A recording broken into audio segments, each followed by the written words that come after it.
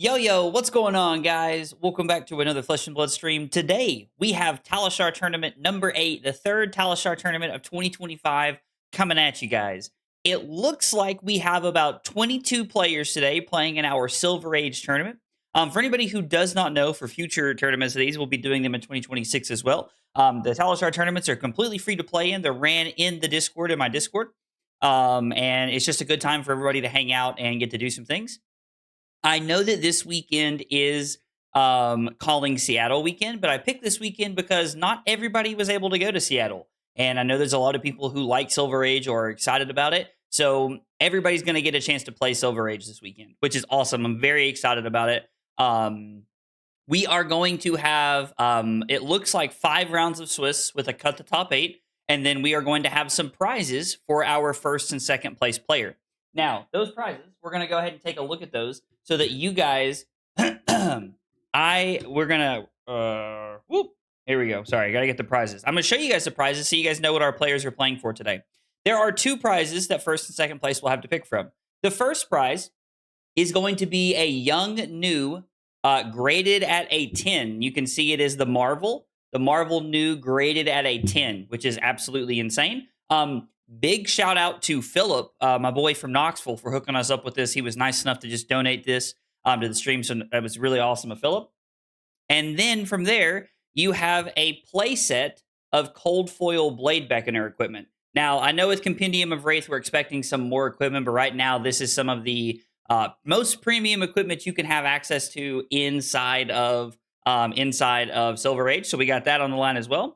And then, as always, we have a set, one of each of the custom Aggro Blaze tokens, depending on what different decks you play. We got Rum, Frostbites, Gold, Silver, Golden Cogs, and a Mark token. So that is going to be one of our prizes. And then the other set of prizes that we have, hang on just a second, I've got to unravel it because we got a playmat on the line here. We have this cool Pleiades playmat. This comes from first or second place at a ProQuest in the most recent season. I think I got it on the screen here. So we got a Pleiades playmat as the first thing on our second prize here for our list. And then we have a set of rainbow foil Japanese promo null rune pieces. Now, these are pretty sweet, and they were very, very generously donated to the stream by the Techlo Foundry, the store actually located on the West Coast. They're probably vending Seattle this weekend. They were donated to them by the... They were donated to us by the Techlo Foundry. So big shout out to them for donating this. This is going to go along with that Pleiades playmat. And then we also have some of the custom Aggro Blaze tokens to go with that as well. Now, for anybody who does not know, the Pleiades mat and the Null Rune hood is valued. The Null Rune pieces are valued at $215. And the new and the Blade Beckoner equipment is valued at $115. So we have some pretty good stuff on the line today. I got some pretty good prizes coming your way. What we are going to do right now is I am going to take a small break here. It's probably going to be about 10 to 15 minutes. I'm going to get all of our players. We're going to get all of our players pulled together here. I'm going to go over some of the rules with them, and we're going to get them set up for round 1. We're going to come back at hopefully exactly 1 o'clock Eastern time, and we're going to have our first game underway. After round 1, I will have a metagame breakdown for you all so that you all can see what that's going to look like. That will be pinned in the YouTube and in the Twitch chat so that you all know exactly what our players are playing today. And then as we cut into our top 8 later today, I will also have a top 8 breakdown for you. So grab some popcorn, grab a drink, stick around. We'll be back in just a couple minutes, and we'll have round 1 coming at you.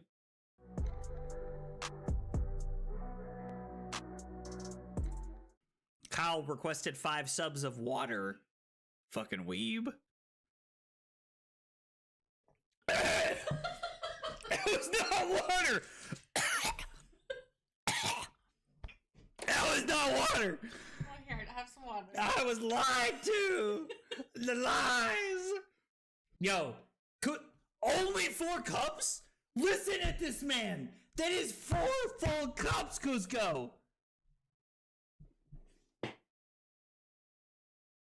This fucking guy, bro. This fucking guy. What? Rookie numbers? Bro, Cusco's out here. Look, this motherfucker's just sitting over there with a pot of sauce going, oh yeah, I'm stirring that shit up, baby. I'm stirring it up. Oh my god, we're going crazy tonight! This is as close as I'm ever gonna get to going Super Saiyan right now. So I just need you all to know how, like, back-to-back Command and Conquer Pummel turns in back-to-back games! And you know what? Just like Leonardo DiCaprio. I'm not fucking leaving! That's right! This is the kind of content we're looking for right here. The fab tutorials that blow your mind. Blow your mind. The recipe is literally just vodka and Sprite and some Mio. You know, the water flavoring things? You know, like the little, like, squirt. You, like, squirt the little water in. You squirt the little juice in the water, and then it's like, oh, num. This is so good. That's what it is. That's the secret sauce. I just crammed them all in my mouth. My God, this hand is dog water. Absolute dog water. I lied. You definitely did.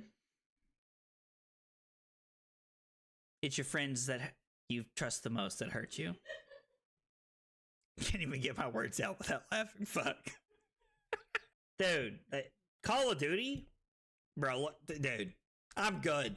I'm not even that drunk, Diablo. Dude. Ugh. Make you want to kick a fat kid at Kmart, you know what I'm saying? Am I like, you know, who's your daddy when I walk into a room? No, absolutely not. Oh yeah, the more tired I get, the more the accent shines. The accent shines. I deserve 5 for the joke and pour one out for my future kid's college chances. Hope he's good at football. Kyle's killing me right now. Kyle just gets my sense of humor. Oh my god. My face is numb.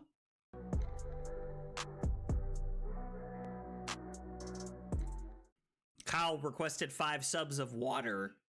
Fucking weeb. It was not water. That was not water. Oh, here, have some water. I was lied to. The lies. Yo, only 4 cups? Listen at this man. That is 4 full cups, Cusco.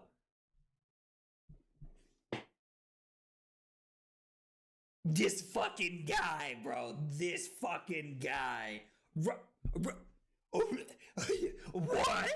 Rookie numbers? Bro, Cusco's out here. Look, this motherfucker's just sitting over there with a pot of sauce going, oh yeah, I'm stirring that shit up, baby. I'm stirring it up. Oh my God, we're going crazy tonight. This is as close as I'm ever going to get to going Super Saiyan right now. So I just need you all to know how, like, back-to-back Command and Conquer Pummel turns in back-to-back games! And you know what? Just like Leonardo DiCaprio. I'm not fucking leaving! That's right! This is the kind of content we're looking for right here. The fab tutorials that blow your mind. Blow your mind. The recipe is literally just vodka and Sprite and some Mio. You know, the water flavoring things? You know, like the little, like, squirt. You, like, squirt the little water in. You squirt the little juice in the water, and then it's like, oh, num. This is so good. That's what it is. That's the secret sauce. I just crammed them all in my mouth. My God, this hand is dog water. Absolute dog water. I lied. You definitely did. It's your friends that you trust the most that hurt you. Can't even get my words out without laughing. Fuck. Dude, Call of Duty? Bro, dude, I'm good. I'm not even that drunk, Diablo. Dude. Ugh. Make you want to kick a fat kid at Kmart, you know what I'm saying? Am I like, you know, who's your daddy when I walk into a room? No, absolutely not. Oh yeah, the more tired I get, the The more the accent shines. The accent shines. I deserve 5 for the joke and pour 1 out for my future kid's college chances. Hope he's good at football. Kyle's killing me right now. Kyle just gets my sense of humor. Oh my god. My face is numb.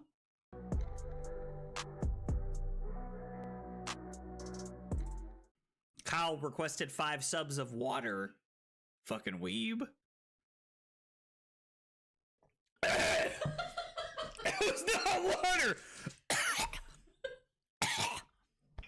That was not water. Oh, here, have some water. I was lied to. The lies. Yo, only 4 cups? Listen at this man. That is 4 full cups, Cusco.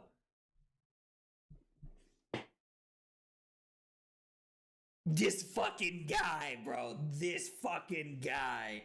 What?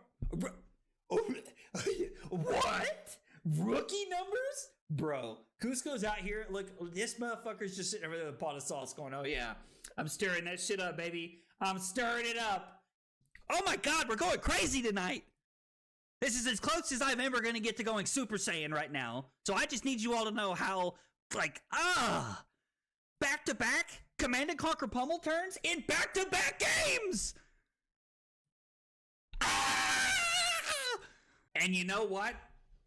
Just like Leonardo DiCaprio. I'm not fucking leaving! That's right! This is the kind of content we're looking for right here. The fab tutorials that blow your mind. Blow your mind. The recipe is literally just vodka and Sprite and some Mio. You know the water flavoring things? You know, like the little squirt. You squirt the little water in. You squirt the little juice in the water, and then it's like, oh no, this is so good. That's what it is. That's the secret sauce. I just crammed them all in my mouth. My God, this hand is dog water. Absolute dog water. I lied. You definitely did. It's your friends that you trust the most that hurt you. Can't even get my words out without laughing. Fuck. Dude, Call of Duty? Bro, look, dude, I'm good. I'm not even that drunk, Diablo. Dude. Ugh. Make you want to kick a fat kid at Kmart, you know what I'm saying? Am I like, who's your daddy when I walk into a room? No, absolutely not. Oh yeah. The more tired I get, the more the accent shines. The accent shines. I deserve 5 for the joke and pour 1 out for my future kid's college chances. Hope he's good at football. Kyle's killing me right now. Kyle just gets my sense of humor. Oh my god. My face is numb.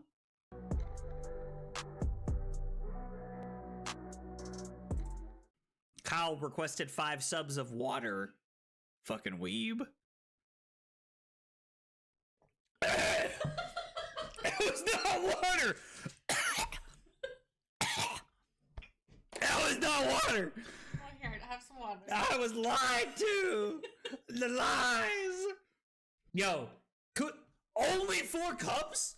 Listen at this man. That is 4 full cups, Cusco.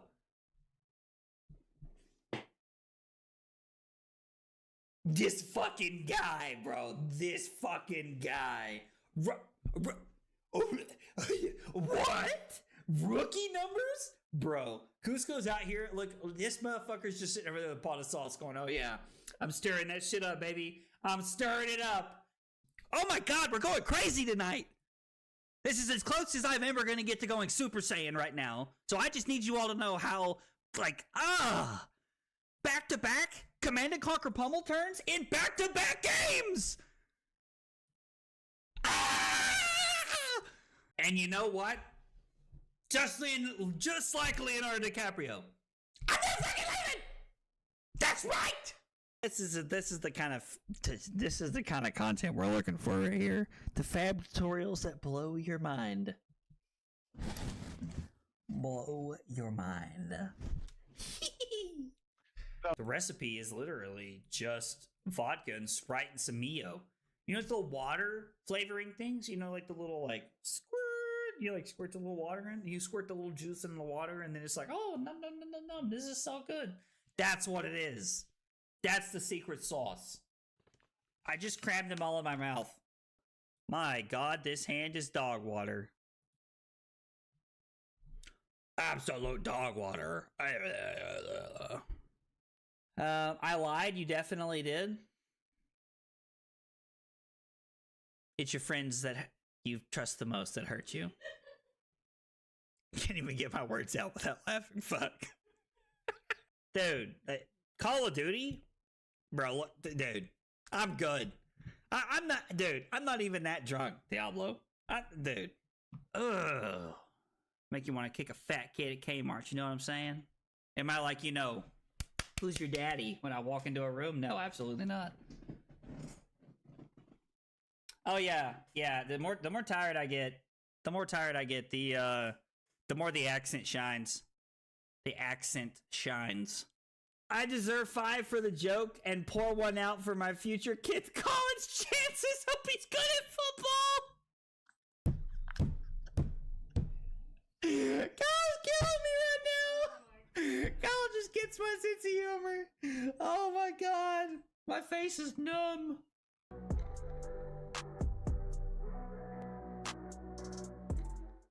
Kyle requested 5 subs of water.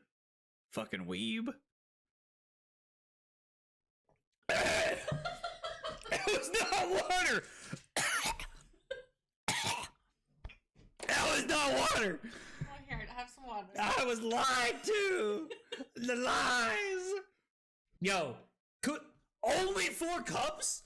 Listen at this man. That is 4 full cups, Cusco.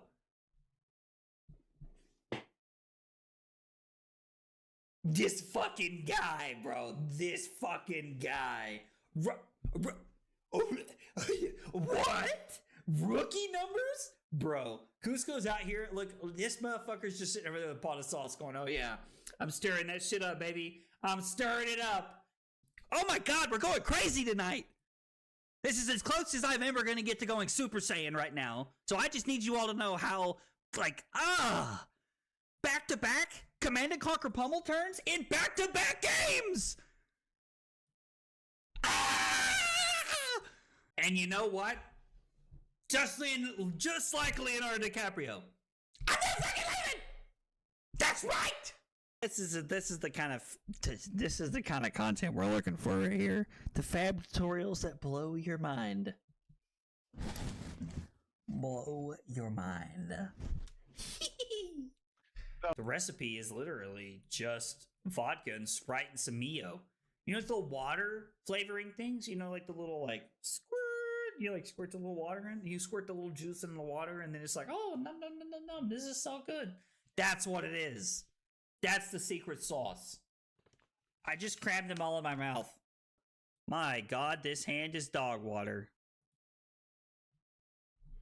Absolute dog water. I lied. You definitely did. It's your friends that you trust the most that hurt you. Can't even get my words out without laughing. Fuck. Dude, Call of Duty? Bro, dude, I'm good. I'm not even that drunk, Diablo. Dude. Ugh. Make you want to kick a fat kid at Kmart, you know what I'm saying? Am I like, you know, who's your daddy when I walk into a room? No, absolutely not. Oh yeah, yeah. The more tired I get. Guys, we had a small break. We have round 1 coming at you. We're getting ready to get started with Talishar Tournament number 8, the 3rd Talishar Tournament of the year. We have Potch, Battle Hardened Manila winner, up here on the top, and we have him playing Victor. How poetic for us. And then at the bottom, we have Liam, champion of the people, playing Terra. What a way to start off our tournament. This is going to be such a blast. Also, it was informed to me that we can enable caster mode so that I can see the hands, and we can do this as we're playing throughout the day. So we are going to be able to see the players' hands and see the decisions they're making as they go throughout the day. This is going to be an absolute banker to start our tournament off with. Okay, so Potch makes the decision on turn 0 to keep both of the pummels.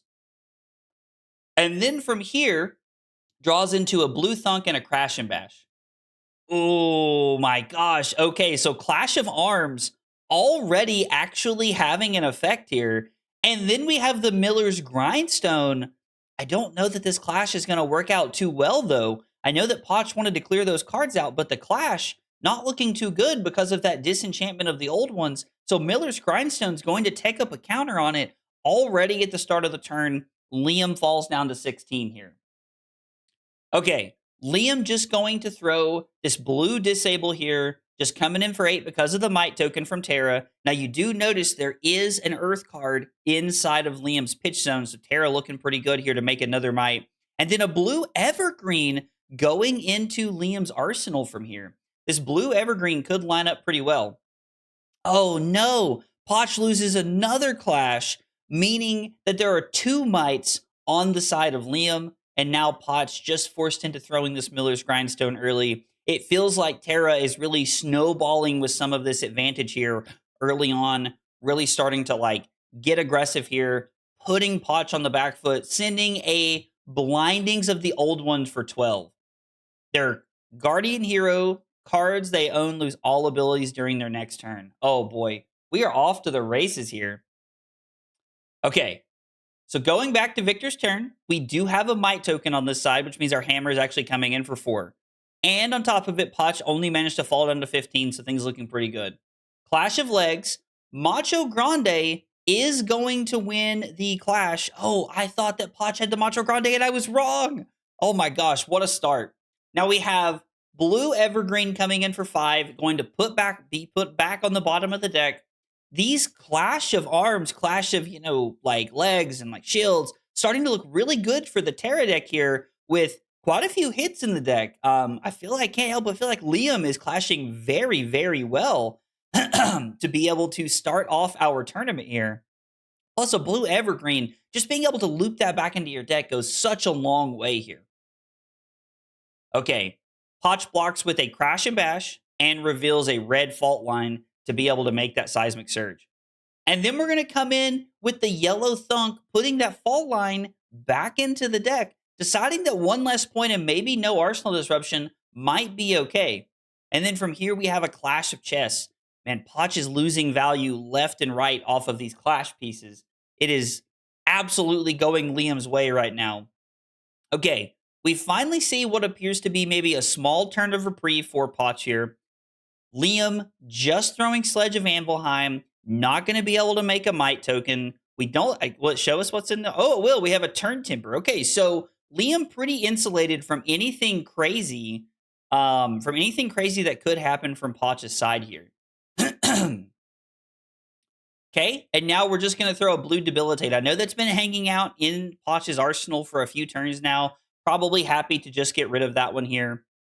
And then Liam with a pretty good looking hand here where able to block with one of the Old Ones cards, and it looks like a Civic Steps as well, and then going to be able to throw the other Smeltings of the Old Ones.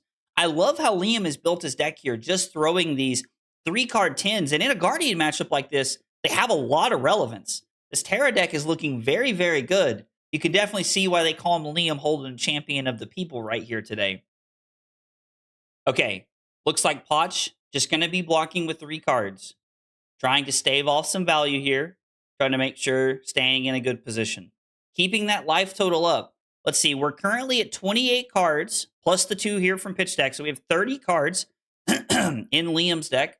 And we have 23 cards over in Potch's deck. So there is a little bit of a notable difference here in our deck size. And again, Potch just being forced to block with multiple cards here, not lining up very well. So if Liam continues to play this longer game, we could see a pretty good like fatigue battle start to emerge here. Looks like we're going to get another clash of chess. Okay. So Liam is going to get that -1 effect on the civic duty block there because of the red staunch response on top. But again, Liam just holding on to another old ones, another 3 for 10 to try to be able to put Potch on the back foot here. Looking really good as we're just seeing this like traditional 3 for 10 Guardian style play really coming together, really looking clean. And it looks like Potch deciding to block with a couple of cards and still holding a test of strength in hand, which is really interesting. It's very interesting to see that Potch is deciding to hold the test of strength in hand here. Okay, 2 tests of strength. Oh my gosh!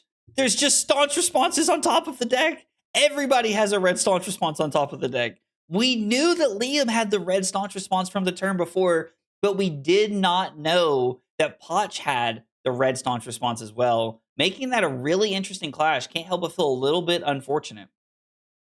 Potch still throwing the hammer, even though he knows there's a whiff on top of the deck. Okay, so on Potch's side, looking like a little bit of jam here. Nothing crazy, a little bit of jam, as Dave likes to call it. And then we just see Sledge coming in from Liam's side. Potch falls down to 9. So Liam having this advantage of cards and life at this point, pretty tough to come back from in the Guardian Mirror. You really need a positive swing to get you back into a better spot here. Okay, and we just see the red staunch response here, pitching the Clash of Legs from Liam, and then just going to swing Sledge again. Potch was able to arsenal a red staunch response himself, so really trying to set up and insulate here. Potch trying to do anything he can to try to swing this game back in his direction. Does win the yellow Clash of Might, so this red boulder drop is going to come in for 8. Red boulder drop, one of the best additions that we've seen to Guardian in quite a while, I feel like, especially for a format like Silver Age that we're playing today. And we are going to see that Turn Timber fusing with the Evergreen, meaning that it's, oh no, was that not the Turn Timber from Arsenal? It was not, that was from hand, meaning that we still have this Turn Timber in our arsenal protecting us here. And we see Potch coming back around to this Crash and Bash and this Pummel that we pitched earlier at the start of the game. Yellow Macho Grande and Yellow Thunk really sends a message, doesn't it? But we can see value here for Potch if he wants to give up the Thunk, the Macho, and the Golden Glare. It would give him the ability to be able to make a gold, draw a card, and try to start to get back into this game here. Golden Glare, a very interesting piece of equipment that doesn't really see a lot of play, but in Silver Age, at bare minimum, blocks for 2. When this defends together with 2 or more yellow cards, create a gold token. And Potch in the chat just said, thinking, please bear with me. So you can kind of see that, this would be a lot of value to give up. The Golden Glare does come together here, but at what cost, considering there is a Crash and Bash and that there is a red Pummel and we still have our red Staunch response here in Arsenal? Not really a great position for Potch to be in. Potch having a little bit of a think here. Just decides to play the Staunch response here. Okay. I imagine going to be pitching to be able to swing the hammer here to arsenal the Pummel, and then again putting those 2 yellows together in that pitch stack so that when we come back to the Golden Glare, we'll have that ability to be able to create that gold off of the Thunk and the Macho Grande if we need to. Okay, so over on Liam's side, we're going to see him block with a Disable. And then from here, it's just going to be a Glacial Footsteps, I imagine. Just wanting to throw that Glacial Footsteps, just pressuring as much as possible. Oh no, going to throw the Sledge of Anvilheim here, deciding to make a Might, and I'm assuming gaining some life or maybe valuing having the card in hand here. Might be better just to keep that extra Earth card in hand here. If that was the plan, I would be a little surprised to see him not pitch the Fruits of the Forest and keep the Autumn's Touch as a better value 3 block. All right, so we see Potch decides to block 6 here with Civic Steps, Golden Glare, and Clash of Might, winning the Might token, revealing a Macho Grande off the top. Liam does go to 17 off the Fruits of the Forest, and then we're going to see Potch coming in for 9 here with this Fault Line, which is pretty impactful. It will fall down to 8 because Fault Line gives +1 if you have a card in your arsenal, because I'm imagining that Potch wants to play the Pummel from his arsenal here. We saw Potch play a pummel like on the first turn of the game, really trying to like, push some of that life total down. But now this pummel needs to have that discard effect, really trying to swing tempo back his way, as it feels like Liam is in a pretty commanding position, up 8 points in the Guardian Mirror. All right. Liam thinking about blocks a little bit here. Has a pretty efficient blocking hand. Hand blocks pretty well. It is worth considering that, Liam has a Quicken token, meaning that we can go double sledge here if we'd like to. Okay. Gonna come in with the pummel here. Gonna pump this up to 12. But that turn timber in Arsenal, gonna cover this up perfectly. So we're not going to be able to go double sledge of Anvilheim, but being able to cover this up pans out so well. Liam takes 0 damage, is able to make a might token, and now it's going to be sledge for 8, and then we're going to make another might token because of that Autumn's Touch in the pitch zone here. This Terra deck really looking like it's teched well for the mirror after seeing Bravo, Flattering, Showman, and all of these other Guardian decks do so well. It seems like there's a lot of tech here in our Terra deck and Silver Age. It looks like Liam passed on making a might token there. Interesting. I'm curious to know what happened. Okay, Clash of Heads. That puts Potch down 1 life because there is nothing in the head zone to be able to put a -1 counter on. Liam just swinging sledge here. We have a couple of clashes. We're going to see how this pans out. And then Liam going to be able to arsenal this staunch response and set up for next turn. Okay, Potch wins both of the clashes. We have yellow macho and yellow macho for both of them, creating a might and a gold token. So this might be able to try to we might see something pretty impactful here. Potch trying to get aggressive, trying to find a way to put Liam on the back foot.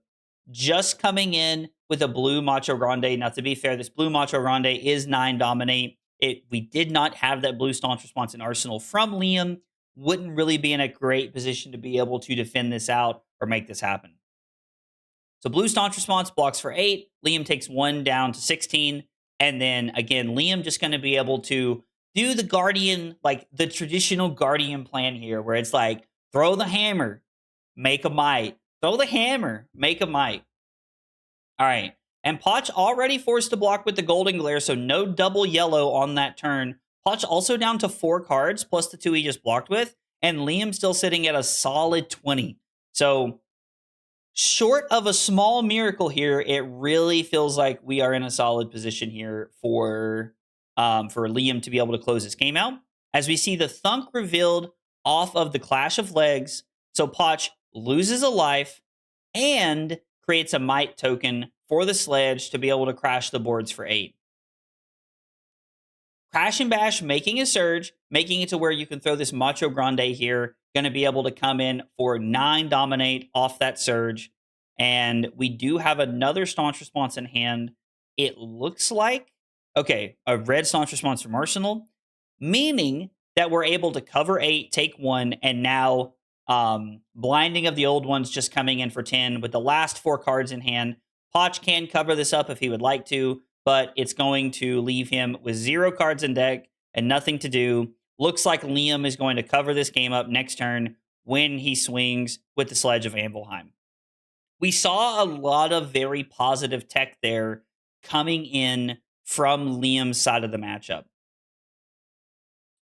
All right, so now that we have finished out our first game, let's jump over here with our players and see if we can catch an interview to be able to talk about this game a little bit here. Guys. Ooh. GG. Hey guys, that was quite a game to watch there. Let's talk about both sides of the coin here, because I feel like we had some interesting. The game was just very interesting to me. The way that game unfolded, there was a lot of things that came together. Let's start, Liam. Let's start with you, and let's talk about this from the Terra side. You know, you have the blue evergreen seemed like they fit into the deck very well as a good arsenal target, being able to pitch to make mites, and you also had a lot of tech for this matchup. You know, you were on a lot of the old ones. You were on staunch responses. You came very prepared for the Guardian Mirror. What led you to that decision? And do you feel like those old one cards fit in other matchups, or are they just tech for Guardian Mirrors? So I play. I think I normally play 4 old ones into every single matchup because I found in lower health formats that numbers is better than disruption. So rather than sending like Boulder Drop, and I do have like Boulder Drop and Grandeur in the sideboard, but like numbers are just better than on hits currently, I think, in this format. So I just tend to go like, block 6, send 10, block 6, send 10, block 8, send 10 because of the block cards. I mean, being able to, send 10 every turn feels pretty good when that's half your opponent's life total, Exactly. No one's got fridges in this game except for Guardian, really. So That's very true. That's very true.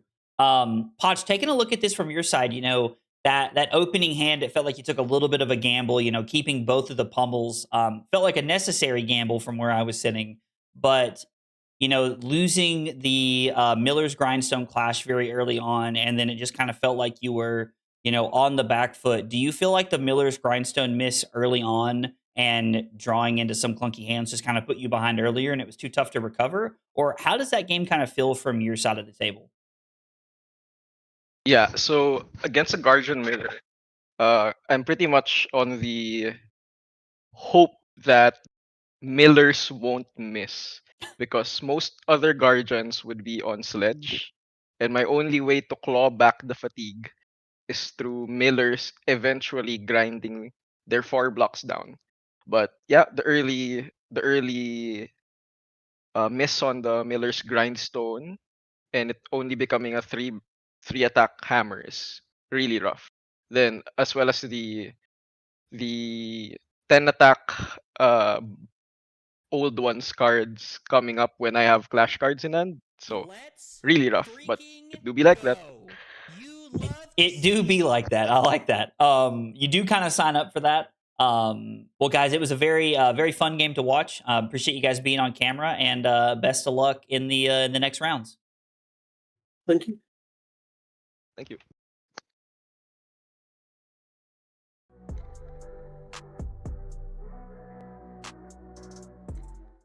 Kyle requested 5 subs of water. Fucking weeb. It was not water. That was not water. Oh, here, have some water. I was lied to. The lies. Yo, only 4 cups? Listen at this man. That is 4 full cups, Cusco.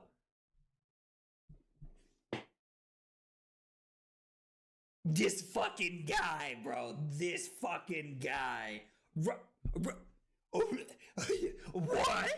Rookie numbers? Bro, Cusco's out here. Look, this motherfucker's just sitting over there with a pot of sauce going, oh yeah, I'm stirring that shit up, baby. I'm stirring it up. Oh my God, we're going crazy tonight. This is as close as I'm ever going to get to going Super Saiyan right now. So I just need you all to know how, back-to-back Command and Conquer pummel turns in back-to-back games. And you know what? Just like Leonardo DiCaprio, I'm not fucking leaving. That's right. This is the kind of content we're looking for right here. The fab tutorials that blow your mind. Blow your mind. The recipe is literally just vodka and Sprite and some Mio. You know, it's the water flavoring things. You know, like the little squirt. You squirt the little water in. You squirt the little juice in the water, and then it's like, oh, no, this is so good. That's what it is. That's the secret sauce. I just crammed them all in my mouth. My God, this hand is dog water. Absolute dog water.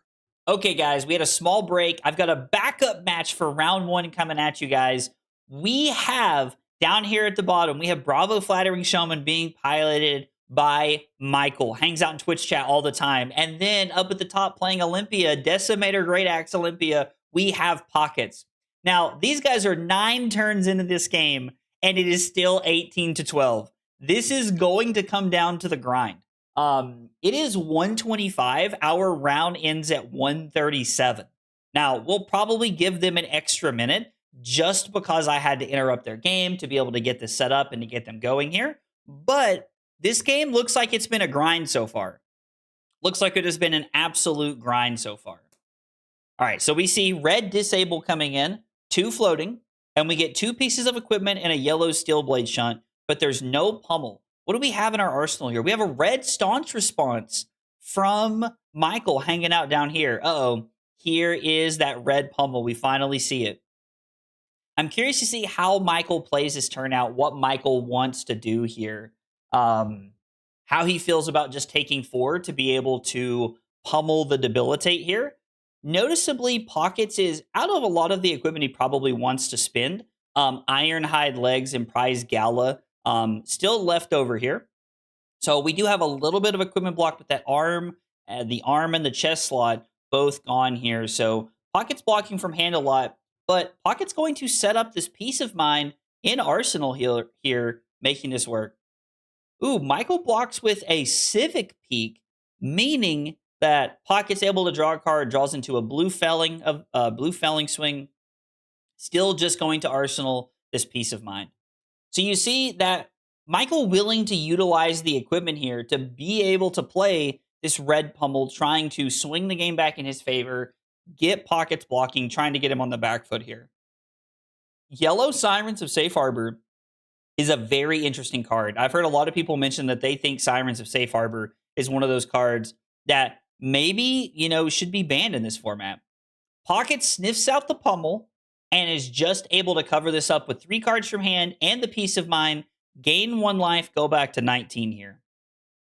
Has that Ponder token from the Peace of Mind, is going to set up an Arsenal. And the one thing that I can't help but notice here is that Michael's hand from Bravo, we've really, since that staunch response is just chilling in Arsenal, there's not a lot that Michael can do with his hero text. You're not able to use Bravo's text to pay 2, turn a card with Crush face up and give it +2 and dominate. So the hero text not really being utilized because of that red staunch response here. Can't help but feel like maybe that, that hero power could be utilized just a little bit better as we're looking at it here. Blue Macho Grande just coming from Michael's side. Still 2 floating, which means this could be another pummel unless both have been played. Let's see if we can look for both. We only have 1 pummel over here so far. Pocket's just going to block 3 with the Battlefront Bastion. Takes 5, falls down to 14. We have a Brothers in Arms, Fatal Engagement. Fatal Engagement, one of my favorite cards. Like this card a lot. All right. And then we'll see the Decimator Great Axe just coming in for 4 here. I would think that we would probably start to see we'd probably see the staunch response come out here. Yep, I think this makes a lot of sense. You can just throw the staunch response to get it out of your arsenal, cover this up effectively, and then try to set up for a better hand here. And then we're just going to throw Titan's Fist. So I actually really like this play. This feels like a very patient, very thought out, very methodical play from Michael. We're going to throw the hammer, bluff maybe we have a pummel, and then we're going to Arsenal Boulder Drop so that next turn we just need 2 cards to be able to get this cycle going here. Oh, blue Felling Swing coming in for Pockets, meaning that it's going to be able to throw Decimator Great Axe for 8, and we have a red unmovable left to Arsenal after this. So really kind of coming together here. It's looking like this is going to be a pretty good turn here. Pockets really able to swing some tempo here. And then even with the Bravo Flattering Showman text box here, it may not matter.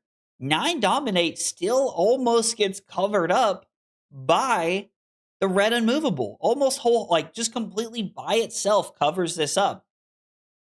So this is going to be 9, and there's no on-hit effect. This red unmovable is going to let Pockets take 1 and fall down to 9 and have a really good turn here. This lines up super well. Pockets takes 1, falls to 9, and then has another red unmovable to be able to set up here. Okay, we're seeing a little bit of a defensive hand from Michael here as the Decimator Great Axe comes in. Curious to see how he decides he wants to play this hand out.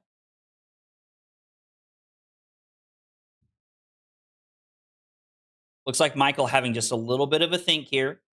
It is worth noting that Michael does have equipment blocks left if he would like to.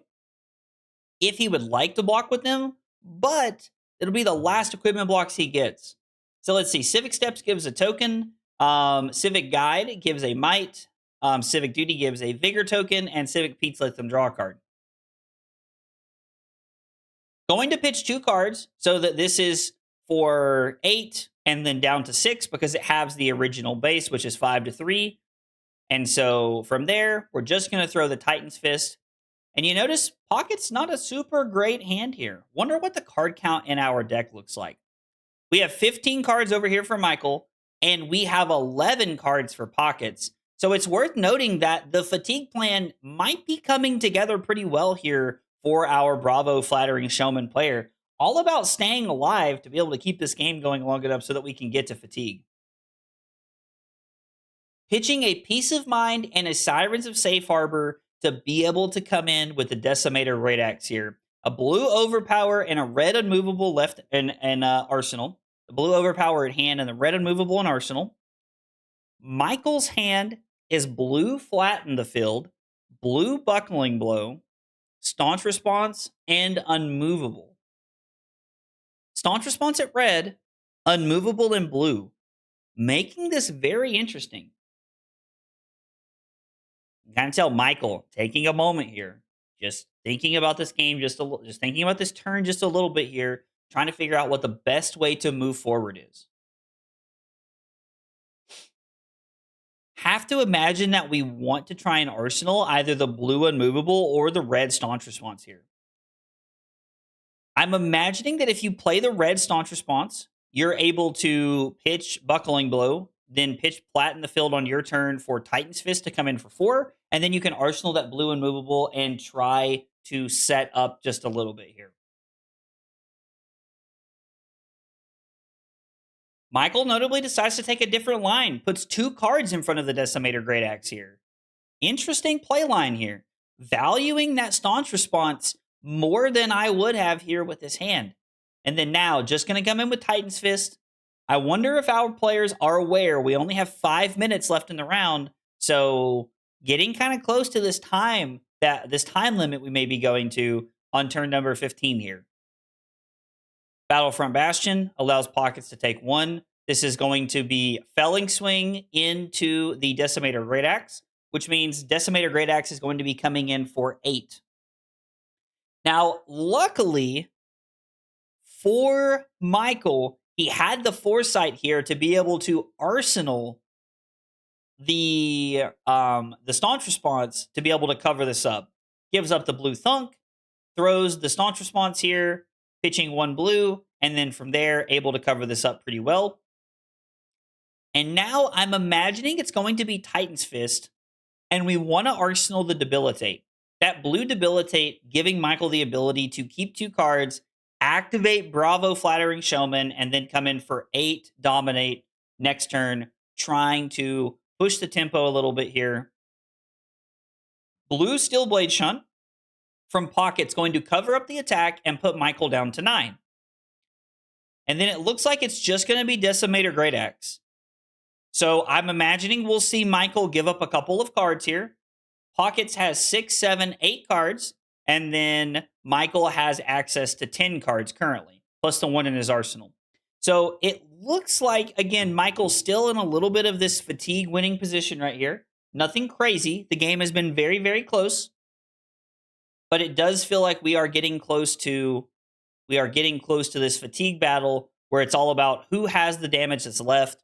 And you have to think, my gut tells me that the value from Bravo Flattering Showman gives you the ability to be able to close these games out. Okay, Michael decides to just block with 1 card here. Falls down to 7. We're going to activate Bravo. And then we're going to throw our Debilitate for 8 dominate here. Now, Pockets has a very good defensive hand, meaning that he can play the blue Steelblade Shunt and the Peace of Mind if he would like to, only leaving him with the Sirens of Safe Harbor here. has the blue or the red unmovable from Arsenal to be able to cover this up for 8. Michael going to Arsenal that blue disable. And then it probably just going to be Decimator Great Axe from the side of our Olympia player. Just coming in for 4 here. Michael going to have to think about how he wants to block, because activating Bravo and then playing Disable, not going to be the easiest thing. That is a 3-card swing. Does require you to have 3 cards if you'd like to be able to do this. And then Pocket's also arsenaling that blue Steelblade Shunt. So if I'm counting correctly here, we have the blue Steelblade Shunt that is left, and then we have the red Peace of Mind that just went to the bottom. And I believe that's all of the reactions that we have left from the Olympia side of the table. It might just be Bravo Showcase if the Bravo player can grind through the rest of those last 2 reactions that we have set up here. And you'll notice Michael gonna take 1, fall down to 6, giving up a Vigor token, and then going to activate Bravo.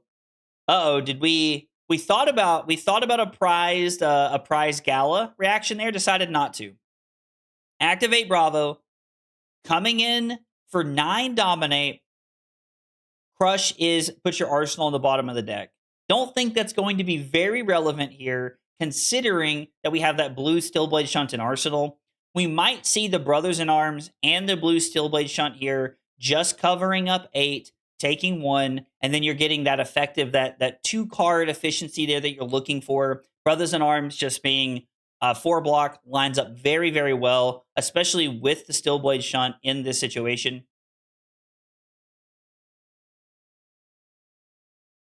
Pockets looks like he's reaching for the Ironhide legs and the Brothers in Arms. Pockets may be thinking about trying to finish this game off here. Blocking for 6 and taking 3 down to 5. Pitches the Fiendal Fighting Spirit here. And then just going to throw Decimator Great Axe.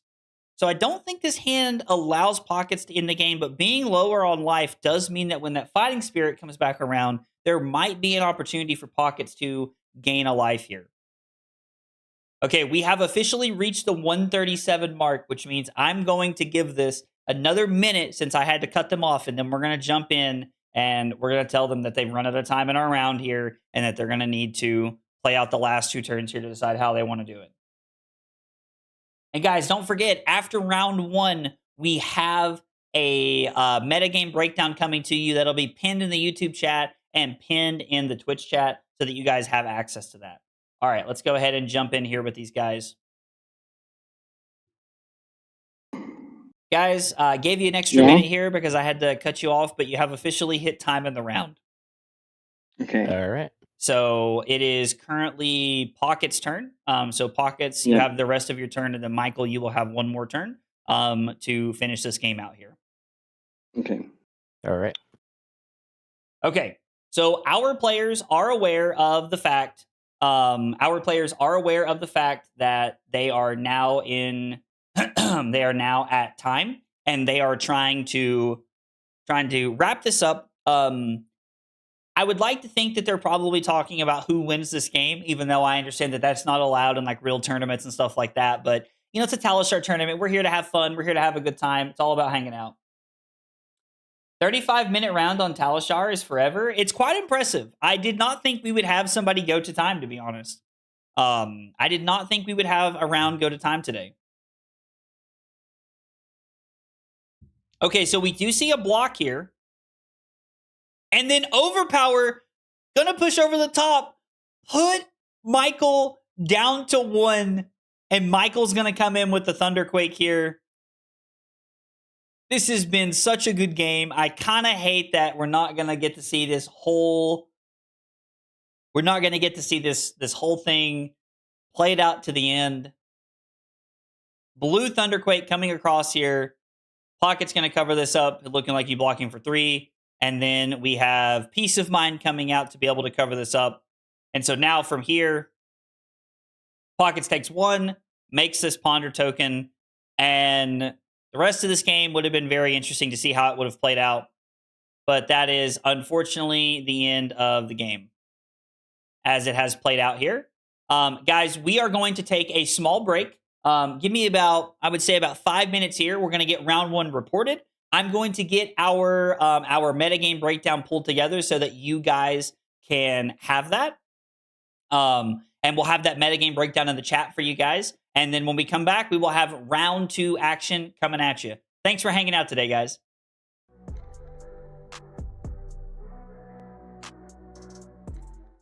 Kyle requested 5 subs of water.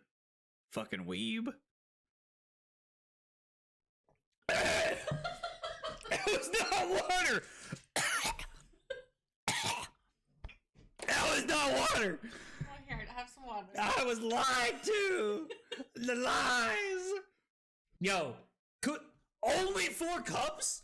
Listen at this man. That is 4 full cups, Cusco.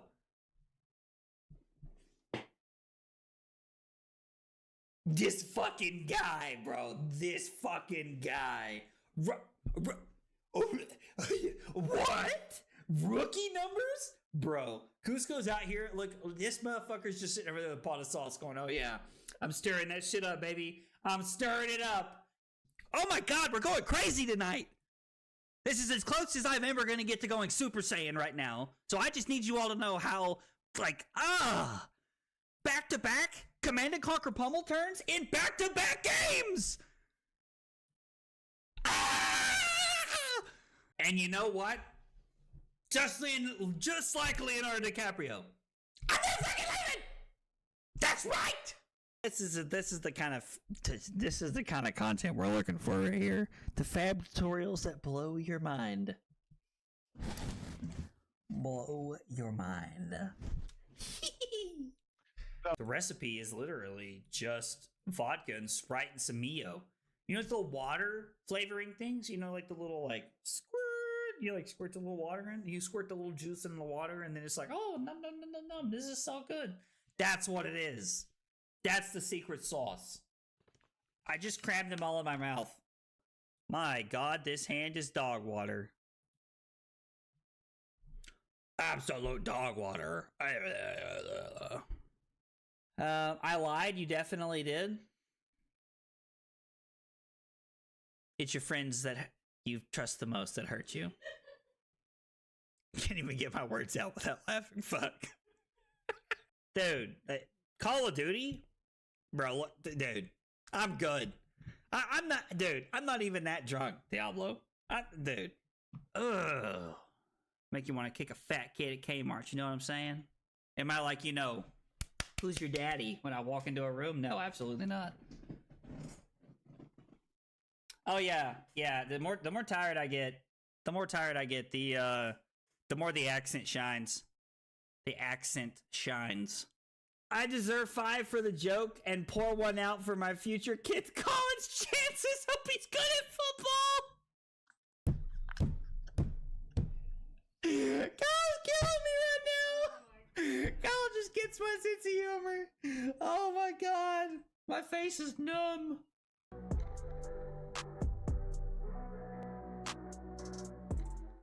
Kyle requested 5 subs of water. Fucking weeb. It was not water. That was not water. Oh, here, have some water. I was lied to. The lies. Yo, only 4 cups? Listen at this man. That is 4 full cups, Cusco.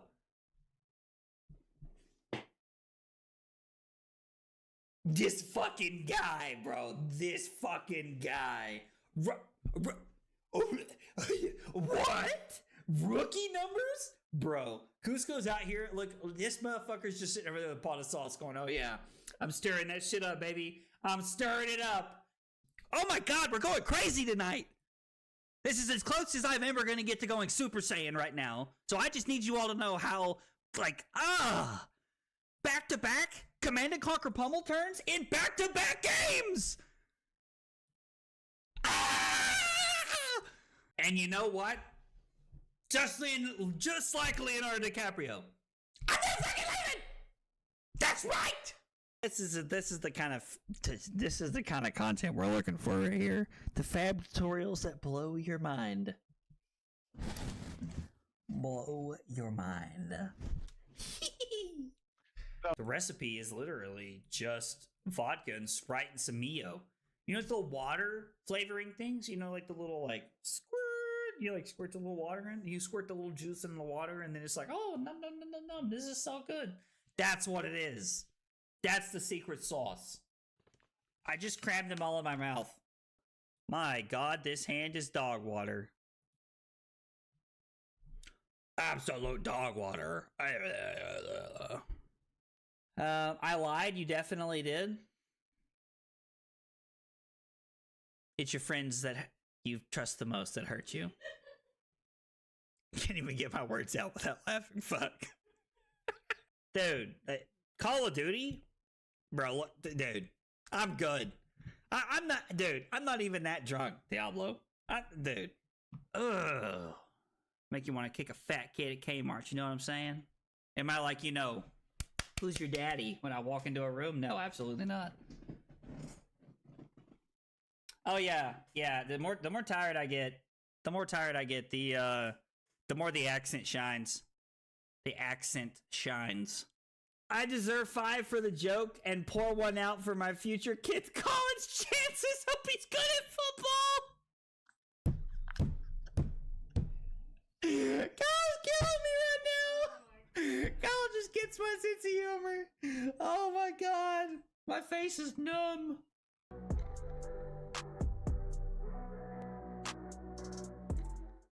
Kyle requested 5 subs of water. Fucking weeb. That was not water. That was not water. Oh, here, have some water. I was lied to. The lies. Yo, only 4 cups? Listen at this man. That is 4 full cups, Cusco.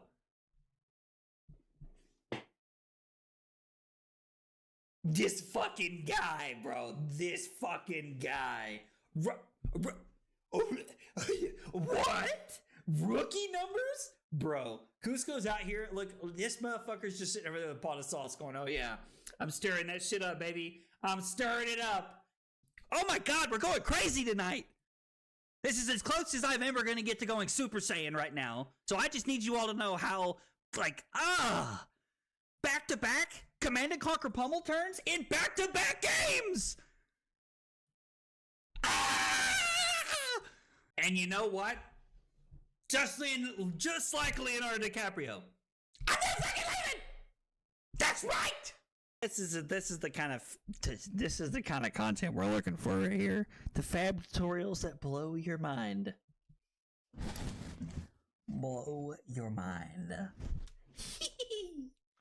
The recipe is literally just vodka and Sprite and some Mio. You know, the water flavoring things. You know, like the little squirt. You squirt the little water in. You squirt the little juice in the water, and then it's like, oh, num num num num num. This is so good. That's what it is. That's the secret sauce. I just crammed them all in my mouth. My God, this hand is dog water. Absolute dog water. I lied. You definitely did. It's your friends that you trust the most that hurt you. Can't even get my words out without laughing. Fuck. Dude, Call of Duty? Bro, look, dude, I'm good. I'm not even that drunk, Diablo. Dude. Ugh. Make you want to kick a fat kid at Kmart, you know what I'm saying? Am I like, who's your daddy when I walk into a room? No, absolutely not. Oh yeah. The more tired I get, the more the accent shines. The accent shines. I deserve 5 for the joke and pour 1 out for my future kid's college chances. Hope he's good at football. Kyle's killing me right now. Kyle just gets my my sense of humor. Oh my god. My face is numb.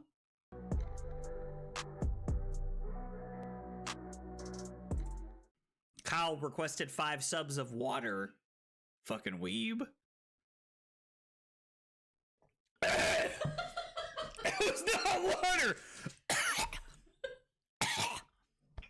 That was not water. Oh, here, have some water. I was lied to. The lies. Yo, only 4 cups? Listen at this man. That is 4 full cups, Cusco.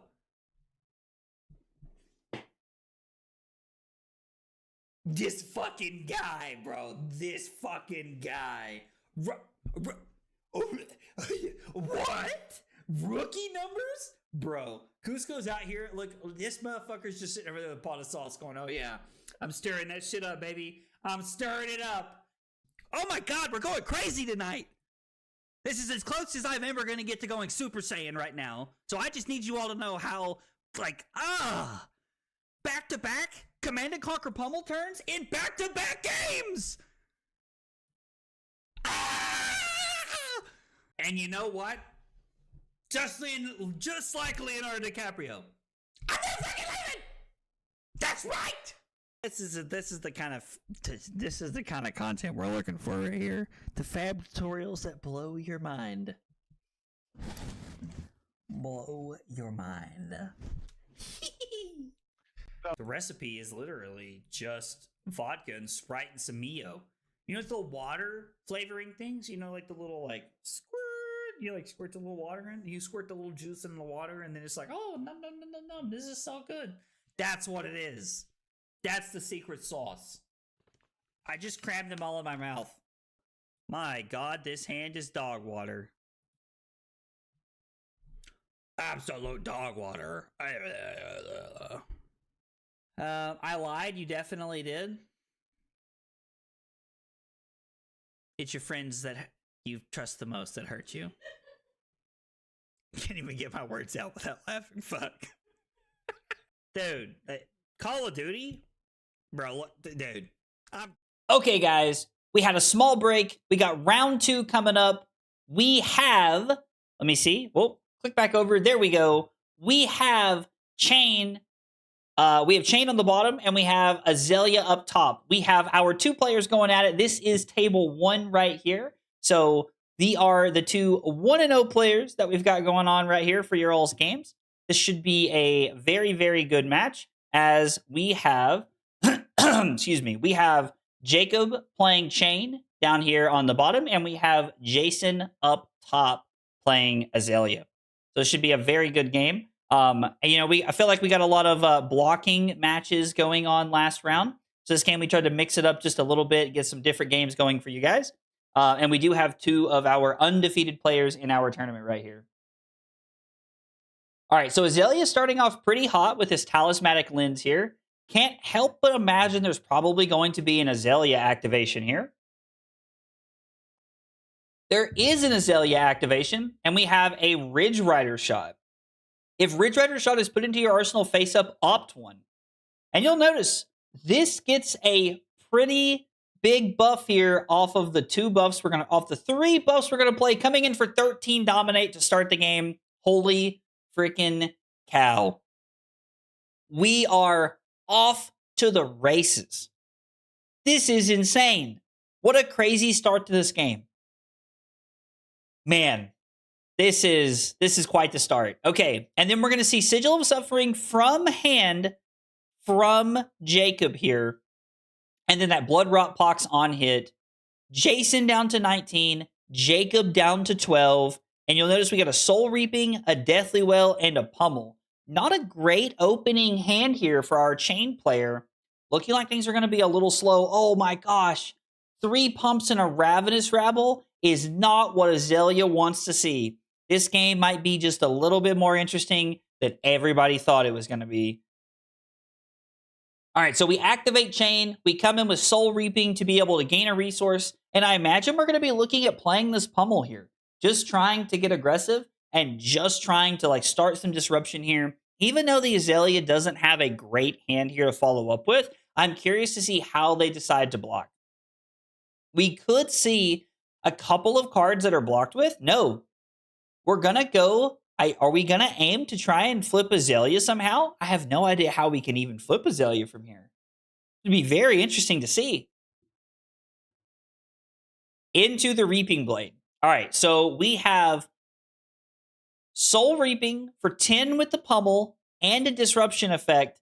Now our Azalea player down to 9. And then Reaping Blade just gets covered up by 2 cards. Blood Debt down to 11. Pox Token down to 9. It's 9 to 9. Our Azalea player just forced to pass back and then see what our Chane player can put together. Chane leads on a red Malefic incantation, which makes a lot of sense. Envelop in Darkness into break Runehold release, activate Chane, and then it looks like we're going to have that Phantom Wraith from Arsenal. So 2 Rune Chants automatically puts Azalea down to 7, and then we have 9 physical. And again, representing this pummel with the 2 floating is very, very interesting. We have the pummel being represented here. Even though it's not in hand, you have to think Jason up top on Azalea, probably a little scared, thinking that it might be coming in here, like just as a good follow-up. But all we really have here from the side of our Chane player, Jacob just going to be following up with a Reaping Blade. We could also look to see an Ebonfold activation here if that's something that Jacob looks to do. So our Azalea player going to block 4. The Rune Chant puts Jason down to 1. And then from here we have Reaping Blade for 3. We're going to have to give something up here. We have a pump in Arsenal, and we have a pump and an arrow in hand. You have to think this is going to be an equipment block and a read the glide path block, and then we're going to look to play a pump and then try to get in with that infecting shot here.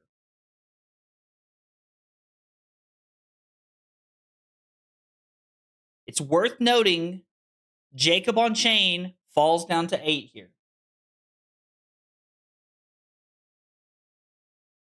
Cracks the resource, uses Blossom of Spring to activate the resource to be able to load the infecting shot. We see a read the glide path off the top of the deck, giving our infecting shot +2. Infecting shot comes in for 10. Now, it's worth noting that this is a very good play, but with Jacob being at 8, you can't help but feel like that Jason's not really able to apply the pressure that he needs to be able to make this happen. Looks like Jacob just going to block with a couple of cards, just trying to save some life. Okay, so here we go. We see Jacob goes down to 4, has 2 Bloodrot Pox tokens in play. This is going to be Deathly Will for 5 going in, setting up that Rune Chant, and then you have to think that without Arcane Barrier, that Rune Chant is just going to end the game right here, making Jacob our victor, not having to worry about whether those Bloodrot Pox tokens are going to pop off or not. What a fast game here. The Rune Chant off the Malefic Incantation, able to close the game out. Let's jump over here with our players and see if we can catch a quick interview before we find our backup game. So let's see what our players have to say. The way of the world. Yeah. Well, guys, I have to say I was correct. I said I think that would take about 3 minutes. It took closer to 8 minutes, but you guys, I feel like proved my point there well within itself. I had to think for too long at the very end there. I'm like, wait, how do I? Well, he said GG, and I was like, wait, how do I win? And I was like, oh wait, no, hate B. I was like so like I was like mind like 3D chessing myself. Oh, that's so funny. Okay, so let's talk about the game, and let's talk about this from, let's start, Jacob, let's start with you. Let's talk about this from the Chane side. The pummel hand to start the game looked kind of awkward, like the all reds with the pummel was kind of weird, and that dominate off the top from Jason probably not looking too good for you. But then you were able to rip into that blue, and you were able to have a really solid turn that put you in a pretty good position off the back of that pummel and putting your opponent under 10. Do you feel like the start to that game, while maybe not the craziest chain start I've ever seen, but the disruptive pummel put you in a winning position early? 100%. Like the one of pummel was something I added in like 2 days ago. Like it's for like the Azalea matchup or like other like aggro matchups where I can just be like, well, I have this blue in my hand that I can't convert otherwise, so like set like and I can like and it's pummel's like a really good arsenal target in Chane because like when you get to like the like turn like 6 and 7 where like you're just drawing all blues, it's like it just helps fix hands a lot. So the hand was really bad though. Like if I don't rip the blue, I think I just like lose the game on the spot. Yeah, admittedly, looking at that opening hand, I was like, this is not looking great. We might need an ebb and fold bailout, and then the blues started to look pretty good there. Yeah, if I didn't draw a blue, I was gonna ebb and fold forward, like try to dig for something. Okay, no, that makes a lot of sense. I mean, ebb and fold being like a good like try to get you out of a bad spot makes a lot of sense in that situation. Jason, talking about this from the other side of the coin, you were able to go first. You were able to throw 13 dominate. I was like, okay, like we're like this is Azalea in action here. The only thing we're missing is red in the ledger. I feel like, True. but after that, your hand was 3 pumps and a ravenous rabble. Do you feel like that second hand kind of like took the wind out of your sails, or were you just trying to hang on and look for another window to try to get back into the game? The Rabs in this deck are so painful. You kind of have to play it because it lets you look at the top of your deck so you can make better decisions with your Azalea, but it's so brutal when you draw a hand of pumps that don't interact with Ravenous Rabble at all. So that definitely was probably the worst draw I could have had after the turn 0. Yeah, I'm not gonna lie. I thought that might be just 2 turns of dominate Azalea, and we might be going home to have a sandwich there early. But the ravenous rabble and the triple pump seems like it really clogged up some of your hand there, slowed you down quite a bit. It's true. It's definitely the game plan with Azalea is throw the biggest dominate you can turn 0, and then just hope you can follow that up with another big arrow. Something else, just try to make something else big and dominate. Yeah, I mean, I've thrown arrows for 18 dominate easily on this deck, so it's pretty silly when you can get it all working. I believe it. Azalea is. I feel like I have like small hits of PTSD from CC. Playing against the hero. So I think we all know that a little too well. Yeah, I mean, if we get like a baby red in the ledger printed in Compendium, Please, like maybe I'll play not that. quite as good as red, but something that gives us a little more disruption, I think that'd be sick. I can see something like that. Nothing maybe quite as crazy as red in the ledger, but something smaller. That we could try to make more reasonable. We could see something like that. Guys, thanks for a fun and entertaining game on stream, and good luck in the rest of the rounds today. Thanks much.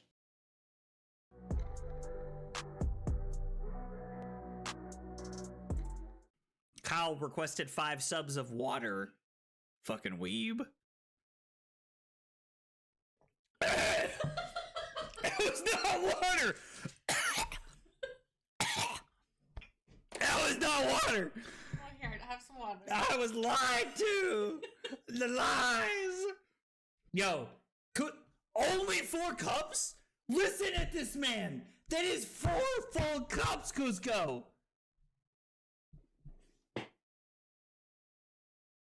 This fucking guy, bro. This fucking guy. What? Rookie numbers? Bro, Cusco's out here. Look, this motherfucker's just sitting over there with a pot of sauce going, oh yeah, I'm stirring that shit up, baby. I'm stirring it up. Oh my God, we're going crazy tonight. This is as close as I'm ever going to get to going Super Saiyan right now. So I just need you all to know how, back-to-back Command & Conquer Pummel turns in back-to-back games. And you know what? Just like Leonardo DiCaprio. I'm not fucking leaving. That's right. This is the kind of content we're looking for right here. The fab tutorials that blow your mind. Blow your mind. The recipe is literally just vodka and Sprite and some Mio. You know, the water flavoring things. You know, like the little like squirt. You like squirt the little water in. You squirt the little juice in the water, and then it's like, oh, num num num num num. This is so good. That's what. Very small break for you guys. We have a backup match for round 2 coming at you. We have, let's see, here we go. We have at table 2, we have Fatigue Bread playing Oldhim at the bottom here. And then up on top of our screen, we have, you all know it from Breakpoints, Taylor Crawford playing Terra up here at the top. Looks like it's been a very good game. It is turn 16, and it is 8-9. You'll notice our players are playing with a lot of intensity here, coming very quickly.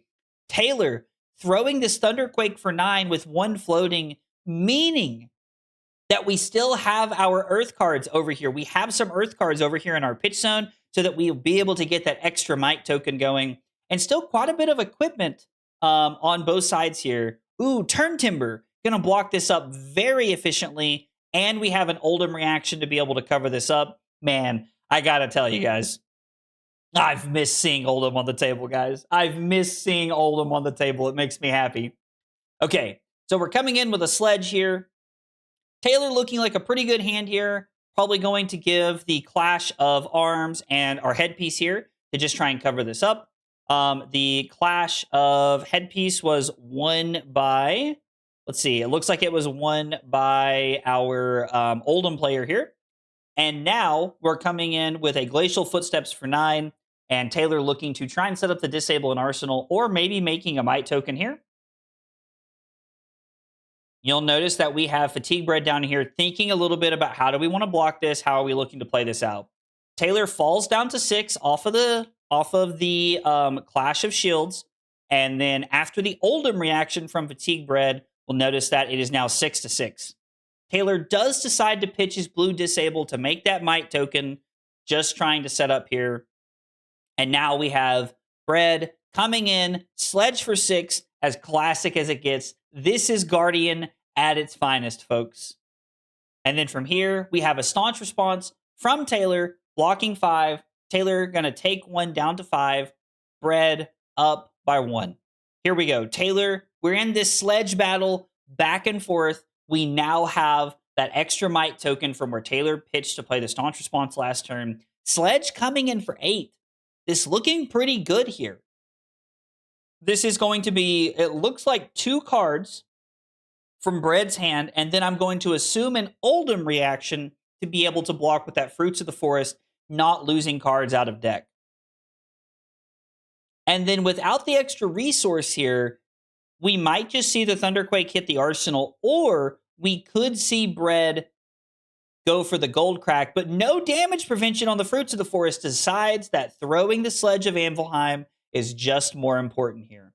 Now, Taylor, you got to look at Taylor's hand here. A lot of 2 blocks going on in this hand.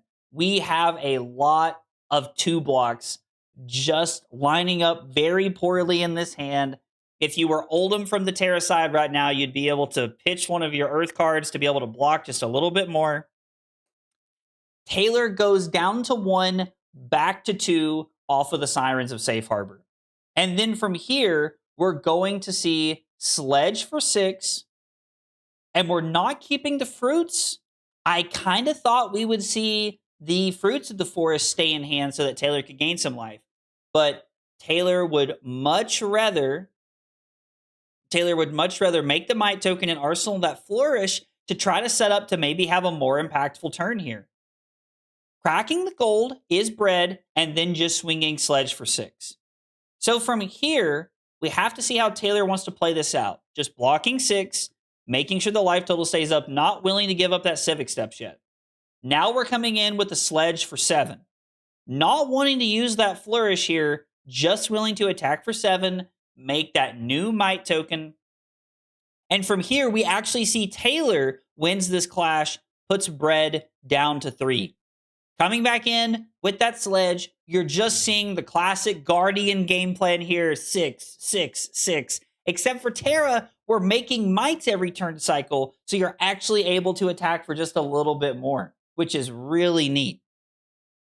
So here, Bread coming in for 6, waiting to see how Taylor's going to block this out. Looks like Taylor having a little bit of a thought here. Not exactly sure how we want to cover this one up. We do know that Bread has this yellow staunch response in Arsenal, so it looks like Taylor going to utilize some of that equipment here to try and throw the Macho Grande maybe to try and end the game. Or maybe we're going for a Flourish play here. We are going for a Flourish play.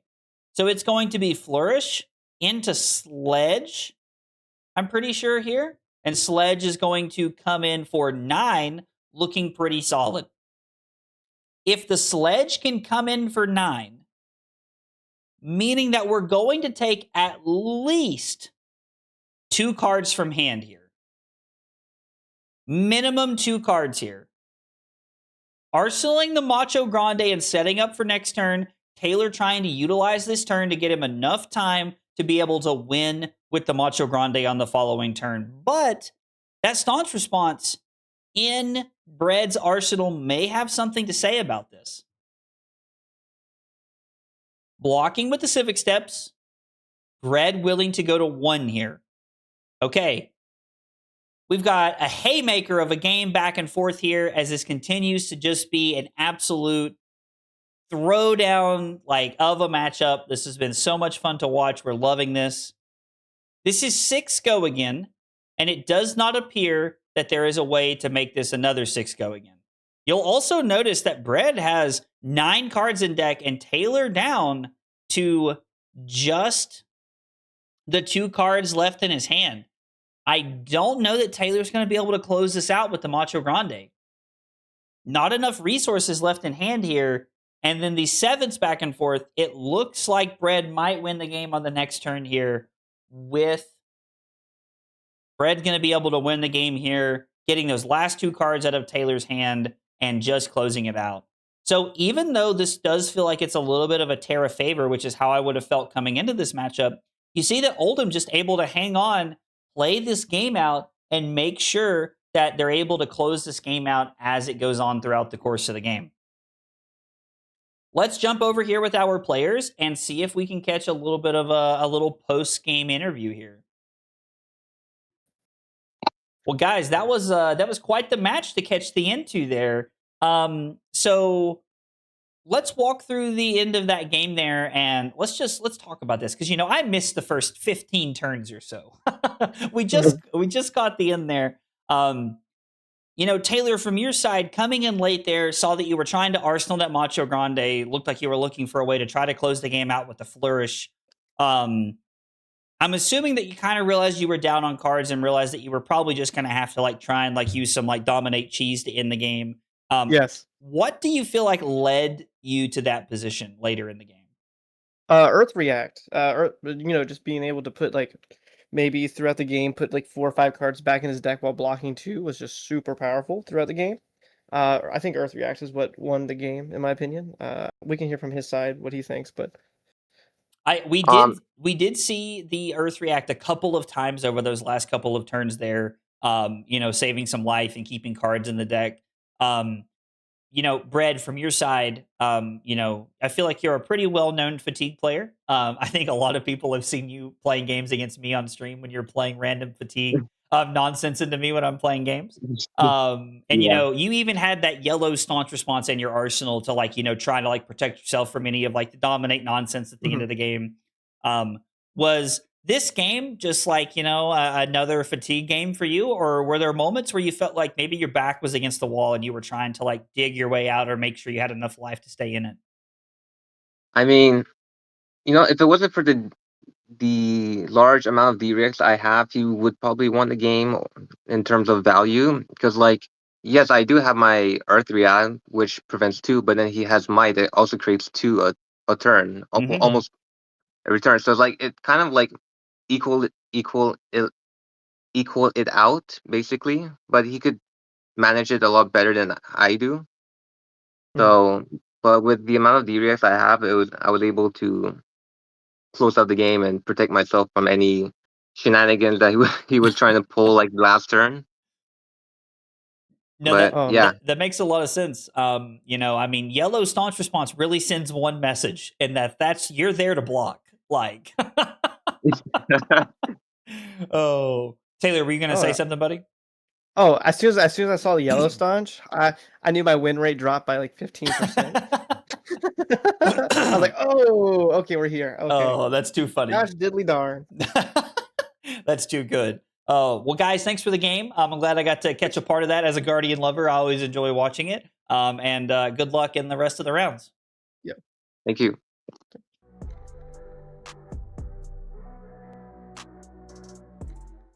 Kyle requested 5 subs of water. Fucking weeb. It was not water. That was not water. Oh, here, have some water. I was lied to. The lies. Yo, only 4 cups? Listen at this man. That is 4 full cups, Cusco.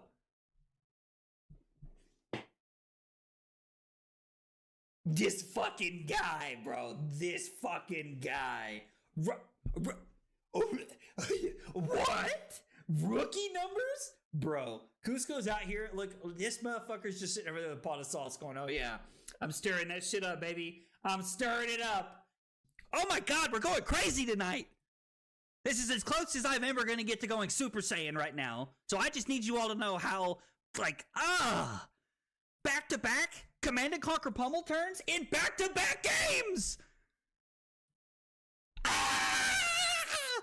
And you know what? Just like Leonardo DiCaprio. I'm not fucking leaving. That's right. This is the kind of content we're looking for right here. The fab tutorials that blow your mind. Blow your mind. The recipe is literally just vodka and Sprite and some Mio. You know, the water flavoring things. You know, like the little squirt. You squirt the little water in. You squirt the little juice in the water, and then it's like, oh, num num num num num. This is so good. That's what it is. That's the secret sauce. I just crammed them all in my mouth. My God, this hand is dog water.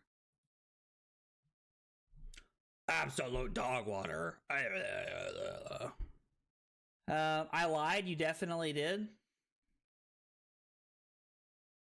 It's your friends that you trust the most that hurt you. Can't even get my words out without laughing. Fuck. Dude, Call of Duty? Bro, dude. We have one more match coming to you guys here to finish out round 2. We have at table 6, we have, we have Henry up top playing Bravo Flattering Showman, and we have Michael on the bottom playing Flattering Showman. Now, it is worth noting here that Michael took a draw round 1 against our Olympia that we saw kind of towards the end of the game there, or towards the end of the round 1. And then we have Henry up top playing Bravo, who took a loss round 1. So we just kind of put those up there so we didn't have to extend the boxes and stuff. But yeah, we do have a loss and a draw. And then it looks like Michael is just going to be forced into blocking out here. So Michael, it's now 1-1 here kind of towards the end of our game. And Michael just kind of forced into blocking. Looks like that Macho Grande might be able to finish this game off here. If Henry sees the line here where we can just throw the Macho Grande, we might be in a situation to just go ahead and wrap this up. So we might have caught the very, very end of the game here.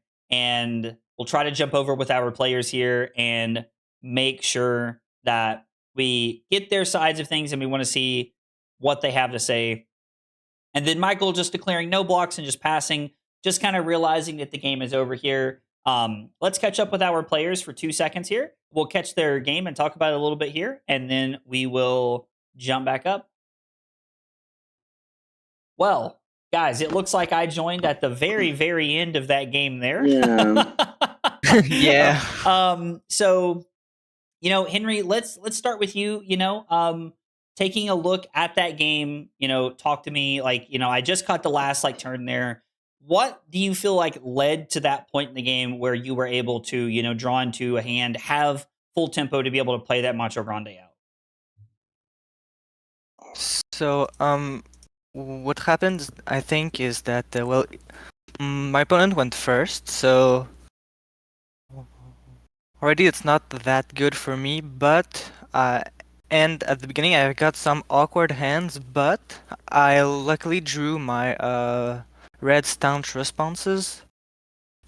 So because of this, I was able to also play an Act of Glory turn 0, a blue one to get +4, and Mhm. I had to pitch a boulder drop to do that. And in turn 1, I drew Crash and Bash and Pummel, so I pitched them both to Bravo, so that in second cycle I have a hand that says the boulder drop, 2 blues, the Crash and Bash, and the Pummel to play out. Okay. So I just survived until that point, and when I got to this hand, I think that was the point where it was basically over, because he had to give me all of his equipment. So now I had the Quicken, Vigor, and Might, and I could do like the Thunderquake into Hammer thing, and then the Macho Grande to close it out.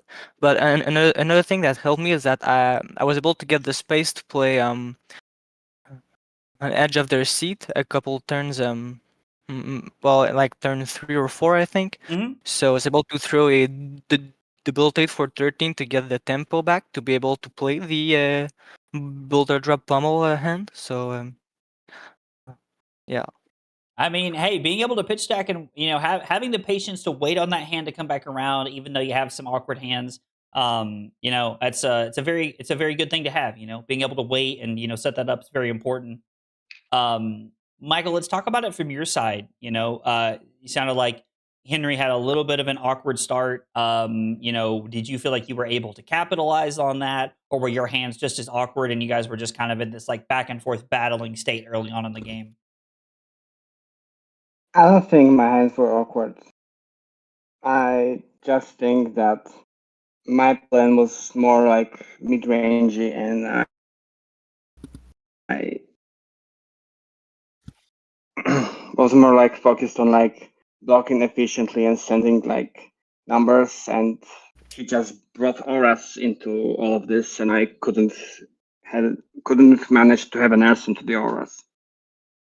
No, that makes sense. We've seen a lot of Guardian so far doing pretty well in Silver Age. A lot of like what people are coining the term as like block slop and things like that. So maybe not being as prepared for the Guardian Mirror maybe hurt you a little bit here. It sounds like. Would you agree with that? Yep. Okay. Well, guys, thank you so much for the game, and good luck in the rest of the rounds. Thank you. Thank you. Kyle requested 5 subs of water. Fucking weeb. It was not water. That was not water. Oh, here, have some water. I was lied to. The lies. Yo, only 4 cups?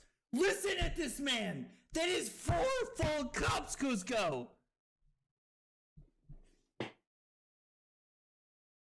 This fucking guy, bro. This fucking guy. What? Rookie numbers? Bro, Cusco's out here. Look, this motherfucker's just sitting over there with a pot of sauce going, oh yeah, I'm stirring that shit up, baby. I'm stirring it up. Oh my god, we're going crazy tonight. This is as close as I'm ever going to get to going Super Saiyan right now. So I just need you all to know how, back-to-back Command & Conquer Pummel turns in back-to-back games! And you know what? Just like Leonardo DiCaprio. I'm not fucking leaving! That's right! This is the kind of content we're looking for right here. The fab tutorials that blow your mind. Blow your mind. The recipe is literally just vodka and Sprite and some Mio. You know the water flavoring things? Like the little squirt. You squirt the little water in. You squirt the little juice in the water, and then it's like, oh, num num num num num. This is so good. That's what it is. That's the secret sauce. I just crammed them all in my mouth. My God, this hand is dog water. Absolute dog water. I lied. You definitely did. It's your friends that you trust the most that hurt you. Can't even get my words out without laughing. Fuck. Dude, Call of Duty? Bro, dude, I'm good. I'm not, dude, I'm not even that drunk, Diablo.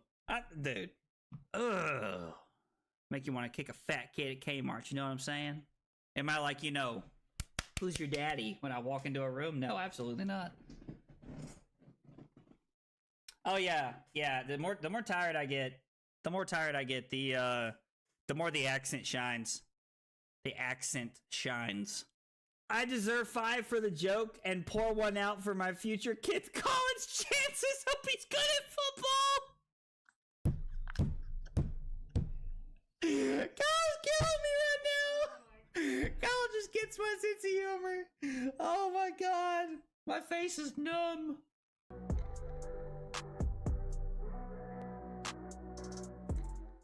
Kyle requested 5 subs of water. Fucking weeb. It was not water. That was not water. Oh, here, have some water. I was lied to. The lies. Yo, only 4 cups? Listen at this man. That is 4 full cups, Cusco.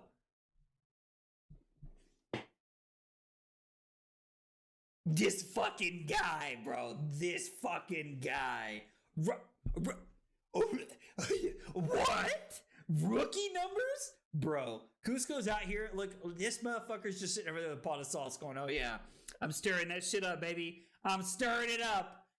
Oh my god, we're going crazy tonight. This is as close as I'm ever going to get to going Super Saiyan right now. So I just need you all to know how, back-to-back Command and Conquer pummel turns in back-to-back games! And you know what? Just like Leonardo DiCaprio. I'm not fucking leaving! That's right! This is the kind of content we're looking for right here. The fab tutorials that blow your mind. Blow your mind. The recipe is literally just vodka and Sprite and some Mio. You know, it's the water flavoring things? You know, like the little, squirt. You, squirt the little water in. You squirt the little juice in the water, and then it's like, oh, num, num, num, num, num. This is so good. That's what it is. That's the secret sauce. I just crammed them all in my mouth. My God, this hand is dog water. Absolute dog water. I lied. You definitely did. It's your friends that you trust the most that hurt you. Can't even get my words out without laughing. Fuck. Dude, Call of Duty? Bro, dude, I'm good. I'm not even that drunk, Diablo. Dude. Ugh. Make you want to kick a fat kid at Kmart, you know what I'm saying? Am I like, who's your daddy when I walk into a room? No, absolutely not. Oh yeah, the more tired I get, the more the accent shines. The accent shines. I deserve 5 for the joke and pour 1 out for my future kid's college chances. Hope he's good at football. Kyle's killing me right now. Kyle just gets my sense of humor. Oh my god, my face is numb.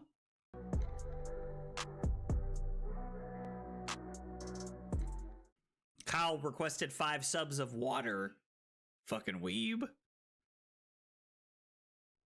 It was not water. That was not water. Oh, here, have some water. I was lied to. The lies. Yo, only 4 cups? Listen at this man. That is 4 full cups, Cusco.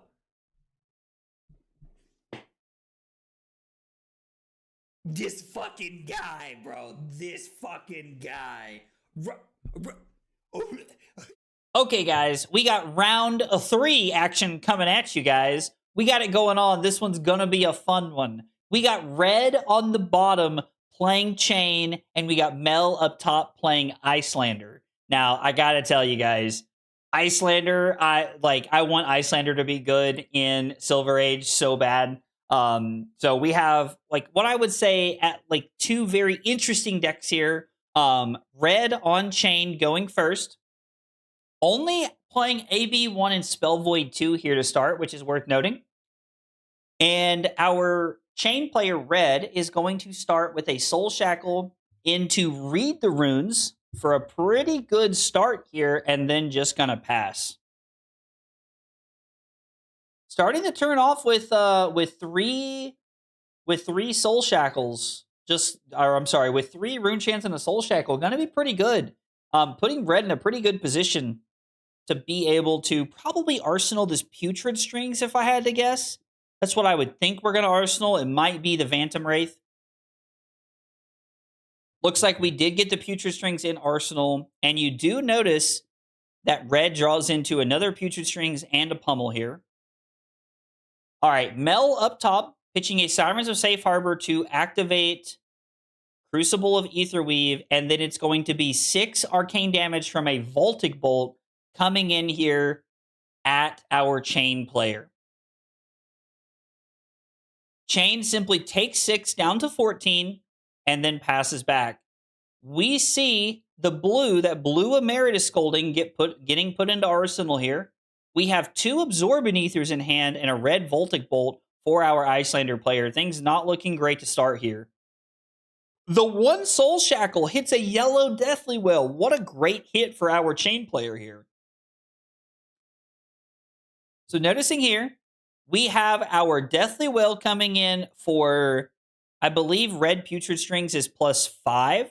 So this is going to be 3 Rune Chants and 10 physical damage. That is absolutely insane. Plus, we're going to have the Pummel on top of this. The Pummel off the top rope going to just put the nail in the coffin on this turn here. Red has 1 game plan. It is to run you over. No thanks, Iyslander. It's all Chane all the way here. I am curious to see how Mel decides they want to block. So we get a red Voltic Bolt as a block here, and then we have 2 Absorbent Ethers in hand, and we have that blue Emeritus Scolding in the arsenal. Blue Pummel takes this up to 13. I'm sorry, 14. Absorb an Ether blocks for 4, and I believe says +2 to the next thing that we're going to deal arcane damage with. We're going to get the other Absorb an Ether played. So now we're covering 11, and we have +4. So we can use this Spellfire Cloak here to be able to play this Emeritus Scolding, meaning that we're going to be able to come in for 8 arcane damage. 8 arcane damage being dealt from the Emeritus Scolding, and with nothing floating, Red forced to fall down to 6. Iyslander is saying, not so quick. We're going to make this an interesting game. Iyslander falls down to 12 with a 6-point lead here. This game is interesting. Red Absorbent Ether looking like an absolute powerhouse of a card here. Looking really good. Iyslander came to play. Okay, so this time around, off of the Shackle, Chane hits a yellow Spellblade Assault. Nothing to really write home about. With 4 reds in hand, you can't help but feel like this is not where our Chane player wants to be. Activating Ebb and Fold to start a turn, giving up your only source of Spell Void, cannot feel like it's the best place to be. I'm not saying it's wrong. I understand the positioning, but man, does it have to feel bad from where you're sitting. Getting a Deathly Delight into the Banish Zone here. And then we have 2 Rune Chants, and we have a Deathly Delight for 5. On hit, create 3 extra Rune Chants. I'm imagining we'll see probably like a Photon Splicing block here, or maybe block with a couple of cards. I could see a Brain Freeze and a Photon Splicing block could be something like that. Ice Eternal and Ether Hail. Just kidding. I completely missed it. We did not hit any of the things that our Iyslander player wanted to block with. This is why they don't put me in the booth at real events, folks. Okay, so our Chane player back up to 7, Iyslander down to 10. Now you have 2 red Spellblade Assaults. I can't help but wonder, are you going to use the chess piece here to be able to attack with one of the Spellblade Assaults? Nope. Just crashing the boards here, coming in for 3, Iyslander blocking out, playing efficiently, making sure that they are just staying, like, just trying to stay up on life, and then Chane trying to apply as much pressure as possible.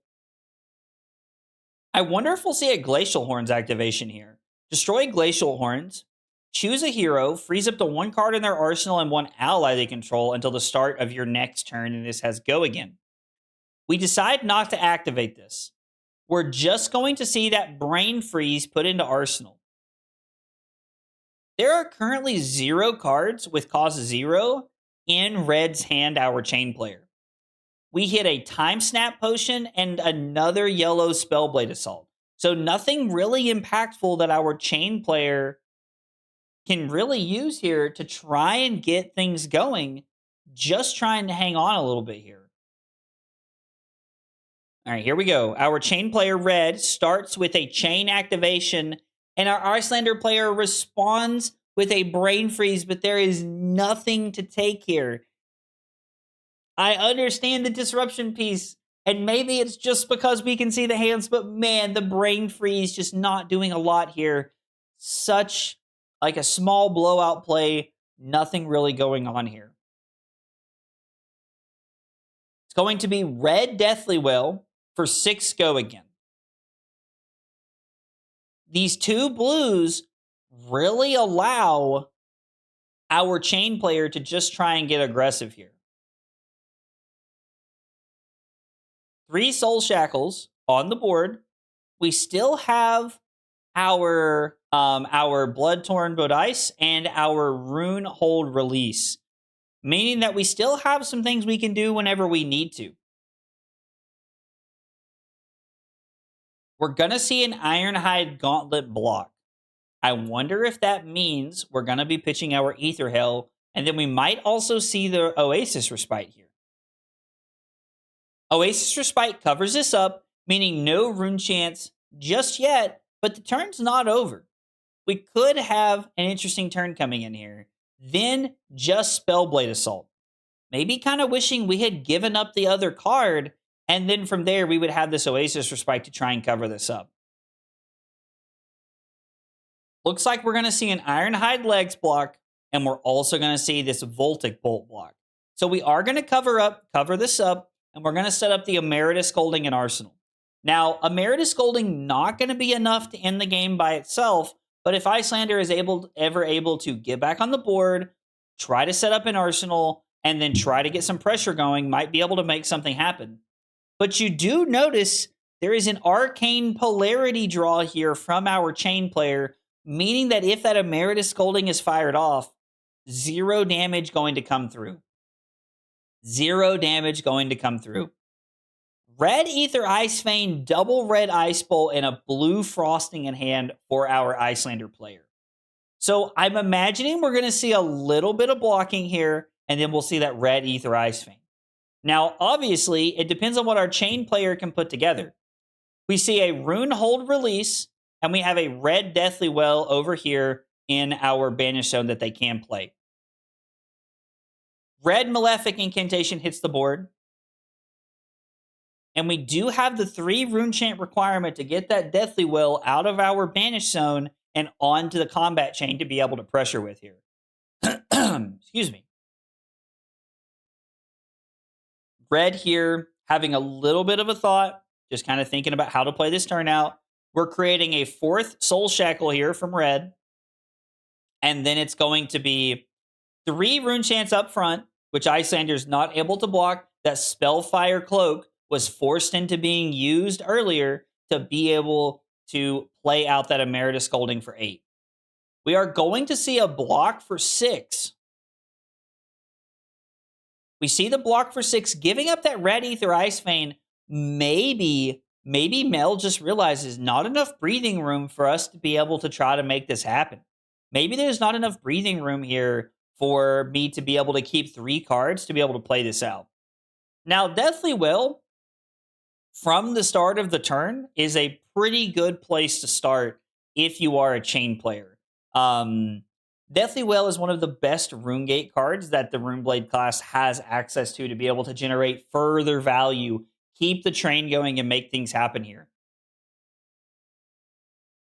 You can see our players here. You can see Red down here at the bottom, just taking a moment, trying to take it in, think a little bit, think, how can we close this game out? How can I make sure that I don't leave myself open to something? How can I keep things and just trying to keep this offensive pressure up?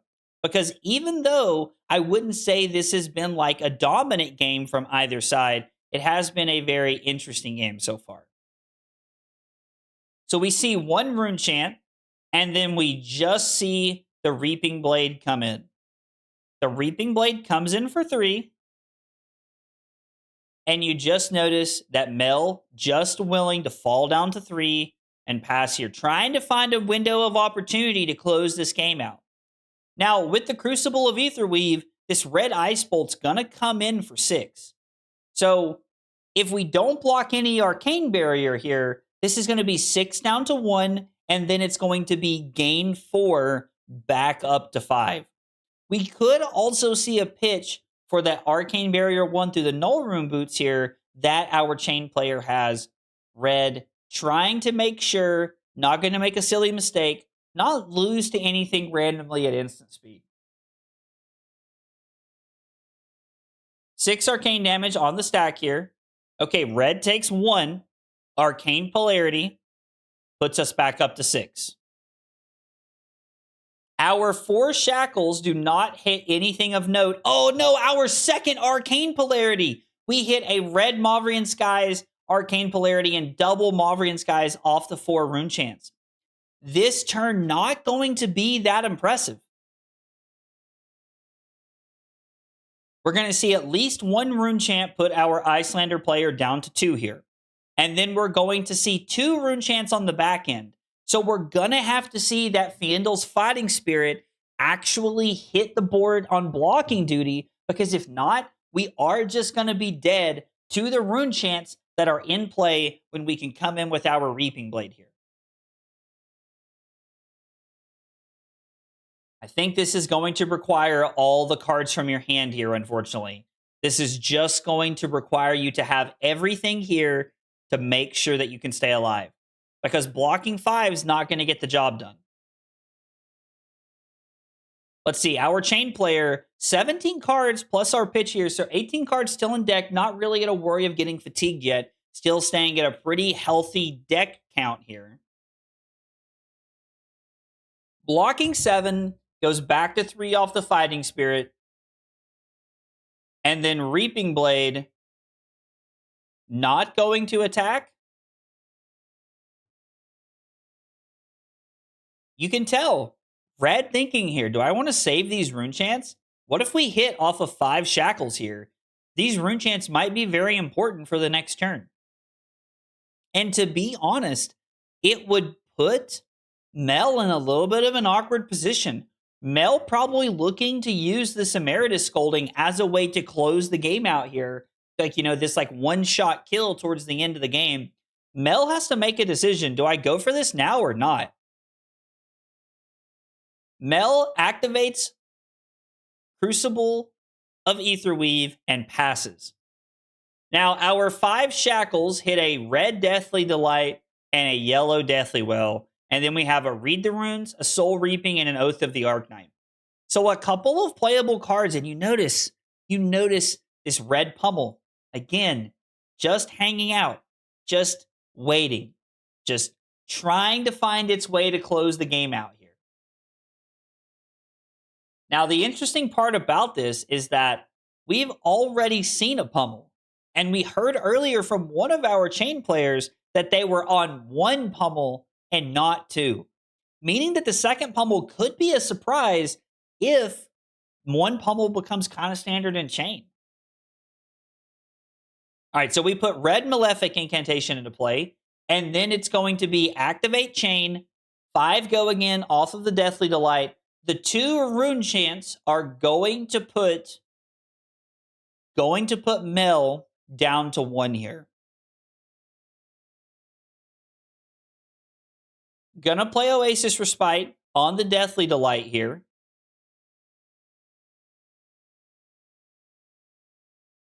There is an interesting window here. Do we have enough damage to close this game out with the snapback? This is 8 damage. This is lethal from the Iyslander player if they see it.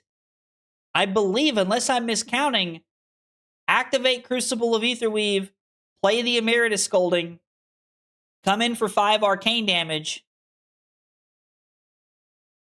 AB1 take 4, down to 2, and then AB1 on the snapback. So it looks like Mel might have held out long enough to be able to close this game out here. You see the Emeritus Scolding coming in for 5 here. Red taking a moment. Taking it in, thinking about it. AB1.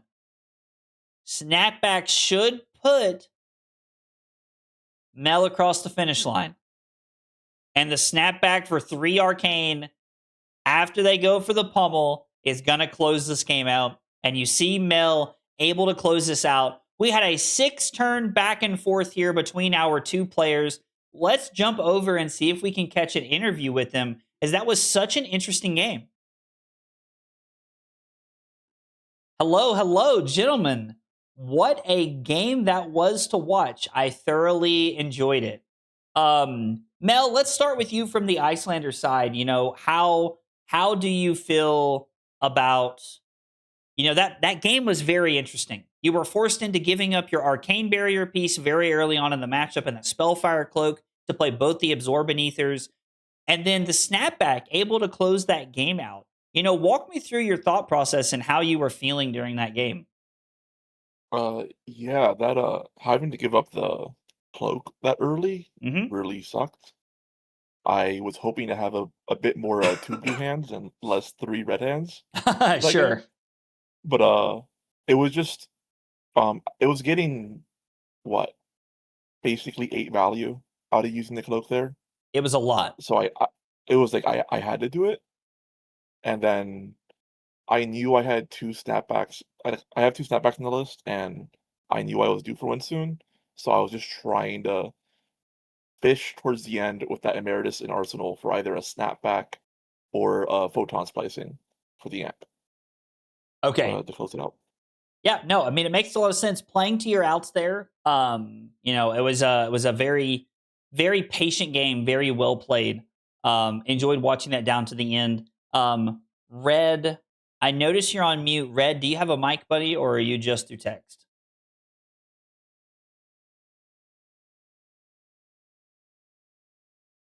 Okay, so Red says he's just through text tonight. Red, one thing I want to talk about here, and I know you're just through text, so that's okay. Your banishes felt not that great. Like your soul shackles felt like the early yellow Deathly Well was pretty good. And then after that, you hit that red arcane polarity, which was pretty unfortunate. Just kind of seemed like some of your shackles didn't seem that great over the course of, like those turns that you were playing out there. But gentlemen, thank you so much for the fun game. I really enjoyed it, and best of luck to you in the rest of the rounds today. Thank you, and thank you for hosting.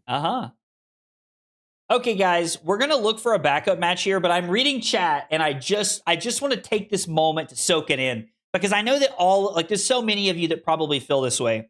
I'm being informed that Kano has officially hit Living Legend.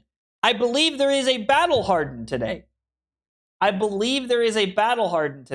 want to make sure I can find it here. I don't know what Battle Hardened it is, but there's a Battle Hardened somewhere, and it appears that Kano has just won it. So, Kano has officially hit Living Legend. Soak that in. If you're sad, I'm sorry. If you're happy, take in this moment of joy. I will be celebrating. Kano, goodbye and not missed. No, I'm just kidding. I mean, I get it. If you like Kano, you know, you like Kano. Battle Hardened Vienna? Okay, Battle Hardened Vienna. Okay, guys, thank you. Thank you. So apparently, Battle Hardened Vienna, Kano is officially LL. We're going to take a small break and try to find a backup match. We'll be back in just a minute. Thanks for hanging out today, guys.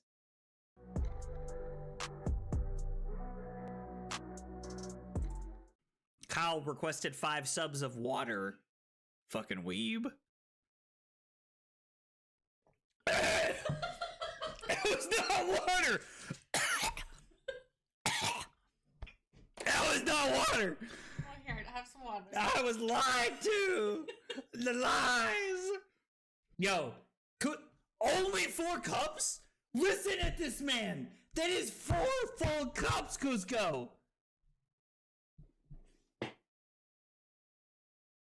This fucking guy, bro. This fucking guy. What? Rookie numbers? Bro, Cusco's out here. Look, this motherfucker's just sitting over there with a pot of sauce going, oh yeah, I'm stirring that shit up, baby. I'm stirring it up. Oh my God, we're going crazy tonight. This is as close as I'm ever going to get to going Super Saiyan right now. So I just need you all to know how, back-to-back Command and Conquer pummel turns in back-to-back games. And you know what? Just like Leonardo DiCaprio. I'm not fucking leaving. That's right. This is the kind of content we're looking for right here. The fab tutorials that blow your mind.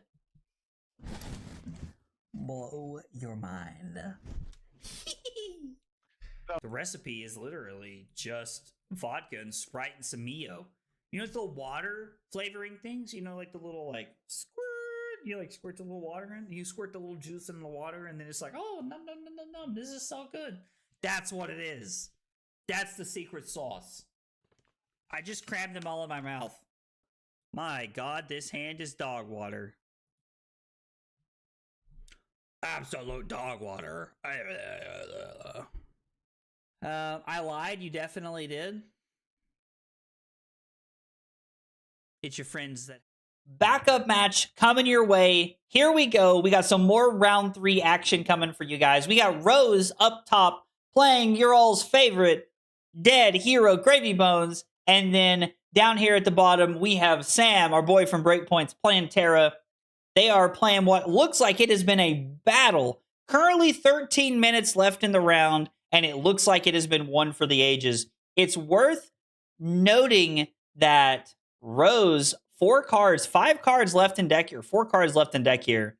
And then Sam looking like a, pretty solid 14 cards left in deck here. So if Sam can hang on, might be able to fatigue the Gravy Bones player. I don't know, this HMS Marlin could, with Overpower in the right situation, could be enough to try and close the game out to get there. 7 Overpower go again. It looks like there is a prevention here already. And then we're just going to see the staunch response.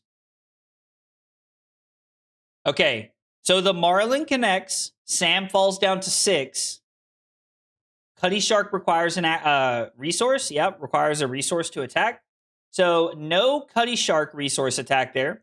And then you'll notice that we have the hammer just coming in here at the Cuddy Shark.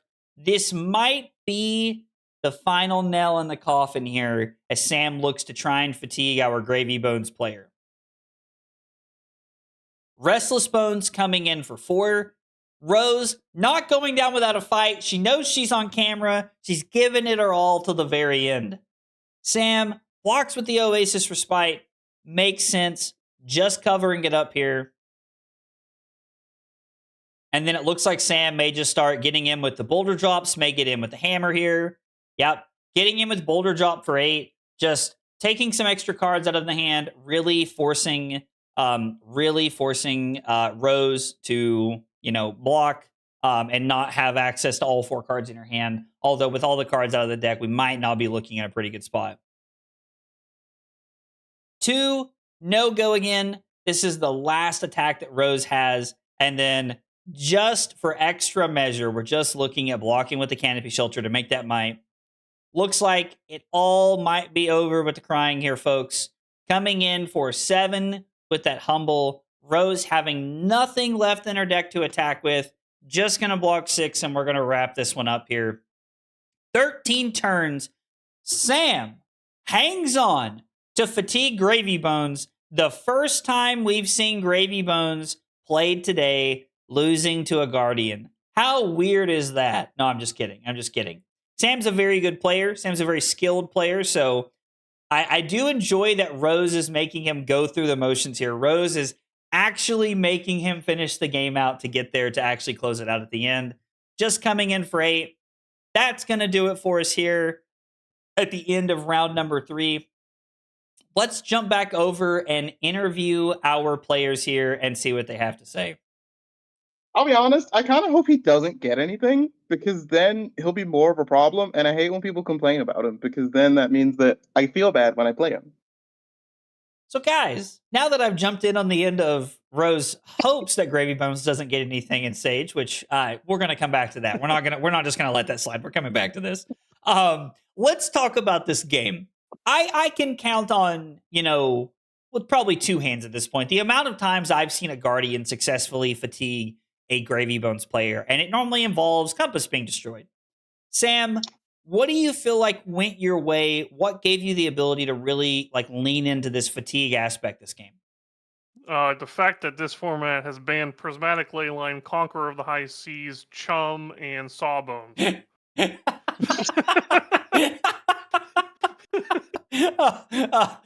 We don't need in-depth analysis. You've taken away all of the cards that are a problem. How hard can it be? Oh God, that's hilarious. So, Rose, I have to ask. Listen, you play Gravy Bones and everything. We're not gonna have this fight for the 400,000th time that I'm sure we've had it at this point. What compelled you to want to play Gravy Bones in a format like Silver Age? I just think it's really fun. I think you lose points into your Guardian matchups because they can just block so efficiently. Also, why does Sirens of Safe Harbor exist in this format? That card shouldn't be. How much life did you gain off of those Sirens? 4. Yeah, I have 4 copies. I used all of them. Wow. But also, Gravy Bones does get to do some interesting stuff. You've got the Overpower boats from High Seas that are really flexible in a lot of matchups. You've got Scuba that lets you cycle them back if you don't clear them early enough. And you also just get to see more of your cards in those heroes because you're just drawing through so much of your deck, which is both an upside and a downside because you fatigue yourself that much faster. But we'll take the good with the bad. Good with the bad. I like that. Sorry, Sam, go ahead. The anti-fatigue strategy for Gravy is also a lot of the go-again pieces that give rum. So, you're missing a lot of ways to get the double ally swing in this deck. So, you're, now relegated to just playing, Swiftwater Sloop, which is a lot more resource-intensive. You've only got, a Vasti for giving go-again / Flying High, which is, fine, but it's... Yeah. So, a lot of the ways where you could kind of get your edge of fatigue matchups are just, completely stripped out of the deck. It makes a lot of sense. You don't have Tip the Barkeep, and you're now reliant on the rare blue go again cards. And I think only one of them grants go again, if I remember correctly. Yes. So Flying Eyes are rare as well, but I assume you mean the Necro Cycle. Yeah, sure. I meant the loot, the whatever cards or whatever they're called. Vasti is the only one that gives go again. Yeah. I know that the rest of one of them's discard, one of them's Arsenal, I think, or something like that. But yeah, the go again seems like it's the really big part for aiming to try and get around fatigue strategies in this format. Guardian also just gets so many 4 blocks, and they are just so good at Gravy's numbers, because 4 blocks into the Sage deck is actually really, really good, because a lot of Gravy's numbers were found around 3 and 4. I'm not even playing Guardian today, and I've just found out that Guardian is good into Gravy Bones and Sage. I like this format a lot more now than I have in the past few weeks. Yeah, it hurts too, because a lot of the ways that you could try to combat fatigue is by playing Overpower, and they're just block cards in the Terra deck. Okay. Yeah, there's so many blocks. I was like, as soon as I saw the block cards, I was like, oh no, Overpower doesn't work here anymore, and I was like, I'm gonna lose. Oh, that's too funny. Well, guys, thanks for letting me catch the end of that game. I really enjoyed it, and good luck to you in the rest of the rounds today. Bye.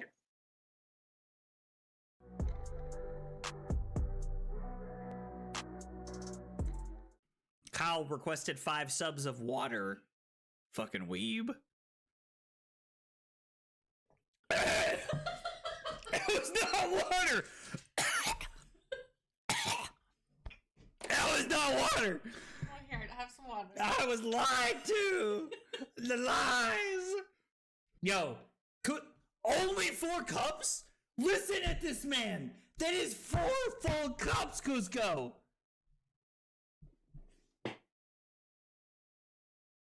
This fucking guy, bro. This fucking guy. What? Rookie numbers? Bro, Cusco's out here. Look, this motherfucker's just sitting over there with a pot of sauce going, oh yeah, I'm stirring that shit up, baby. I'm stirring it up. Oh my God, we're going crazy tonight. This is as close as I'm ever going to get to going Super Saiyan right now. So I just need you all to know how, back-to-back Command and Conquer pummel turns in back-to-back games. And you know what?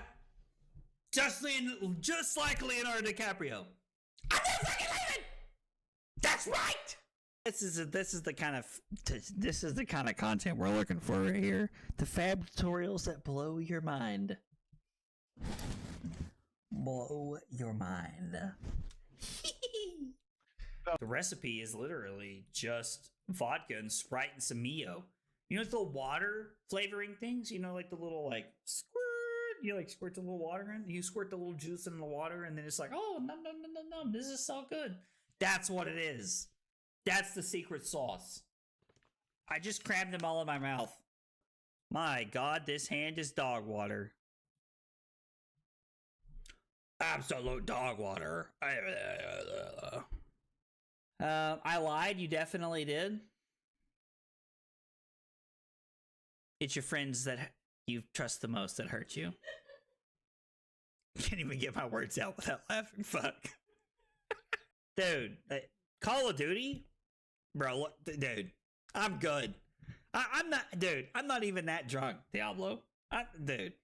Ugh. Make you want to kick a fat kid at Kmart, you know what I'm saying? Am I like, who's your daddy when I walk into a room? No, absolutely not. Oh yeah. The more tired I get, the more the accent shines. The accent shines. I deserve 5 for the joke and pour 1 out for my future kid's college chances. Hope he's good at football. Kyle's killing me right now. Kyle just gets my sense of humor. Oh my God. My face is numb.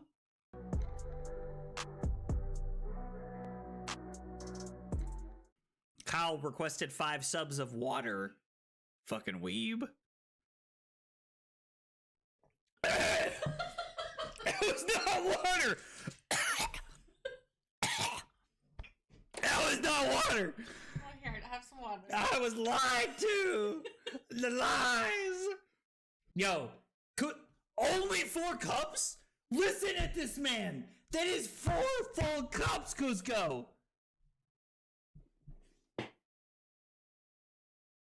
This fucking guy, bro. This fucking guy. What? Rookie numbers? Bro, Cusco's out here. Look, this motherfucker's just sitting over there with a pot of sauce going, oh yeah, I'm stirring that shit up, baby. I'm stirring it up. Oh my God, we're going crazy tonight. This is as close as I'm ever going to get to going Super Saiyan right now. So I just need you all to know how, back-to-back Command and Conquer pummel turns in back-to-back games. And you know what? Just like Leonardo DiCaprio. I'm not fucking leaving. That's right. This is the kind of content we're looking for right here. The fab tutorials that blow your mind. Blow your mind. The recipe is literally just vodka and Sprite and some Mio. You know, it's the water flavoring things. You know, like the little like squirt. You like squirt the little water in. You squirt the little juice in the water, and then it's like, oh, num num num num num. This is so good. That's what it is. That's the secret sauce. I just crammed them all in my mouth. My God, this hand is dog water. Absolute dog water. I lied. You definitely did. It's your friends that you trust the most that hurt you. Can't even get my words out without laughing. Fuck. Dude, Call of Duty? Bro, look, dude, I'm good. I'm not, dude, I'm not even that drunk, Diablo. Dude. Ugh. Make you want to kick a fat kid at Kmart, you know what I'm saying? Am I like, you know, who's your daddy when I walk into a room? No, absolutely not. Oh yeah, yeah. The more tired I get, the more the accent shines. The accent shines. I deserve 5 for the joke and pour 1 out for my future kid's college chances. Hope he's good at football. Kyle's killing me right now. Kyle just gets my sense of humor. Oh my God, my face is numb.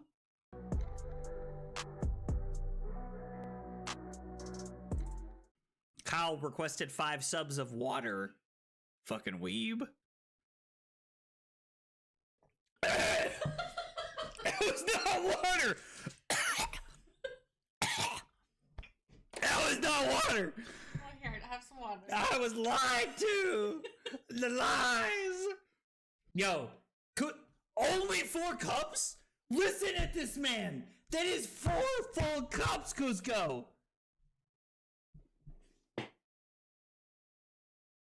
This fucking guy, bro. This fucking guy. What? Rookie numbers? Bro, Cusco's out here. Look, this motherfucker's just sitting over there with a pot of sauce going, oh yeah, I'm stirring that shit up, baby. I'm stirring it up.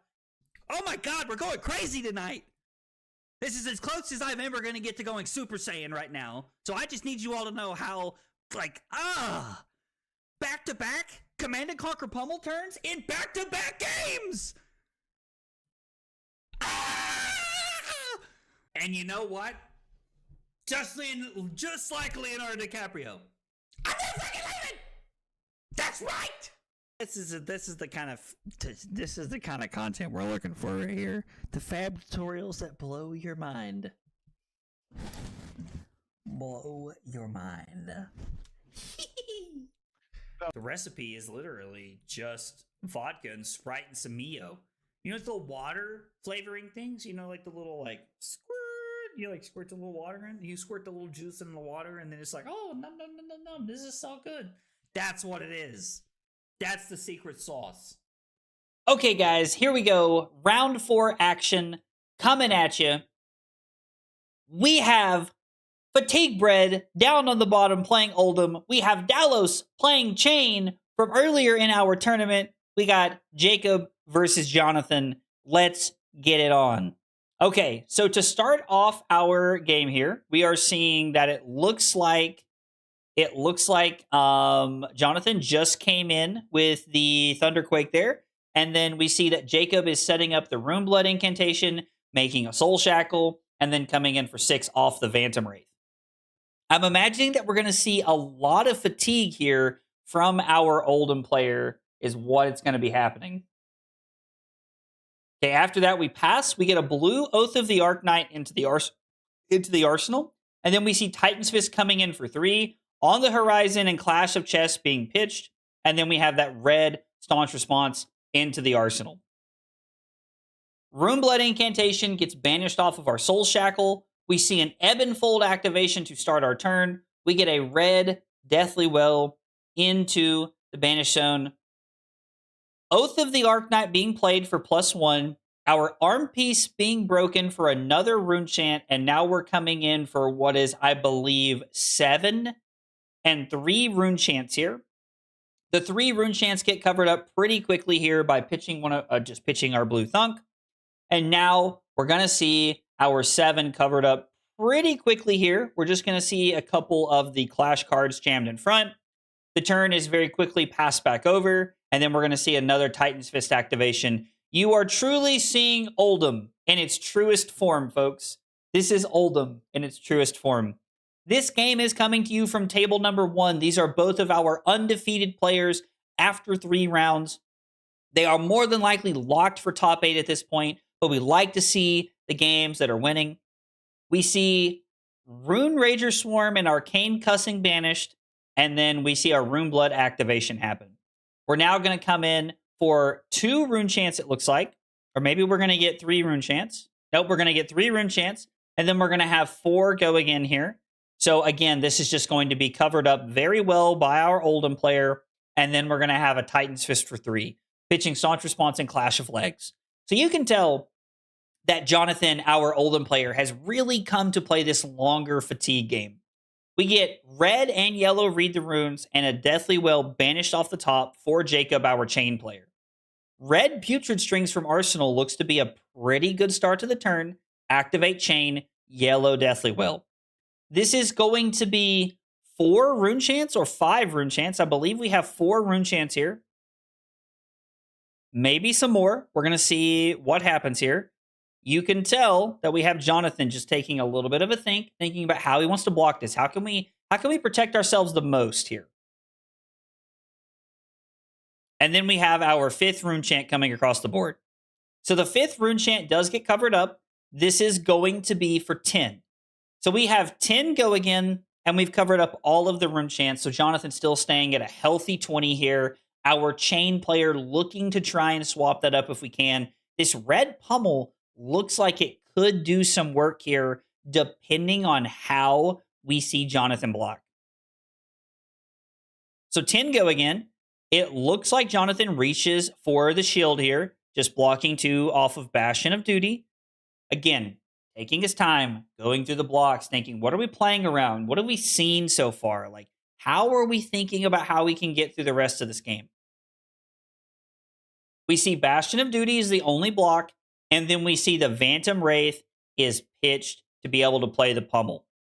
Now, this is going to be yellow Staunch Response for 6, blocking 8, and then red Staunch Response could also cover this up if Jonathan wanted to. This feels like one of the better plays you could make. Our Chane player, Jacob, puts Time Snap Potion into play and passes. Now, Jacob does have to be a little careful here with what these Soul Shackles are doing, because we're already down to just our 12 cards left in deck here for our Chane player. Jacob just trying to get something going here, but Jonathan's still at 20, looking like we're in a very good position. Time Snap Potion is immediately broken. We're going to see 8 go again and 4 Rune Chants here. Curious to see. Okay, we get a little bit of an undo here. I think we just wanted to play some of the Arcane differently here, trying to find out how we want to block a little bit, make sure we're playing this cleanly. 1 Rune Chant is taken. It's turn 5, and there's finally a damage dealt to our Oldhim player. From here, we use the Blood-Torn Bowed Ice to be able to make a Rune Chant and then come in with the Reaping Blade. So unless we get some equipment block here, this is going to put Jonathan down to 16. We do see a Civic Peak. Okay, Civic Peak block keeps Jonathan at 18. 4 cards banished off the top. We're down to just 5 cards in deck, and Jonathan is at 18. So we haven't really seen any of these crazy, insane turns yet, where Chane is just able to do dummy broken stuff and go 3 wide and push 30 damage here. It kind of feels like Jonathan in the driver's seat here, just being aggressive, just trying to, keep Jacob off of these explosive turns by blocking efficiently. We have 6 go again. This is going to be covered up for 8. Jacob does make 2 gold tokens, and then we see a Phantom Banshee. This is also covered up for 7. So again, 0 damage is leaked through here on the setup turn, and now no cards left in deck for Jacob. Jacob now down to just what's in his hand and what's in his banish. Now, we do have 4 Rune Gate cards over here that we might see played at some point if we can make this cover-up work. We do see 2 damage comes across, discards the energy potion, and then short of us being able to throw something more impactful here, okay, here we go. We have a Phantom Wraith coming from the Banish Zone. Rune Chants come across. We're going to block, it appears we're going to block all 6 of this. No card is given on the Civic Peak because there's nothing left in Jacob's deck. 6 Soul Shackles not really going to matter. And then you just see the concession here. We're just seeing the Fatigue Oldhim do his thing through and through. 8 turns, played very expeditiously, and Oldhim able to take it home. Let's see if we can catch up with our players here. Anything to set up? Well, guys, that was a very interesting game to watch. 8 turns feels like it went by like that. So, Jonathan, let's talk about how it looks from the Fatigue Oldhim side. You are on like all of the blocking cards. You're on like all of the Clash cards. You're on Test of Strength. You're on the Horizon or New Horizon or whatever it's called. You have just so much blocking value between that and the defense reactions. Does this matchup scare you, or do you feel like you have enough tech for this matchup to really stay in the driver's seat and just block efficiently? I mean, if my opponent, for my opponent, he got really unlucky and banished all his key pieces, so it was able to block out everything efficiently. But if he had set up, maybe things would have gone differently. Which is also why I had E-Pot in my deck to set up for his big turn, so I could block better on his, 30, 40 damage turns, if that is even possible. But I think it went well for me.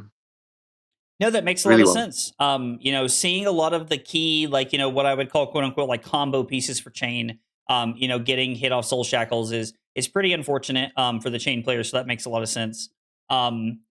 Jacob, shifting gears and talking about, how you feel about this from this side, we've seen some very, very explosive things from Chane, and it just kind of felt like your deck wasn't cooperating to put you in that position. Did you feel like you were fighting your deck most of the game, or, how did this feel from your side? Yeah, I mean, like Oldhim and Terra are like the 2, I think, worst matchups for Chane. At least in my experience, I'm probably like 1 in 10 into like Oldhim. It's like so bad. Okay. And like it's probably personally me, right? But like when like my first like 3 or 4 banishes, like read the ruins, arcane cussing, a rune blood incantation, and I'm hitting no rune gates off the top, and I'm drawing no rune chant generation. It's just like it's rough. You hitting the arcane cussing off the top, I think if you get a moment, you should go back and look at my face, because I mean, I made like a face when you hit the arcane cussing off the top. I was like, no, that's because I know that's a big piece. Using the Blood Torn Bodice to be able to, put those rune chants into play and really just have this like crazy big explosive turn can go a long way. So yeah, it's I'm only on 1 arcane cussing now. I think the card's kind of like not great actually, but like you need it for the fatigue matchups. But like when you banish off the top, like it's 2nd or 3rd Soul Shackle, like not much I can do. No, for sure, and it's part of the variance. Chane offers a very high ceiling, but he offers a very low floor, unfortunately, as well. So that is. I'm sure he could get there, but like he just really got unlucky, and maybe he Soul Shackle a bit too aggressively. Probably, in my opinion. Okay. Probably. 100%. No, 100%. That makes sense. That makes a lot of sense. No, this is like the matchup I'm worst at. Like I'm not good at this matchup. Okay. Well, no, hey, I mean, listen, man, you're 3-0 today. Like, you're allowed to lose one. It's okay. You're allowed to lose one after that game. It happens to the best of us. Guys, thank you all for a very entertaining game. I appreciate it, and good luck in the rest of the rounds today. Thank you.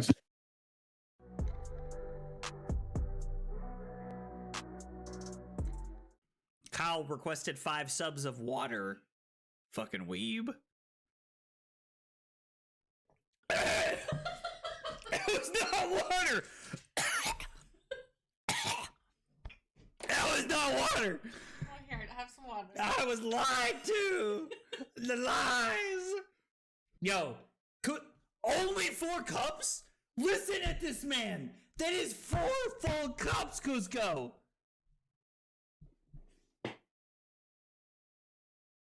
This fucking guy, bro. This fucking guy. What?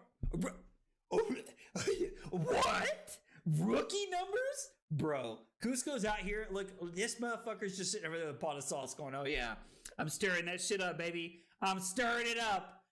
Oh my God, we're going crazy tonight. This is as close as I'm ever going to get to going Super Saiyan right now. So I just need you all to know how, back-to-back Command & Conquer Pummel turns in back-to-back games. And you know what? Just like Leonardo DiCaprio. I'm never fucking leaving. That's right. This is the kind of content we're looking for right here. The fab tutorials that blow your mind. Blow your mind. The recipe is literally just vodka and Sprite and some Mio. You know, it's the water flavoring things. You know, like the little squirt. You squirt the little water in. You squirt the little juice in the water, and then it's like, oh, nom. This is so good. That's what it is. That's the secret sauce. I just crammed them all in my mouth. My God, this hand is dog water. Absolute dog water. I lied. You definitely did. It's your friends that you trust the most that hurt you. Can't even get my words out without laughing. Fuck. Dude, Call of Duty? Bro, dude. Okay, guys, backup match coming at you guys. We have the Terra Mirror as our backup game here, looking at this round. This is wildly hilarious that we are looking at our backup round as the Terra Mirror. I did not see that coming today. We have Carson on the bottom, and we have your boy Taylor Crawford up top playing our games here. So we're going to be looking at a fun one here. Looking to close up our round 4 action, and we have the Terra Mirror going on. Oh, man, another Sledge of Amphelheim. No, I'm just kidding.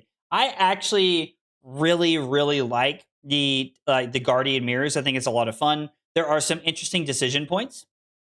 Now, you will notice that, excuse me, you will notice that, there is the equipment. There's more equipment from Taylor's side of the board so far, even though that Ironhide Gauntlet does have a counter on it, still able to block with it. Neither of the Civic Steps have been used yet. Probably not a great opportunity to try to get into the game and let those sledges just not get a ton of value. For anybody who does not know, you can Sledge of Amphelheim twice in one turn. It is just an action when you attack with it. It is not a once per turn action. So if you have those Quicken tokens from Civic Steps, you can make that happen. And it looks like Taylor just attacking for 6, looking to pay 1 for the Might here. Clash of Head. Well, they both have head pieces, so it doesn't really matter. Was won by Carson down here on the bottom. And now we are seeing the Sledge coming in for 7 here. I am curious to know if looking at this from the side of Carson, are we going to pay for the extra Might, or are we going to Arsenal the Macho Grande? I don't know what's happening here. I just had to click yes, I guess, to get this off the screen because I'm spectating, which is so weird. Okay, so looking back on this, Taylor attacks, and Carson decides he does want to block with the Civic Steps there. Gonna try and just gonna go for the win. Just gonna go for the whole thing here, betting it on the house. Just trying to close the game out. Now I have to say, throwing the Macho Grande here when Taylor still has access to so much equipment is a little surprising here, because you can get the Ironhide Gauntlet for 1, the Civic Duty for 1, and the Civic Steps for 2. So there's 4 block right off the bat. Just 4 block right off the top. Don't even have to do anything else. this hand does not very effectively throw the hammer twice here. Taylor just willing to pitch that for 9 or pitch that for 7, takes 2 down to 4. So now this sledge coming in for 7, and we're going to arsenal the Oasis Respite, which means that if Carson stays at 3 above Taylor, that Oasis Respite could get all 5 value out of it, which is very, very interesting. We see no blocks from Carson, and then we're going to see a Fuse turn Timber here. Makes a lot of sense. A Fuse turn Timber just covering the sub, keeping Carson at 3. Now, the real question is, will we attack with Sirens of Safe Harbor, or will this be a get aggressive with the hammer here? Because both of them come in for 7. One of them gains you a life. Okay, Carson makes what I would call the poised decision to wait, throw the hammer, play patience, keep those cards in your deck. Because right now, we have 14 cards plus the 2 here for Carson, which is 16. And then Taylor has 10 cards plus the 3 from hand. So currently, Taylor just a little down on the fatigue battle here, going to make a Might token attack for 7. This has been a very interesting game to jump in at the end here. Can't help but feel like Taylor might just be a slight favor here just because of how much equipment is left at this spot in the game. You see Carson taking a moment here, thinking about how he wants to block. Just making sure that we are just kind of like making sure he's taking his time, trying to find the correct line here. And then it looks like we might pitch the Flourish, if I was guessing, to the Staunch Response here so that we can make an extra Might. So it goes down to 1. Taylor not able to make a Might token, but Carson is. So now this hammer's going to crack back in for 7. Coming in for 7, and you can see Taylor trying to decide how to block here. Looks like he's thinking about giving up the Civic Steps here, giving up some equipment to try to, like, I'm not, what is the plan here? Are we going to go for a Summer's Fall? We don't have a Quicken token. So I'm not sure what the plan is here from Taylor. We're not going to go double hammer. Maybe looking to use the Flourish as an extra piece to try and win the game. Making a Might token here. And then I'm assuming since we're falling to 2 and giving up equipment, we're going to use the Flourish to come in for 9. Okay, so just trying to get more cards out of Carson's hand here. Just trying to come in for 9 to try to get more cards out of Carson's hand. Carson able to keep 2 cards in hand, though. Not going to be able to abuse. Not going to be able to abuse the Quicken token here, but still just going to come in for 6. Crashing the boards for 6. Taylor with that Quicken token very quickly, just jamming a couple cards in front. Taylor falls down to 1 off of the Clash. Autumn's Touch on top for Carson. Taylor back up to 2. Carson going to make a Might token, and then just going to swing the sledge here for Taylor. Requires 2 cards from hand, but shouldn't be a problem at this point in time. With Carson at 1, have to worry about this Clash card off the top here. This yellow Clash card that Taylor has could win the game if it lines up well enough here. Just going to swing the hammer, coming in for 7. Taylor probably going to pretty quickly give the Glacial and the Clash card here, just trying to make it happen. And then you see, Taylor does. Taylor wins the Clash with a Disable, actually not having to grind the game out and just getting some cheese luck right there. Maybe Taylor pitch decked that. Let's talk to our players and find out here. Let's jump over here and talk to them and find out. Yeah, it was. Okay. Guys, what a game to jump in on. As much as I could personally sit here and watch Sledge be swung back and forth all day because I love that kind of stuff. I know that not everybody at home enjoys that. So, Taylor, walk me through it, man. Be honest with the people at home. Did you pitch stack that, or did you just rip it off? So Did you funny. just have it, dog? Or did you just have it? Well, it was free for me to do it because I have boots, so they would just put a counter on it. So I didn't pitch stack Jack Diddley.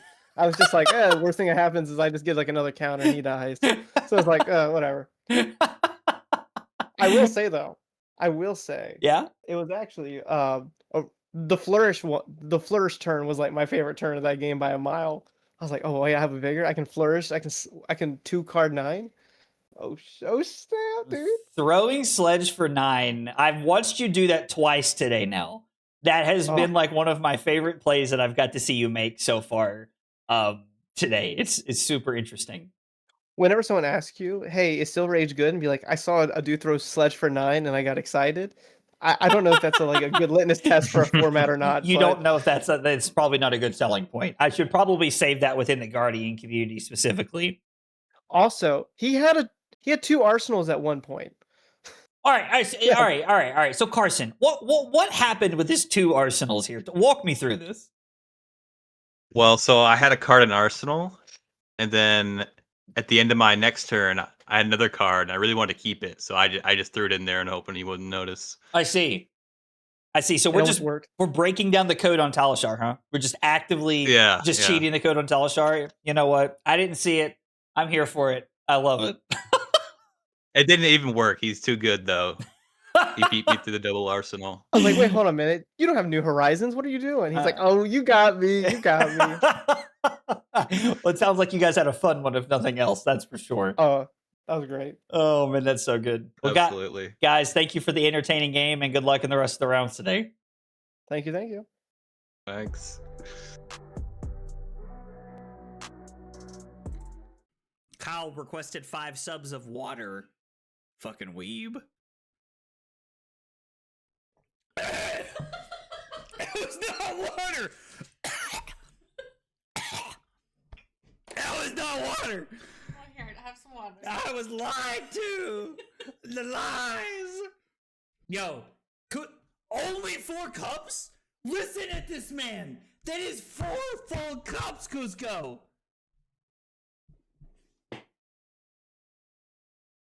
This fucking guy, bro. This fucking guy. What?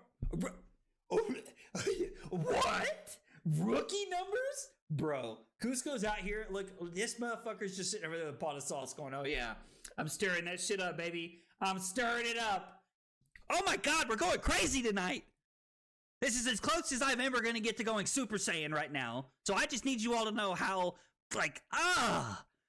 back-to-back Command and Conquer pummel turns in back-to-back games. And you know what? Just like Leonardo DiCaprio. I'm not fucking leaving. That's right. This is the kind of content we're looking for right here. The fab tutorials that blow your mind. Blow your mind. The recipe is literally just vodka and Sprite and some Mio. You know the water flavoring things? You know, like the little squirt. You squirt the little water in. You squirt the little juice in the water, and then it's like, oh, nom. This is so good. That's what it is. That's the secret sauce. I just crammed them all in my mouth. My God, this hand is dog water. Absolute dog water. I lied. You definitely did. It's your friends that you trust the most that hurt you. Can't even get my words out without laughing. Fuck. Dude, Call of Duty? Bro, dude, I'm good. I'm not even that drunk, Diablo. Dude. Ugh. Make you want to kick a fat kid at Kmart, you know what I'm saying? Am I like, who's your daddy when I walk into a room? No, absolutely not. Oh yeah. The more tired I get, the The more the accent shines. The accent shines. I deserve 5 for the joke and pour 1 out for my future kid's college chances. Hope he's good at football. Kyle's killing me right now. Kyle just gets my sense of humor. Oh my god. My face is numb.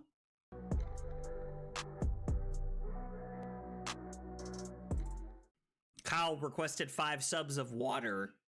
Fucking weeb. It was not water. That was not water. Oh, here, have some water. I was lied to. The lies. Yo, only 4 cups? Listen at this man. That is 4 full cups, Cusco.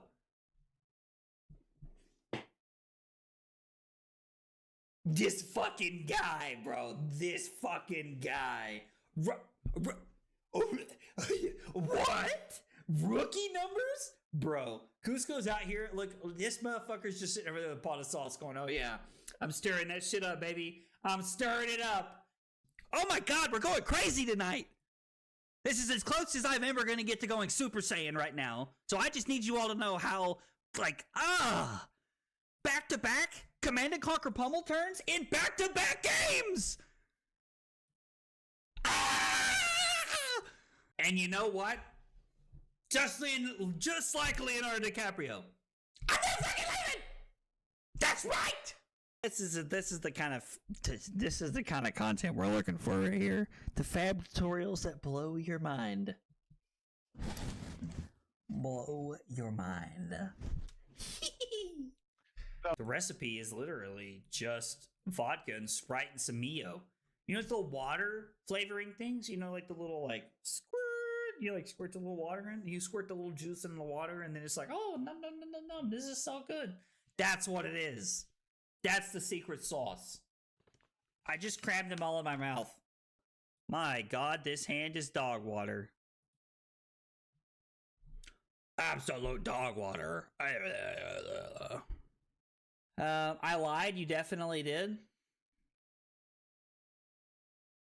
It's your friends that you trust the most that hurt you. Can't even get my words out without laughing. Fuck. Dude, Call of Duty?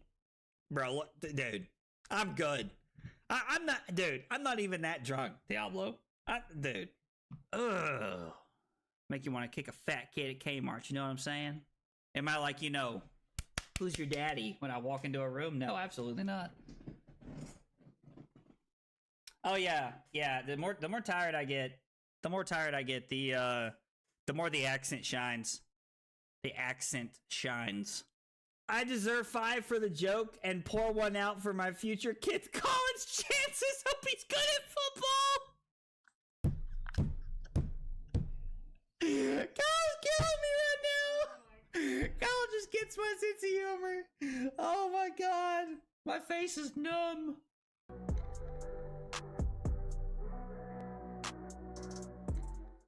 Kyle requested 5 subs of water. Fucking weeb. It was not water. That was not water. Oh, here, have some water. I was lied to. The lies. Yo, only 4 cups? Listen at this man. That is 4 full cups, Cusco.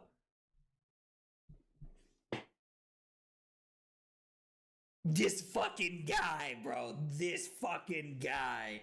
What?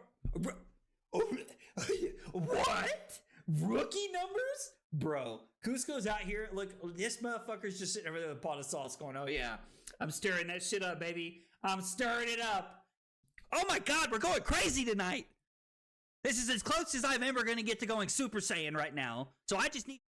Round 5, the final round of Swiss, coming at you. Let's get it on. We have Michael playing Bravo, Flattering Showman, and we also have Liam Holden, Champion of the People, up top playing Terra, and we have a winning in to get into top 8 right here. Both of our players 2-2, fighting for a spot to make it into our top 8. Let's get it. Here we go. It looks like our Terra player will be going first. We do notice that there is a sledge from the side of Terra, and then we have a Titan's Fist actually from the side of our Bravo matchup. This should be a very interesting game to see how this plays out.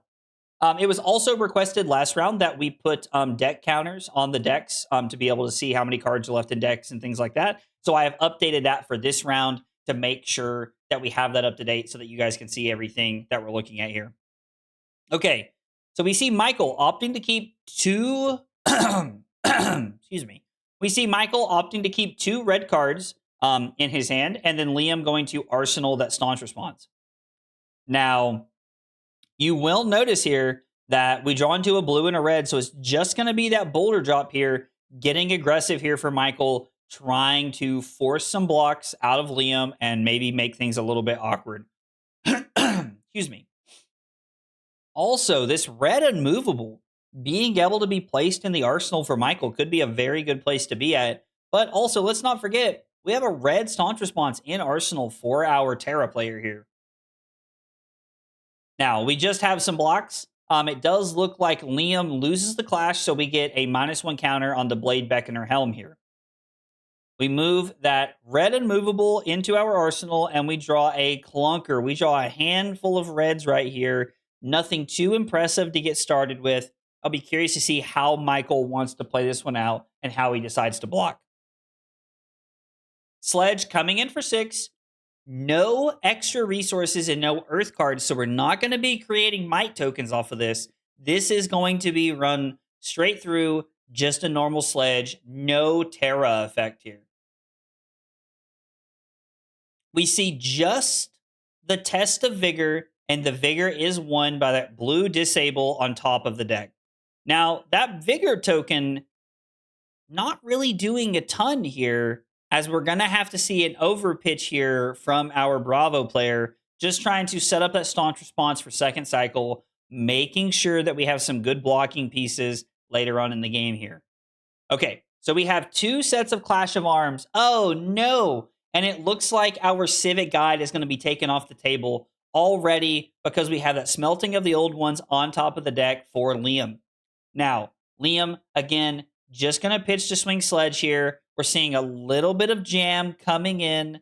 Little bit of jam is coming in from our Bravo player here. Just a few reds, about 3 reds over here on the side. Not really seeing a hand yet where our Bravo player can use the being able to like really utilize that red unmovable that's been sitting in arsenal since the beginning of the game. And those staunch responses being pitch stacked with some reds, not the best thing in the world. Mark, are you referring to the Discord link in the Discord link in the description's not working? It should be on forever. But if it's not, try hitting ! Discord and see if that works, Mark. Okay, so on our Bravo's turn here, Michael just going to be swinging the hammer, just coming in for 4. We have a couple of blues, a turn timber, and a smeltings over here for our Terra player. Liam decides just to take 4. Gonna overpitch, just come in with a smelting of the old ones. Gonna try and get some tempo back after taking 4 damage here. Now, the smelting of the old ones can be covered up pretty effectively here by our unmovable. You'll notice that, again, we're pitching 3 reds, keeping them in the deck here, and not setting up an arsenal, and we're probably just going to swing the hammer. It's been a very interesting game. I feel like Michael's having a lot of jam. A lot of jam, as Dave would say. We're seeing a lot of reds coming in from the side of Michael's game plan here. Now, Bravo, a deck that probably wants to be on more reds. Probably a good split, but wants to be on quite a few reds. This hand does pan out pretty well, being able to block 8 and just take 2. Not really super worried about the crush effect here, just blocking effectively. Michael going to be able to throw the Titan's Fist and then going to arsenal the staunch response setting up, just making sure that you have that blue staunch response for later. Trying to have the reactions, the defense reactions when you need them. And you'll notice Liam able to keep 3 cards here, just pitching, gonna be able to go ahead and make the might token here. Looks like we're gonna have to back up just a little bit here. Yep, our players are chatting just a little bit, looking like we're going to back up just a little bit here and make sure that we have everything set up correctly. And they're reverting back to the start of the turn. I have to click yes to get that off to the screen. All right, so we're going to come in with the hammer. Liam going to block the same way. And then it looks like, yeah, Michael just wanted to get that blue staunch response into the arsenal here. And now Liam swinging the sledge, just trying to get cards out of the deck, playing that game plan. You notice that Liam, every time we've seen him on camera today, just looking to block, just play the game plan out, make sure that we have the value, the resources. And then from there, also looking to utilize the Autumn's Touch to be able to make that extra might token for next turn. And then I think we're going to see a Thunderquake here from Michael. Not really a hand that allowed Michael to do anything else and try to set up Bravo's ability. Oh, excuse me. Lord, got a yawn going on there. And now we're going to see a red staunch response from Liam's hand. Again, just continuing to leave enough cards in here to be able to throw the sledge. Going to come in for 7. Michael with a couple of pretty good block cards here. Nothing crazy, but just a couple of pretty good block cards here. I'm curious to see if Michael gives both of them up. He does. They both reveal 8s off the top of the deck, so nobody winning any gold here, just looking at a couple of 8s. And then we see over here from the side of Michael, just going to swing that Titan's Fist. Mark, did the Discord link work from the command? Did it work for you to be able to join the Discord, buddy? And then we're going to see 4 coming across here. And Michael choosing to arsenal the Buckling Blow as opposed to the Choke Slam. Just trying to set up here. Buckling Blow does have some potential to try and come across the finish line. But we know that Liam has been sitting on this red staunch response basically since the beginning of the game. So here we see blue Glacial Footsteps coming in for 8. Just a solid power play. Just like 3 card 8s. This is what Guardian is about. This is what Guardian is about, and this is what Guardian is looking to do.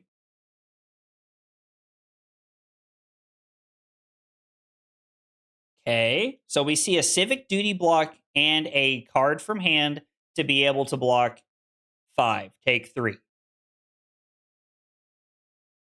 You'll notice now we're in a position where Michael is trying to get his hero ability going. We're trying to set up a red Choke Slam in Arsenal. We're coming in with a blue Buckling Blow for 8 Dominate. This is just going to be met with a red Staunch Response. Going to make an extra Might token. And then we're just going to go ahead and have the Might token, swing the sledge here, or maybe throw the mulch if we're interested. I'm imagining it's just going to be the sledge. Not really much of a reason to throw mulch. And now we're coming in for 7, setting up that Oasis Respite in the arsenal from Liam. And then Michael here, probably looking to block with 1 card, trying to keep the value train going here of activating Bravo, Flattering Showman over and over again, because the more you can activate your hero ability, the better off you're going to be. Michael having a little bit of a think, trying to decide what's the best way to play this out. What is the best way for us to make this work so that we can keep this going? Gives up a Civic Peak and a Civic Steps, then undoes the block here. Now we're going to see a, just kidding. We're going to see a blue and a Civic Peak here. Giving an extra card to our Terra player. Because there is not an Earth card in the pitch zone, not much of a downfall here to letting the Civic Peak just give that extra card. Although, you could heave this Thunderquake if you wanted to. Decides to pass. Arsenal the Oasis Respite. I think this is the better play. Now, We're now seeing the red chokeslam 10 dominate. Very good play. Not really where we need to be if we're trying to get into this. Liam has been able to set up these defensive strangleholds all game. That civic duty might actually come back to get him. The civic duty may come back to get him. That vigor token going to be very relevant for actually getting the disable Bravo Flattering Showman effect as long as there are 2 blues in the hand next turn for Michael. Let me see. We have 3 blues. So right here, this hand's looking pretty good. Give the test of vigor pretty quickly. I think that makes a lot of sense. Probably looking to give another piece of equipment, or maybe just going to take 4 here. Wanting to keep the equipment in play so that the clash cards do not have... Oh, Lord, excuse me. So that the clash cards do not have as much value later in the game. You know, you're just putting counters on equipment. You're not at risk of losing life or just getting blown out by anything, which I think makes people feel a little bit better over the course of the game. Just being able to save that extra life if you need it for something.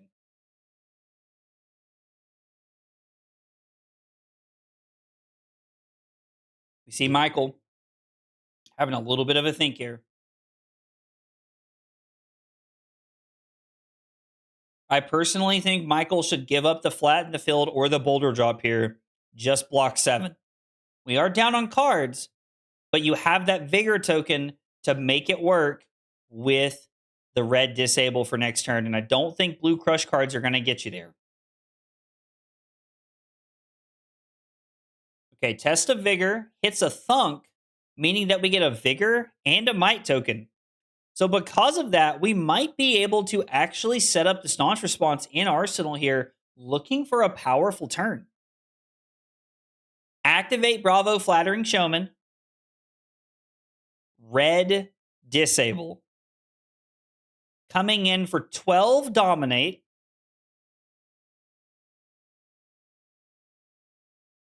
This looking pretty good. I mean, going to be able to push a little bit of damage here, I think. It is interesting to me that Michael makes the decision to Arsenal flat in the field. We're going to be arsenaling flat in the field over something like that blue staunch response to be able to try to get some breathing room back if you need it. Maybe Michael thinking we just need to get aggressive. We need to be playing offense. We need to make this happen if we're going to get there.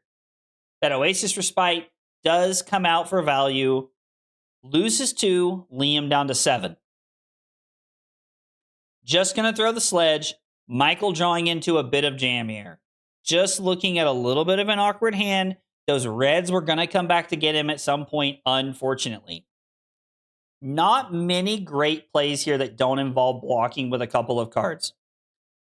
We could block with a Debilitate and then throw that flat in the field from Arsenal. Unfortunately, no way to really, dominate it here. Not much of a great hand going on. A little bit of a clunker with that jam. We're also going to have a hand after this with at least a couple of reds in it where we were forced to pitch some of those reds earlier. So you're kind of seeing how it all comes back. Unfortunately, second cycle, it's going to be a little awkward here. It's going to be a little awkward here.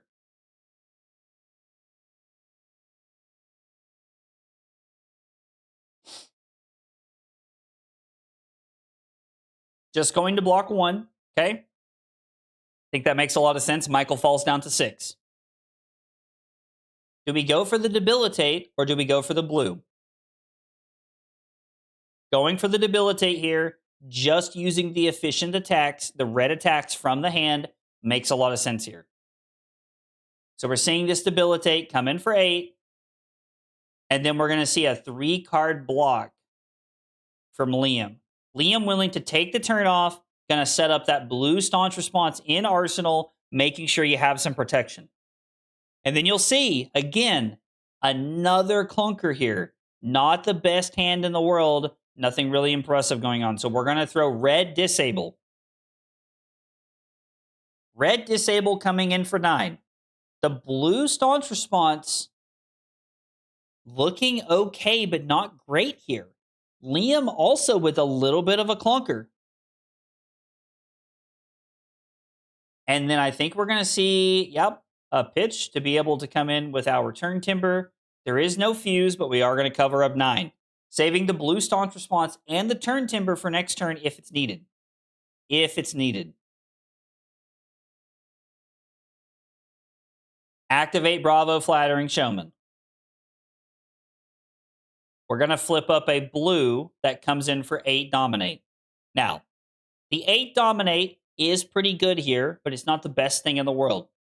Because we have a Turn Timber in hand, which covers this up very efficiently, or you have the blue Staunch Response if that's the route you want to go. Turn Timber blocks 8 and makes a Might token, meaning that the hammer is going to come in for 7, lining up very efficiently.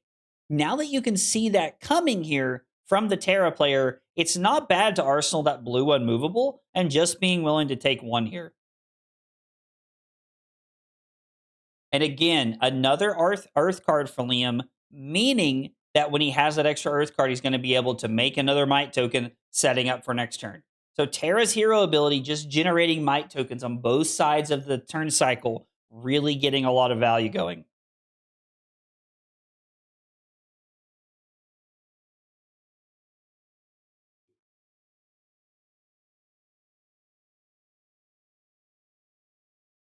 Sledge of Anvilheim coming in for 7. Michael thinking about blocks here.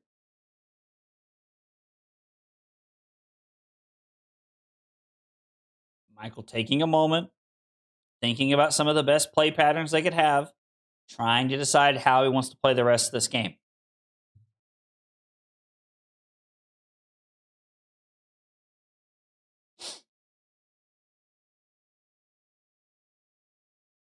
The blue unmovable in Arsenal could just block 6. It's one of the easier plays you could make here. Now, unfortunately, with a play like that, you don't have a great follow-up from there. You're not able to throw the Macho Grande. You're not really able to activate Bravo. This is one of the downfalls of playing these cards that work so well from Arsenal, is that you're not really able to get the major value that you're looking for here. So Michael just decides to give up 2 cards. Liam going to make a Might for next turn. Hammer just going to come across the top for 4 here. This seems like a pretty easy 4 block here. Clash of Legs. We'll see what we reveal. Liam reveals a Fruits of the Forest. Michael has an unmovable. Civic Steps on Michael's side gets that second -1 counter. Disenchantment of the Old Ones with those 2 blues. Just looking great. A 3-card 10 that gets turned into an 11 because of Terra's ability. We're going to see a blue unmovable from Arsenal. And then we're probably going to see a blue unmovable from hand. Covering this up with the full 11, unmovables looking pretty good here. From here, it's just going to be activate Titan's Fist, come in for 4, and try to get Liam blocking a little bit. We are currently, Michael has 13 cards in hand, and Liam has, 13 cards in deck, and then Liam has 15 cards in deck. So it's a very interesting dichotomy of where we're at right now and how this is playing out. Pitching an Evergreen to cover this up, making a Might token, swinging the hammer for 7 because of that extra Terra Might token, and then also going to be able to make a new Might token when you swing the sledge right here. This is what Guardian gameplay looks like. This is what I love to see. This hammering back and forth, trying to activate hero abilities, Terra just getting the value every turn of Might tokens, Earth cards, it's all there. Red Staunch Response coming in from Michael on the Bravo side. Just going to attack for 4. This seems like a pretty easy 1-card block here for Liam. Just take 1 down to 6, throw the Smelting, and just let it go. Just throw the Old Ones here. Just come in for 11. Take the value you can. This is how you win those long, grindy fatigue games. Attacking for 11. We're going to see 1 equipment block, and we're going to see a card block. Currently blocking for 4. Giving a Clash of Heads off the top of the deck. Then coming in with the red unmovable. Covering this up efficiently. Only costing 2 cards out of the deck. Looks pretty good from there. Gonna throw the Titan's Fist here. We know that Michael's still hanging on to this blue boulder drop from earlier when he arsenaled it. All right. We see Michael coming away with the Clash win, meaning that that Blade Beckoner Helm just going to get the value there, just going to have that extra -1 counter put on it. Doesn't really matter at this point. Equipment's kind of off the table, except for on Liam's side, we have a Civic Duty and a Civic Steps block left. Michael goes to 4. Liam makes a Might token. And then from here, we're going to see a Bravo activation. Bravo activation into the boulder drop for 7 dominate. Michael looking for any kind of room to try and close the game out.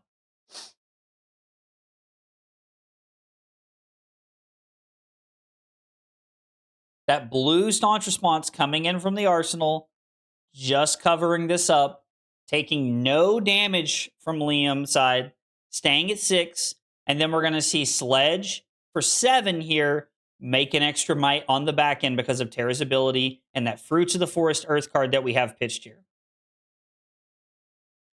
I would not be very surprised to see a Thunk and Disable block here, and then we would throw the Titan's Fist for 4, and then Arsenal the Staunch Response, and try to set up for a way to look for another dominated out as a way to try and close the game out here.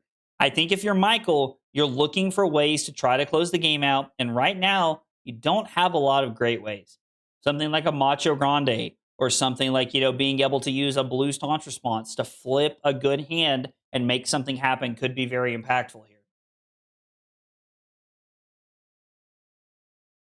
Michael taking a moment, surveying the scene, making sure we don't miss anything small.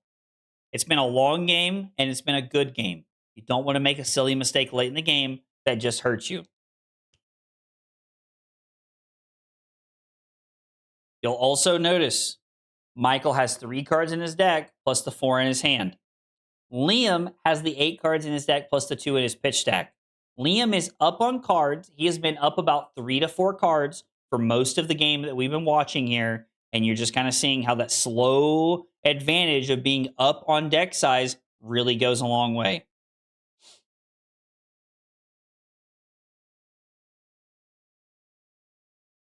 Okay, so Michael just willing to cover this up here. Blocking in a way that I probably would not have thought would have happened here, but I'm curious to see what Michael is trying to cook up. You can see Titan's Fist for 4 here.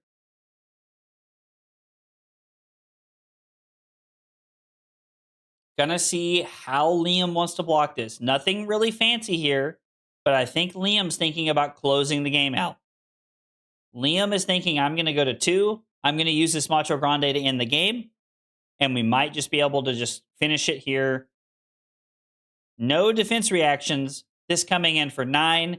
We block 3. We take 6. And it looks like Liam is going to win and advance on to the top 8 cut of our rounds. Michael may be thinking a little bit here, but I don't think there's an out. Without any defense reactions left in the deck, that Macho Grande probably just going to close the game out here. There might be a little bit of lag here where it feels like maybe the players are just chatting and kind of having like, a little bit of a banter moment here. Just chatting, like kind of seeing, maybe just talking about some things.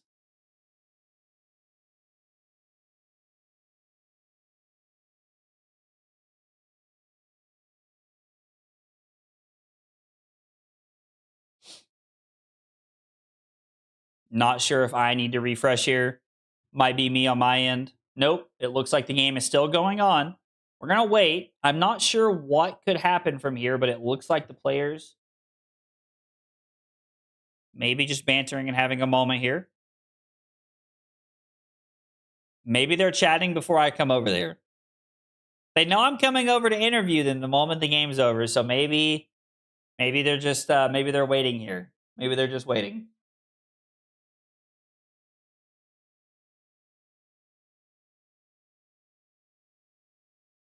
After this, we are going to take a look for a backup match here for round 5. If we do not have any backup matches for round 5, I will get a top 8 breakdown for you guys. We will get top 8 paired up. And then after we get that breakdown out, we'll get top 8 games going here. And we will play this out to the finish. And then we can crown a Talishar Tournament number 8 champion here today. Also, while Calling Seattle is going on. So, in between rounds, if you guys are hanging out and you want to watch Calling Seattle, I'd say that. Or maybe you're watching this in between rounds of Calling Seattle. That would make more sense to me if that was the play. I'd like to imagine that Calling Seattle is probably getting a little bit more attention than our tournament today.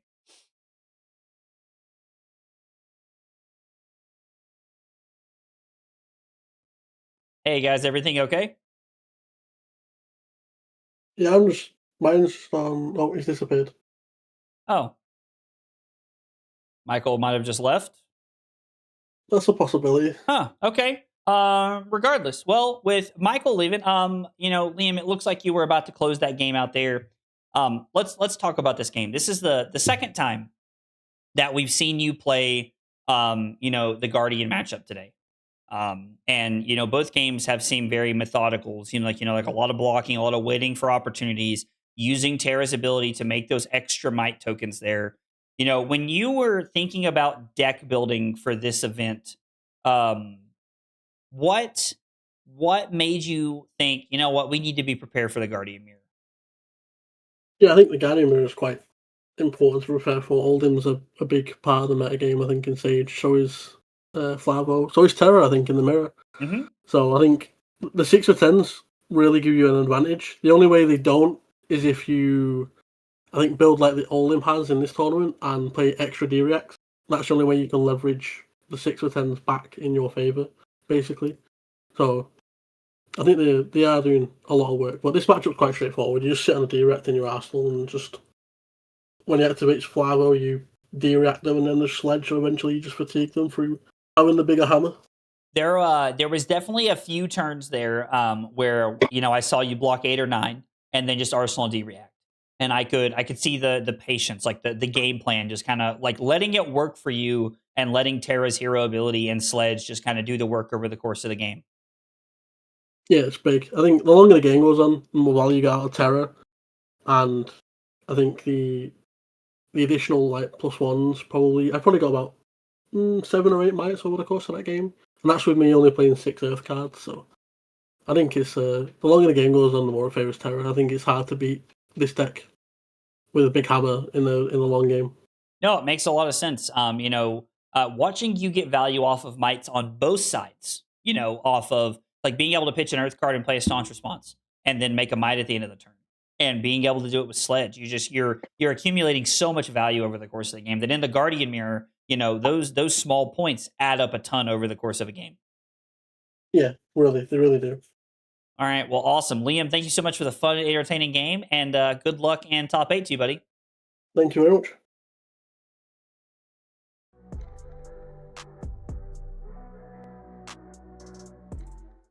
Kyle requested 5 subs of water. Fucking weeb. It was not water. That was not water. Oh, here, have some water. I was lied to. The lies. Yo, only 4 cups? Listen at this man. That is 4 full cups, Cusco.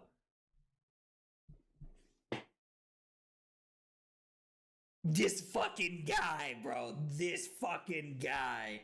What?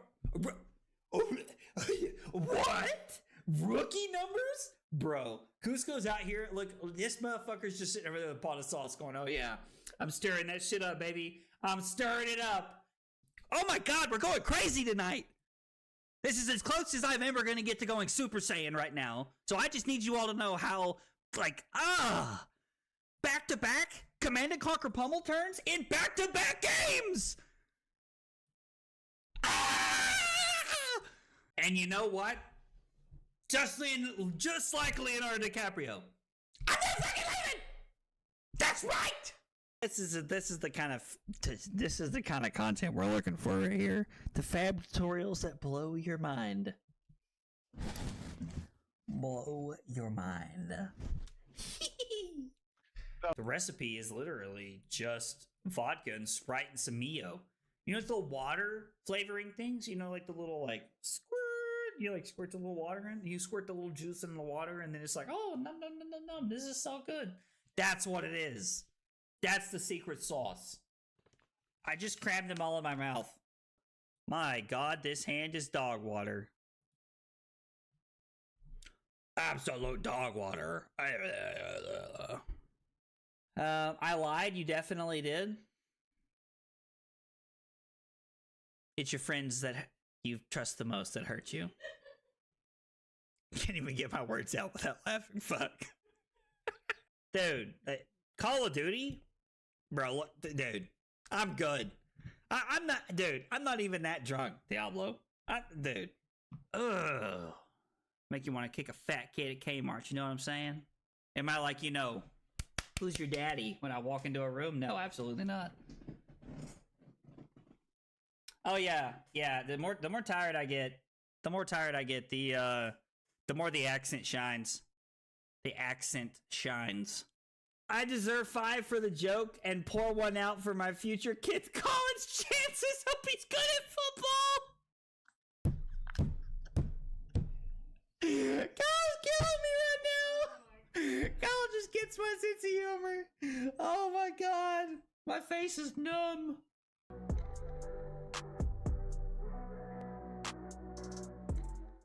Kyle requested 5 subs of water. Fucking weeb. It was not water. That was not water. Oh, here, have some water. I was lied to. The lies. Yo, only 4 cups? Listen at this man. That is 4 full cups, Cusco.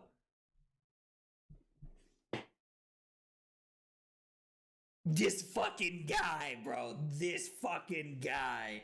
What? Rookie numbers? Bro, Cusco's out here. Look, this motherfucker's just sitting over there with a pot of sauce going, oh yeah, I'm stirring that shit up, baby. I'm stirring it up. Oh my God, we're going crazy tonight. This is as close as I'm ever going to get to going Super Saiyan right now. So I just need you all to know how, like, back-to-back Command & Conquer pummel turns in back-to-back games. And you know what? Just like Leonardo DiCaprio. I'm not fucking leaving. That's right. This is the kind of content we're looking for right here. The fab tutorials that blow your mind. Blow your mind. The recipe is literally just vodka and Sprite and some Mio. You know the water flavoring things? You know, like the little like squirt. You like squirt the little water in. You squirt the little juice in the water, and then it's like, oh, num num num num num. This is so good. That's what it is. That's the secret sauce. I just crammed them all in my mouth. My God, this hand is dog water.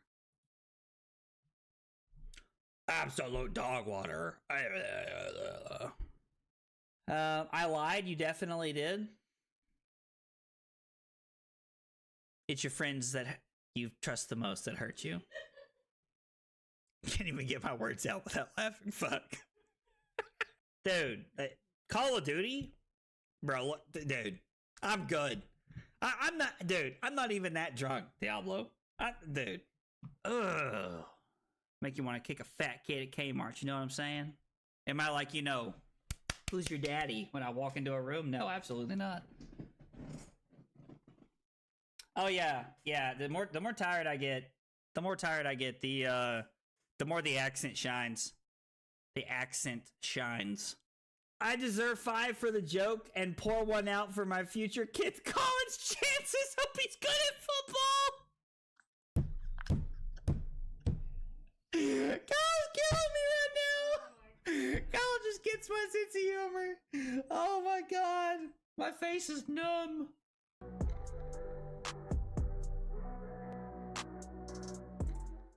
Kyle requested 5 subs of water. Fucking weeb. It was not water. not water. Oh, here, have some water. I was lied to. The lies. Yo, only 4 cups? Listen at this man. That is 4 full cups, Cusco.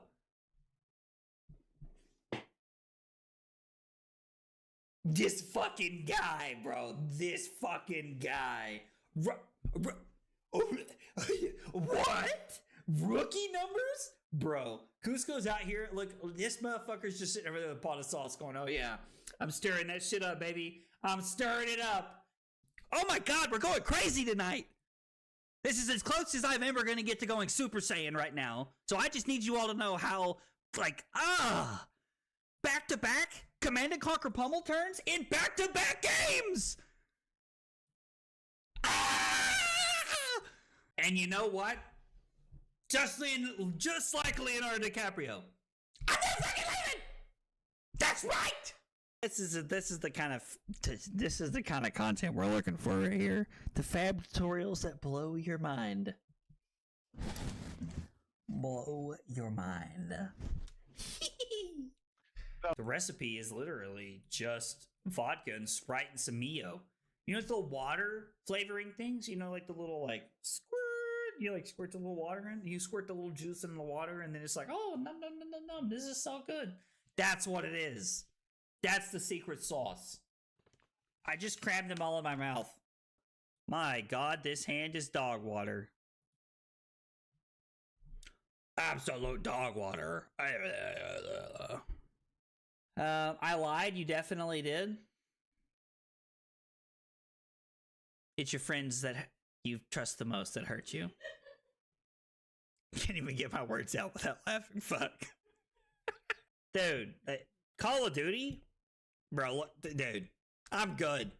I'm not even that drunk, Diablo. Dude. Ugh. Make you want to kick a fat kid at Kmart, you know what I'm saying?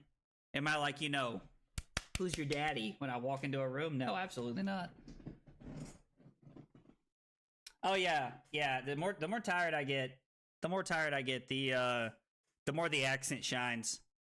The accent shines. I deserve 5 for the joke and pour 1 out for my future kid's college chances. Hope he's good at football. Kyle's killing me right now. Kyle just gets my sense of humor. Oh my God. My face is numb.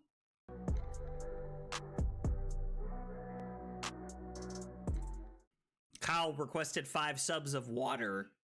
Fucking weeb. It was not water. That was not water. Oh, here, have some water. I was lied to. The lies. Yo, only 4 cups? Listen at this man. That is 4 full cups, Cusco.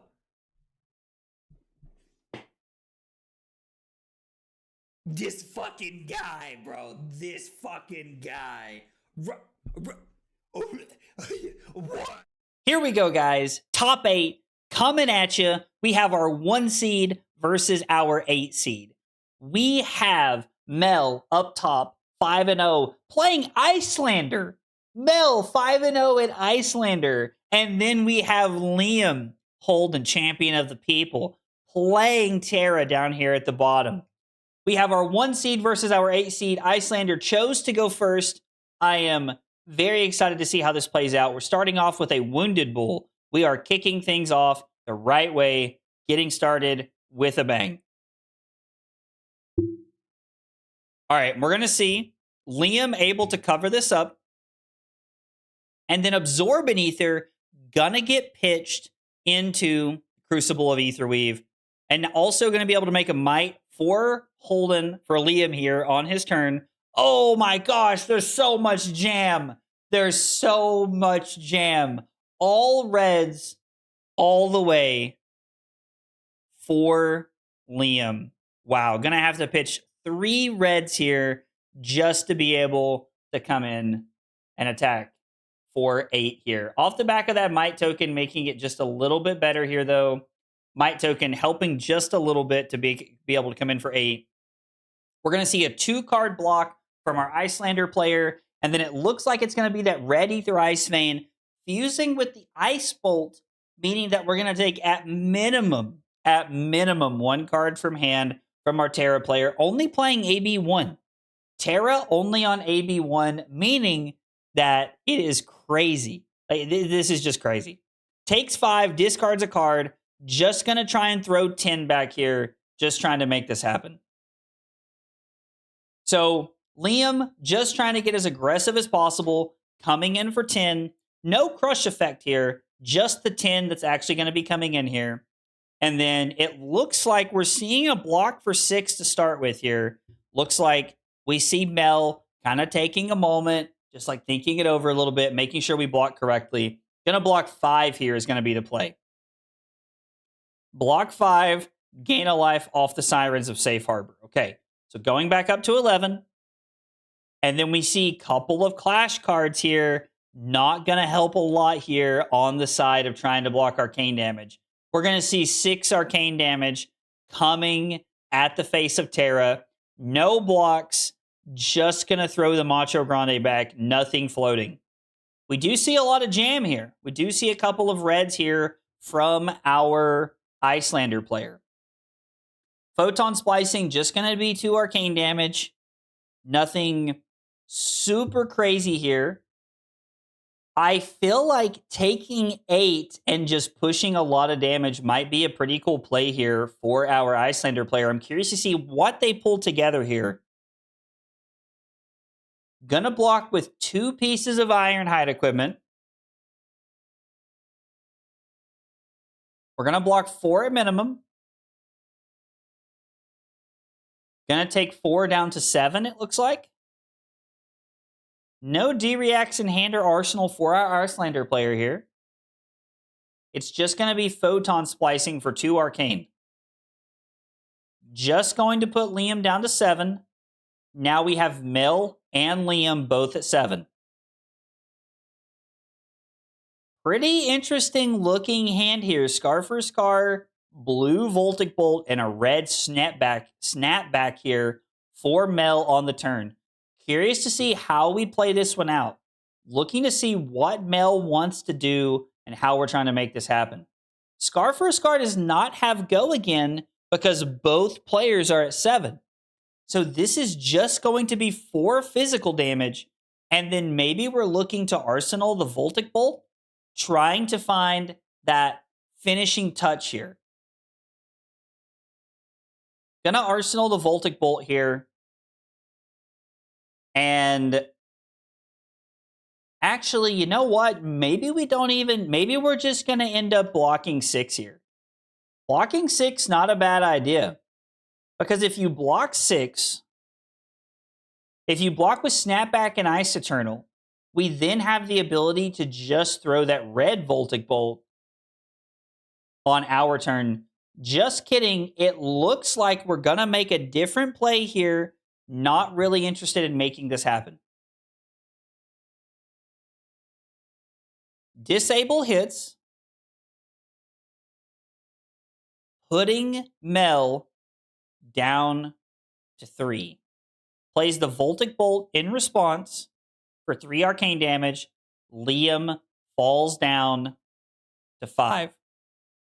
We're then going to activate Spellfire Cloak to gain a resource and play Snapback to come in for 4.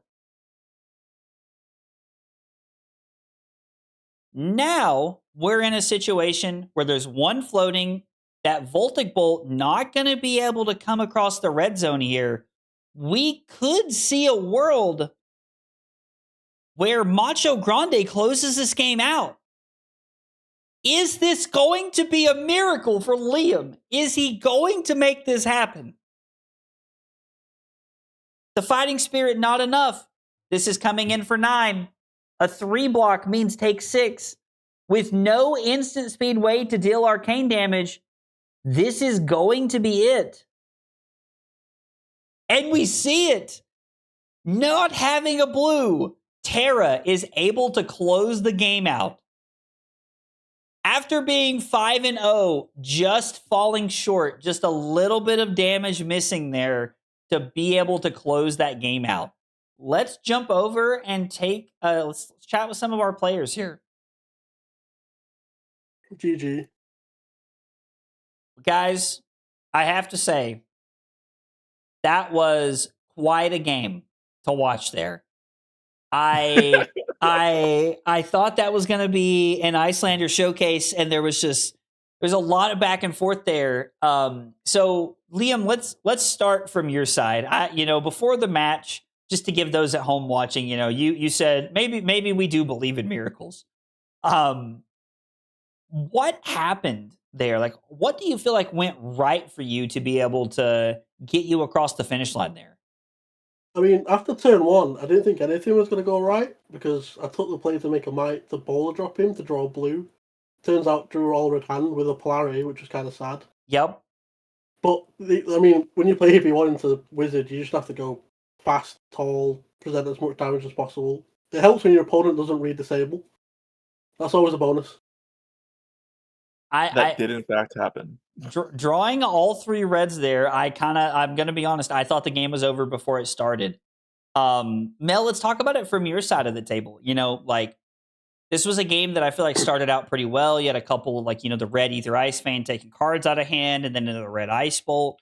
But that red Voltic Bolt just kind of got stranded in your arsenal there, and you weren't able to make that happen. What do you think was the turning point for you that put you on the back foot here?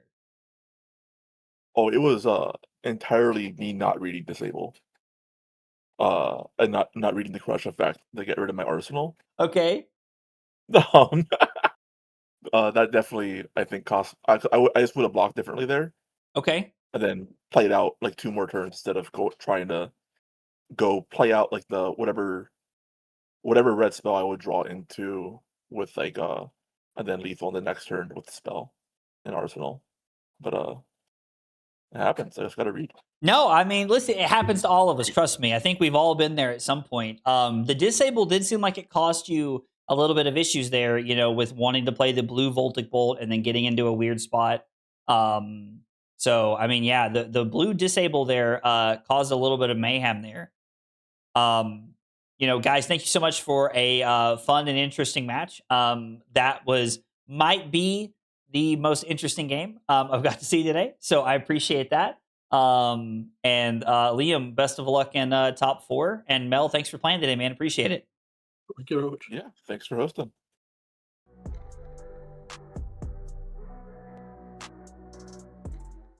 Kyle requested 5 subs of water. Fucking weeb. It was not water. That was not water. Oh, here, have some water. I was lied to. The lies. Yo, only 4 cups?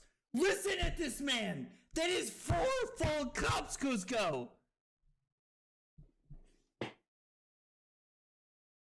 This fucking guy, bro. This fucking guy. What? Rookie numbers? Bro, Cusco's out here. Look, this motherfucker's just sitting over there with a pot of sauce going, oh yeah, I'm stirring that shit up, baby. I'm stirring it up. Oh my God, we're going crazy tonight. This is as close as I'm ever going to get to going Super Saiyan right now. So I just need you all to know how, back-to-back Command and Conquer pummel turns in back-to-back games. And you know what? Just like Leonardo DiCaprio. I'm not fucking leaving. That's right. This is the kind of content we're looking for right here. The fab tutorials that blow your mind. Blow your mind. The recipe is literally just vodka and Sprite and some Mio. You know, the water flavoring things. The little squirt. You squirt the little water in. You squirt the little juice in the water, and then it's like, oh, num. This is so good. That's what it is. That's the secret sauce. I just crammed them all in my mouth. My God, this hand is dog water. Absolute dog water. I lied. You definitely did. It's your friends that you trust the most that hurt you. Can't even get my words out without laughing. Fuck. Dude, Call of Duty? Bro, dude, I'm good. I'm not, dude, I'm not even that drunk, Diablo. Dude. Ugh. Make you want to kick a fat kid at Kmart, you know what I'm saying? Am I like, who's your daddy when I walk into a room? No, absolutely not. Oh yeah. The more tired I get, the more the accent shines. The accent shines. I deserve 5 for the joke and pour 1 out for my future kid's college chances. Hope he's good at football. Kyle's killing me right now. Kyle just gets my sense of humor. Oh my god. My face is numb. Okay, guys, we got a backup match for you at top 8. And to make it even better, we have Taylor on the bottom playing Terra versus Sam up top playing Terra. Now, I'm not sure if they're playing the same 80 or not, but they definitely are playing the Terra mirror. Yeah. So let's see what we got going on here. We're gonna see what happens here. This is Taylor versus Sam is quite the. We're having the Breakpoint podcast grudge match right now. Yeah, this is we're having the grudge match. We're having the podcast grudge match right now. Is exactly what's happening here. All right, so we have Sledge coming in for 8 from Sam, even though he's down 4 points right here. And then we also see that there's a Fruits of the Forest in the pitch zone, so we're going to have another blue. We're going to have another Might token set up for next turn to be able to have that set up for us. Sirens of Safe Harbor, putting Taylor back up to 9. Sam going to make a Might. Taylor has 2 Mights as well, crashing the boards for 8. Man, it looks like this is riveting gameplay. I have to tell you guys, like before, like when I joined to get them set up, for their feature match, they were literally just like cackling and laughing at each other because they were like, God, this is miserable. Like, who enjoys this? And I was like, it's me. I enjoy this. It's so funny. Aggro Sweating, trying not to say it's Mr. Clean versus Pillsbury Doughboy. I mean, listen, we got some nicknames out there. Dodd, I'm glad you had fun, man. I appreciate you coming by and playing today. Oh, Rose, they're 100% trash talking each other. 110% they're trash talking each other. It's been too much fun for them not to trash talk each other. All right, so making a Might on the back end. Sam down to 5. Sam swinging the hammer again for 8. Just crashing the boards here. I think we're going to see the Staunch Response pitching Canopy Shelter from Taylor so that he can make an extra Might. Gonna take 1 down to 8, make a Might, swing the Sledge for 8. Man, God, this is the gameplay I love. This is why I get out of bed. Like, this is what you get out of bed to play cards for. To be able to do this, to watch your buddies sweat it out in the Guardian Mirror in top 8 of a tournament. I mean, if not, like, what else are we doing, Like, what else are we doing with our day if that's not the case? Like, that's it. That's the Saturday. That's the dream. You can't be at Calling Seattle. You make your friends play Guardian Mirrors in top 8 of a tournament you host. Hopefully next time I don't get fatigued 3 times. Yeah, hopefully. This is what we watch Fab games for. 100%. 100% top it. Ooh, Taylor falls down to 4. Keeping an Oasis Respite this time around. Sam might be over there going, do we go for the Macho Grande? There's no world. There's no world it's correct to go for the Macho win here. I just like this. It can't be correct to go for the Macho win at this point.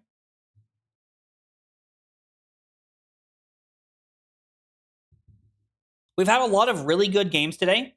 We've had a lot of very interesting games today. I have enjoyed a lot of the games we put on camera today. It's been a lot of fun to just see the games play out and just like to see everybody just playing games against each other. It's been really cool.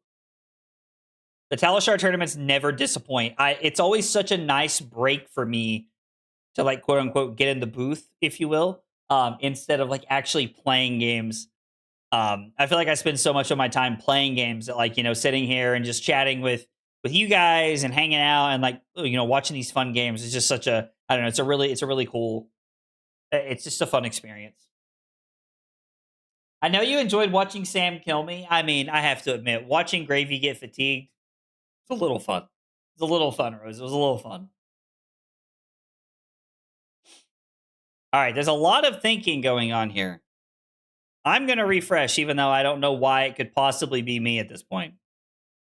I am just like, I don't know, like if they're talking or they're sitting there listening and seeing how long they could make me stall while they sit here and just like stare at each other. I don't know what's happening. I do not know what they are doing right now.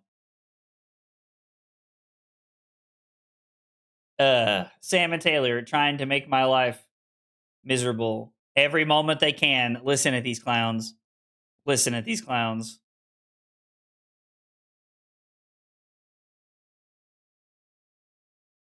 You guys good? Yeah, no. Thank you, man. Sam's in the tank. Oh. You wanna fucking give me a minute? Yo, it's been a couple minutes. Relax, jeez. Oh my god. Oh, Sam. Sam getting spicy here. Sam, what's Sam in the tank about here? I'm trying to figure out what Sam's in the tank about. I don't know what's going on here.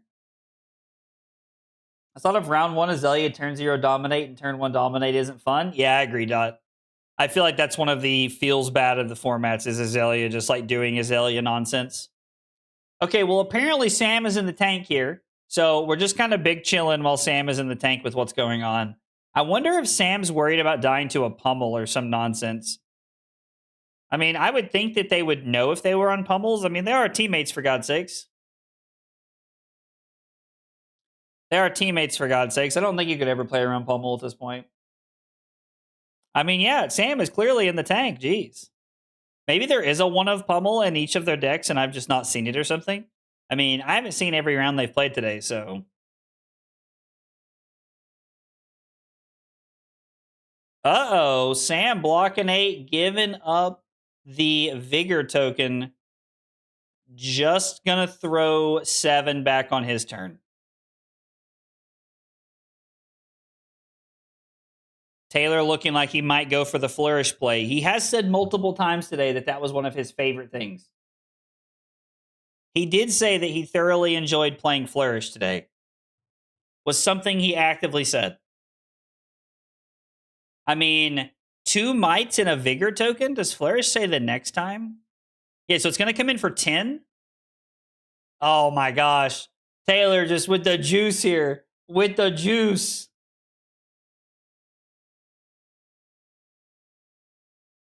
That Flourish into swinging 10 is absolutely insane. Turn 0 Azalea is tough. I feel like Azalea in this format, like just getting dominated multiple turns in a row, is more of a feels bad than anything, if I'm being honest. I don't actually think Azalea is like a massive problem, but it does feel bad when it happens to you. I do agree with that. Okay. Sam deciding how to block here. Taking a moment, taking it in. Just thinking it through here. It is 4-4. The game is very close. Sam wants to assess all of his options to make sure no silly mistakes, no weird blocks this late in the tournament. You know, we've had a good run. We're in top 8. Let's make sure we stick with it. I mean, Dominate's very good by itself, but I meant that like Azalea doesn't have any like crazy on hits, right? Like Azalea doesn't have like these like nutty on hits that like just like you know, shut everything down. Renounce Grandeur wins the clash for Taylor. And then Sam has opted to just Arsenal the Staunch Response. I actually think that's a very, very good decision. Just trying to set up the Staunch Response in Arsenal to protect yourself is a very good play here. I wonder if Taylor wants to throw Renounce Grandeur or if Taylor's interested in just throwing Hammer and keeping up the consistency.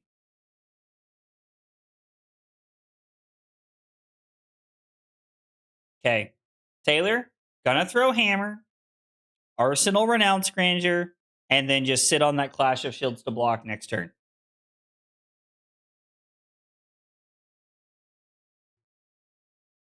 I wonder if Sam's going to make the play of Flourish here himself. Gonna make a Might token. Gonna play Flourish. Come in with the Sledge for 9. And then from there, we're going to make another Might on the back end. So Sam doing his best to try and swing this game back in his favor if he can. Taylor going to go ahead and immediately give the Clash card. Plus, we have a Renounced Grandeur in hand. Or an Arsenal, I mean.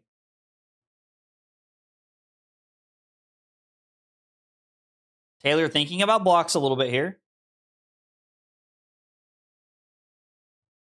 Taylor currently blocking for 6. Currently blocking for 8 with the Civic Duty. Uh-oh, gonna give the Civic Steps up here.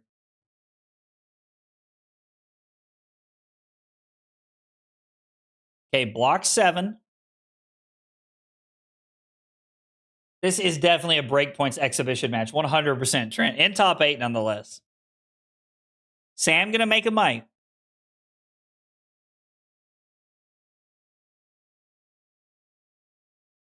Taylor just willing to throw Renounced Grandeur for 10. Renounced Grandeur in the Terra mirror is very interesting to think about. Because it's pretty much always turned on.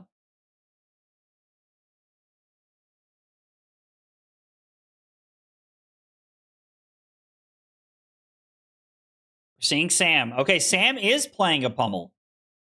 Sam is playing a pummel. And being at 1, you're not really in a position to take any life here. Sam blocks with a couple of cards. I'm curious to see how we see Sam block this out. Okay, so block 7 off of a Clash card, the Macho Grande. Then we have a Fruits of the Forest and a Civic Steps block here. No, a Civic Duty block. Okay. So Sam is saying, I'm going to try and set up the pummel here. We're going to try and make this happen. Taylor goes back to 4. Sam looking to Arsenal this pummel and trying to just win the game off of it. This Macho Grande may have something to say about it, though. I think Macho Grande is exactly lethal. If he would have been willing to go for it, I think that is exactly lethal. There it is. 8 dominate. 8 dominate means that we're going to get a 3 block. We're going to get a Civic Steps. And just kidding. None of that's going to matter. Sam's just going to fault away here. Let's catch up with our players and talk to them about their game here. Interesting. Okay. Well, guys, that was a back and forth. Really enjoyed watching the game. So, Taylor, let's start with you. You were able to set up Oasis Respites and like Arsenal them, which turned into Might tokens, which generating value off of your hero, making sure that you're able to like keep that value train going. How do you feel like the Might generation on both your turn and your opponent's turn cycle, how much value does that accumulate for you over the course of a game, especially in a slower grindy or guardian mirror like this? So in this game, I think I probably did about 75% of the time. So I probably made 30 value worth of Might. Because you're constantly pitching like a block card with an earth card, such as like Autumn's Touch or something like that. So you're generating like the Summer's Fall value also. So throughout the game, I was processing that I needed to make sure that my block cards were next to the attack earth cards or the disable machos. That way I can do the chip damage second cycle. Okay. So whenever he hammers me for 7, my hand could be block card, any other 3 block 7, deal you 1 damage because I'm aware of what the next card on top of my deck is, and then swing Sledge and pitch like a yellow card and a blue earth and come in for 7, making another Might. So the whole my whole game second cycle was thinking about where my Clash cards are in relation to the earth cards. Okay. No, that makes a lot of sense. Sam, later in the game there, you know, like kind of seemed like, you know, you were like just trying to looked like you were trying to find like a good place to like, you know, try and like flip the footing there to get in the driver's seat. And you know, you arsenaled that pummel late. Was there a window where you could have played the pummel first cycle, or was it just like one of those things where like you just had to pitch it, you had to try and set it up, and you had to try to look for a better place to like really try to get out from under that?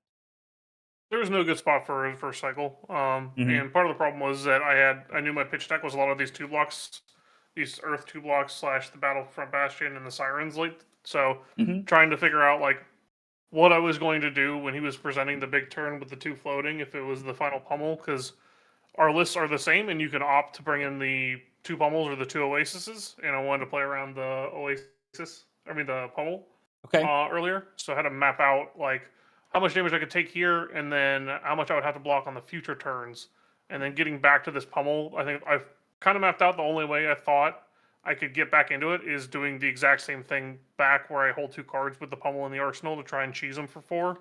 Okay. But he had the oasis left anyway, so it didn't matter at all. Okay. No, that makes a lot of Yeah, sense. our lists aren't the same at all, Taylor. I don't have the Summer's Fallen here or anything. I don't know where you got this list. Oh, Taylor hide the sauce from his teammates. Oh, you'll love to see it. Taylor sniping Talishar tournaments out here. Ah, yes. This is where I just podcasts thought we were are on the made. same list, and we're definitely not. I guess my list is better. Yeah. No, Oh, you just had to say it. no, man. This is Flesh and Bad's list. What? This is her fight. Oh, this. Oh, never mind. Never mind. I know what it is. There it is. She sent me her updated better list. Wow. Oh, I'm sorry. The fact that this is unfolding live is amazing. God, I cannot wait to talk about this next week on the podcast. This is going to be so great. This is going to be so great. The second turn dimmer would have been a big deal. I think that definitely was a miss. Yeah. Well, guys, Sledge for 10 was sick. Yeah, that was pretty cool. I mean, we pitched deck nearly the same plan, just like mine was for 9 because I didn't have the Earth the turn before. Should have pitched deck the Earth the turn before. Oh my god. You're so right, dude. I should have made the cards come to me in a different order first cycle. Forehead, Sam. It's really easy. Oh, well, guys, thank you for the fun and entertaining game. I appreciate it. Sam, thank you so much for playing today. And Taylor, best of luck in top 4, man. Thank you, buddy.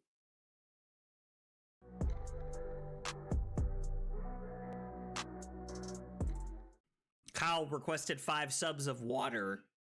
Fucking weeb. It was not water. That was not water. Oh, here, have some water. I was lied to. The lies. Yo, only 4 cups? Listen at this man. That is 4 full cups, Cusco.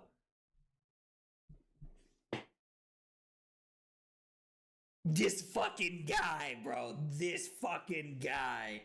What? Rookie numbers? Bro, Cusco's out here. Look, this motherfucker's just sitting over there with a pot of sauce going, oh yeah, I'm stirring that shit up, baby. I'm stirring it up. Oh my god, we're going crazy tonight. This is as close as I'm ever going to get to going Super Saiyan right now. So I just need you all to know how, back-to-back Command & Conquer pummel turns in back-to-back games! And you know what? Just like Leonardo DiCaprio. I'm not fucking leaving! That's right! This is the kind of content we're looking for right here. The fab tutorials that blow your mind. Blow your mind. The recipe is literally just vodka and Sprite and some Mio. You know the water flavoring things? You know, like the little squirt. You squirt the little water in. You squirt the little juice in the water, and then it's like, oh, nom. This is so good. That's what it is. That's the secret sauce. I just crammed them all in my mouth. My God, this hand is dog water. Absolute dog water. I lied. You definitely did. It's your friends that you trust the most that hurt you? Can't even get my words out without laughing. Fuck. Dude, Call of Duty? Bro, look, dude, I'm good. I'm not, dude, I'm not even that drunk, Diablo. Dude. Ugh. Make you want to kick a fat kid at Kmart, you know what I'm saying?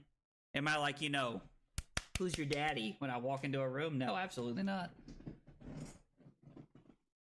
Oh yeah, the more tired I get, the more the accent shines. The accent shines. I deserve 5 for the joke and pour 1 out for my future kid's college chances. Hope he's good at football. Kyle's killing me right now. Kyle just gets my sense of humor. Oh my god. My face is numb.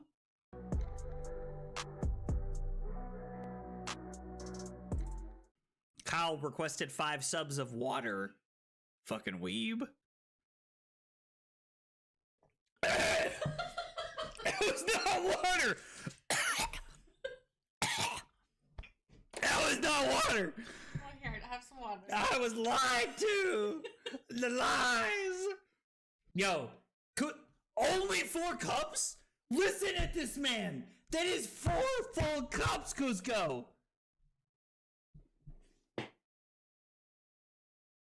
This fucking guy, bro. This fucking guy. What? Rookie numbers? Bro, Cusco's out here. Look, this motherfucker's just sitting over there with a pot of sauce going, oh yeah, I'm stirring that shit up, baby. I'm stirring it up. Oh my god, we're going crazy tonight. This is as close as I'm ever going to get to going Super Saiyan right now. So I just need you all to know how, back-to-back Command and Conquer pummel turns in back-to-back games! And you know what? Just like Leonardo DiCaprio. I'm not fucking leaving! That's right! This is the kind of content we're looking for right here. The fab tutorials that blow your mind. Blow your mind. The recipe is literally just vodka and Sprite and some Mio. You know the water flavoring things? You know, like the little squirt. You squirt the little water in. You squirt the little juice in the water, and then it's like, oh, nom. This is so good. That's what it is. That's the secret sauce. I just crammed them all in my mouth. My God, this hand is dog water. Absolute dog water. I lied. You definitely did. It's your friends that you trust the most that hurt you. Can't even get my words out without laughing. Fuck. Dude, Call of Duty? Bro, look, dude, I'm good. I'm not even that drunk, Diablo. Dude. Ugh.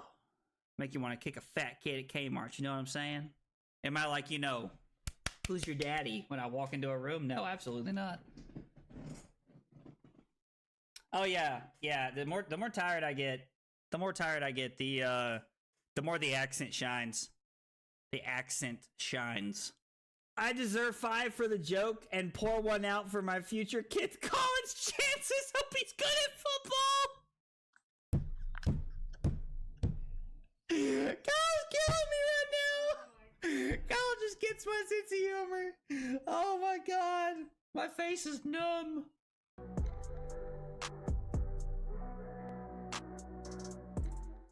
Kyle requested 5 subs of water. Fucking weeb. It was not water. That was not water. Oh, here, have some water. I was lied to. The lies. Yo, only 4 cups? Listen at this man. That is 4 full cups, Cusco.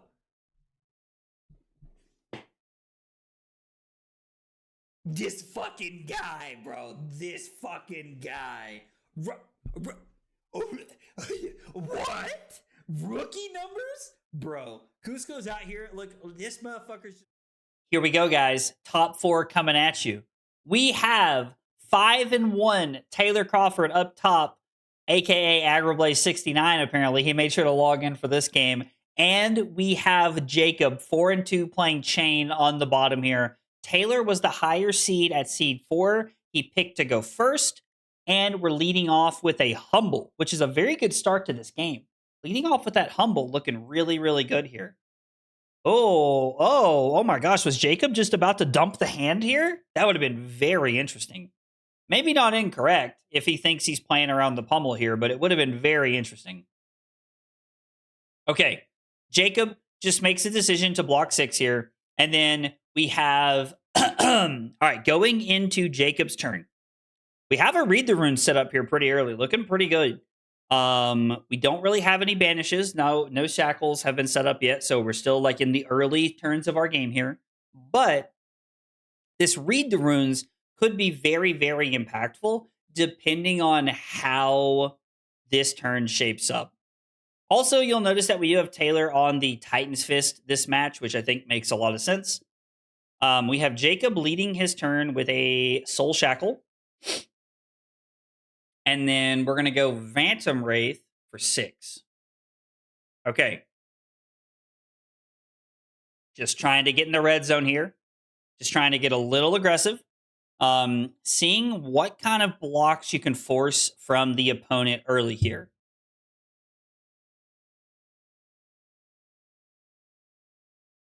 So it looks like Taylor willing to give Clash of Shields and the actual Stillbraid Buckler. Just trying to stay in this. Jacob plays the Read the Runes and passes, and then we're going to go ahead and arsenal that red Deathly Delight here. Now we're going to see a boulder drop from Taylor, and it's interesting because this kind of makes you think, man, is this a pummel? Like, is there a world where Taylor has the pummel and he's really making Jacob think about it? Now, we know that this is just going to be the red boulder drop here. Not actually going to like have any like follow up or punishment or anything. Taylor may be looking to discard the Fruits of the Forest. Boulder drop connects, and we're going to put a card on top of the deck. I wonder what we're going to see. Boulder drop connects. Just kidding. They're undoing. I guess they're trying to get to a point to where Dalos can block. Yeah. So that's what we want to see. Jacob is apparently looking to block. Doesn't want to put any cards on top of the deck. Going to discard Fruits of the Forest. Okay.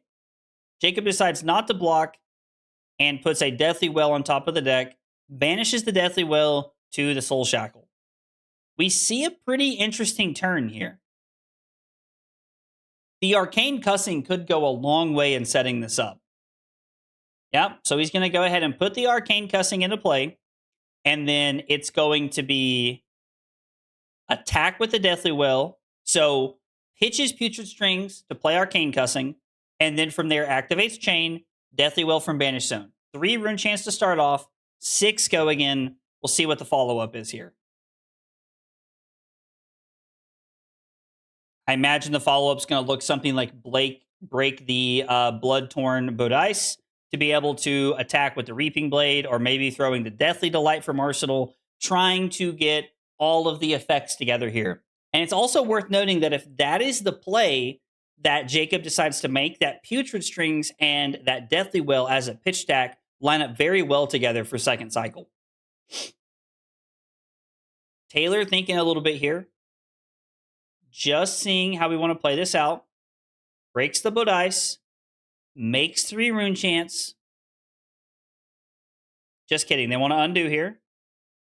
Going to activate Ebb and Fold with the 1 floating. And then it's going to be 3 rune chance and 6. No go again here, but a pretty solid turn. We saw 6 different rune chance here and 12 physical damage, and still has the Deathly Delight for this turn.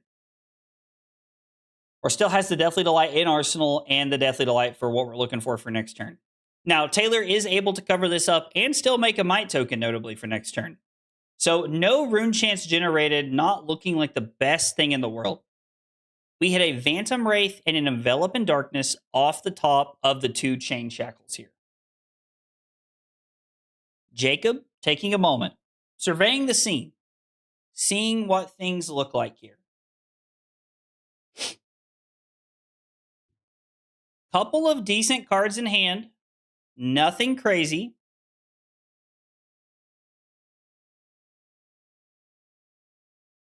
Deathly Delight, just the leading play here. Nothing else. Okay. We have an undo. I guess there's no go again here. So we're going to start with a Soul Shackle off of Chane, and then it's going to be Deathly Delight for 5 from hand.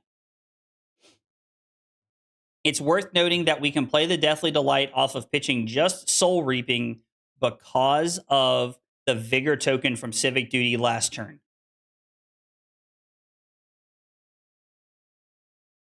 And then it's going to be pitch Deathly Will for a Deathly Delight from Arsenal. Setting up this Read the Runes in Arsenal, a very good place to be. Jacob down to 14, Taylor down to 17, make a Might token, Humble coming in for 7. Very, very high impact here.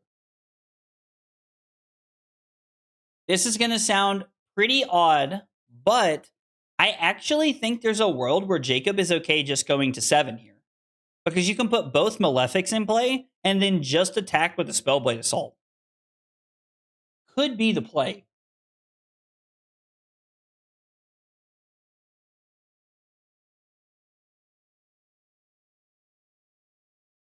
Curious to see how Jacob wants to play this out.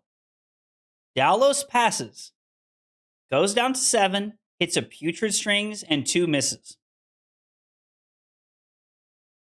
We're going to play Flying High. And then we're going to play Red Malefic Incantation. And then it's going to be Red Spellblade Assault pitching the Yellow Malefic Incantation so that we can now use the 3 Rune Chants here. No, we're not going to use the 3 Rune Chants to play one of our cards. I thought that was going to be the 3 Rune Chants to throw Phantom Wraith, but I was wrong. Taylor drawing into both of the pummels here means that we're not going to get to see any pummel cheese here to be able to end the game.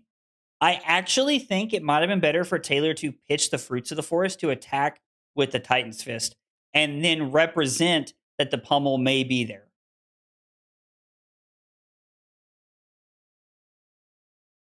This hand from Jacob looks to be absolutely terrifying. Putrid Strings off the top. Activate Soul Shackle.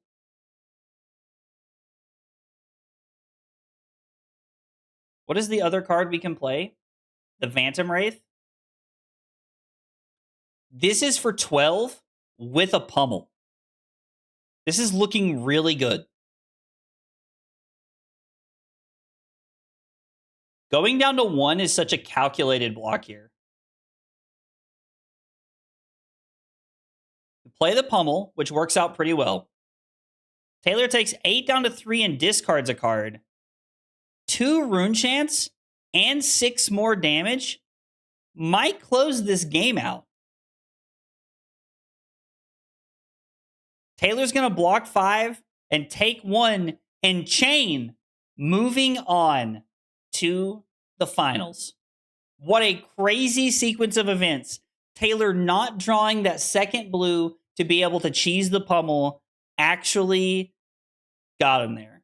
Wow. What an interesting play. Chane all the way down to 1 just to crack back in and close the game out. What a crazy game to watch. That is good. Fellas, I got to tell y'all did not disappoint as a top 4 game. That was super interesting to watch. So, Jacob, let's start with you from, this side. It kind of seemed like you were in a pretty tough spot, kind of down, Taylor was blocking out pretty much everything the first 2 to 3 turns, and then you had the turn. Go down to 1, you have the pummel, you even have, the swades into, the weapon at the very end if you need to. You have all kinds of different things you can do. Walk me through that last turn and what you were thinking, the turn before that, because it wasn't looking that great. Just walk me through those last couple of turns and, how it felt to close that game out. Well, okay, so kind of back to the last game, because the last game me and Taylor played, he beat me, and I was like, man, like I know I'm not playing it correctly, but like I don't know what to do differently. And he kind of just like told me some of the things I could probably do differently, and that's kind of just what I did this game. I mean, it's I don't really know what else to say other than like also my deck didn't really screw me too bad.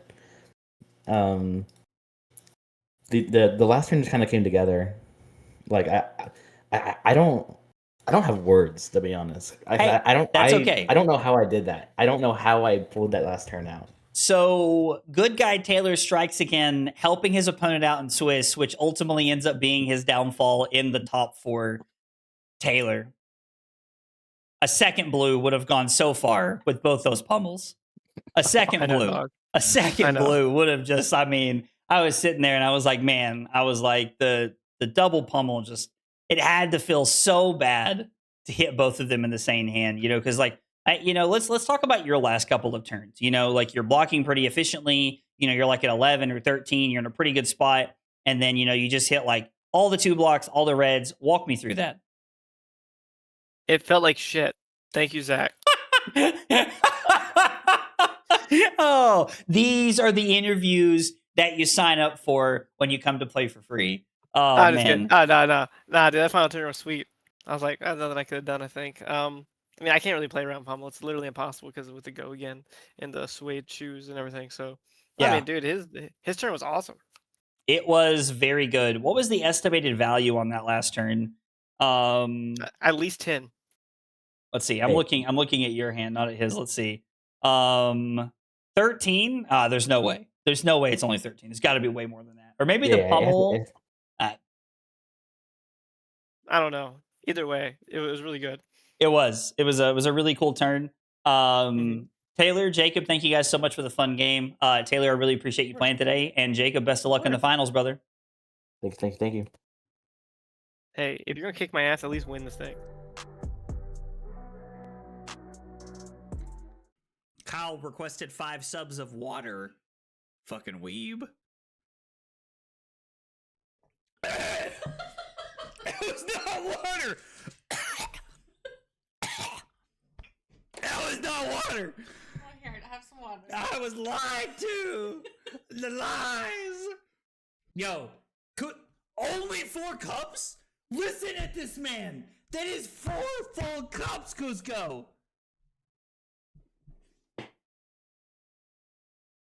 This fucking guy, bro. This fucking guy.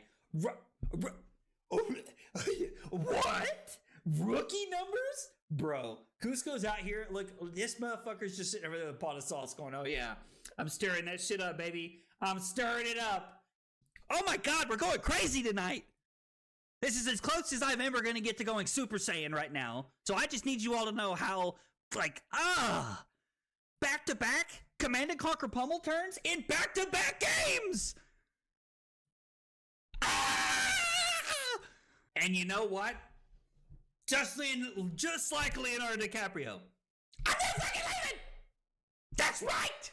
This is the kind of content we're looking for right here. The fab tutorials that blow your mind.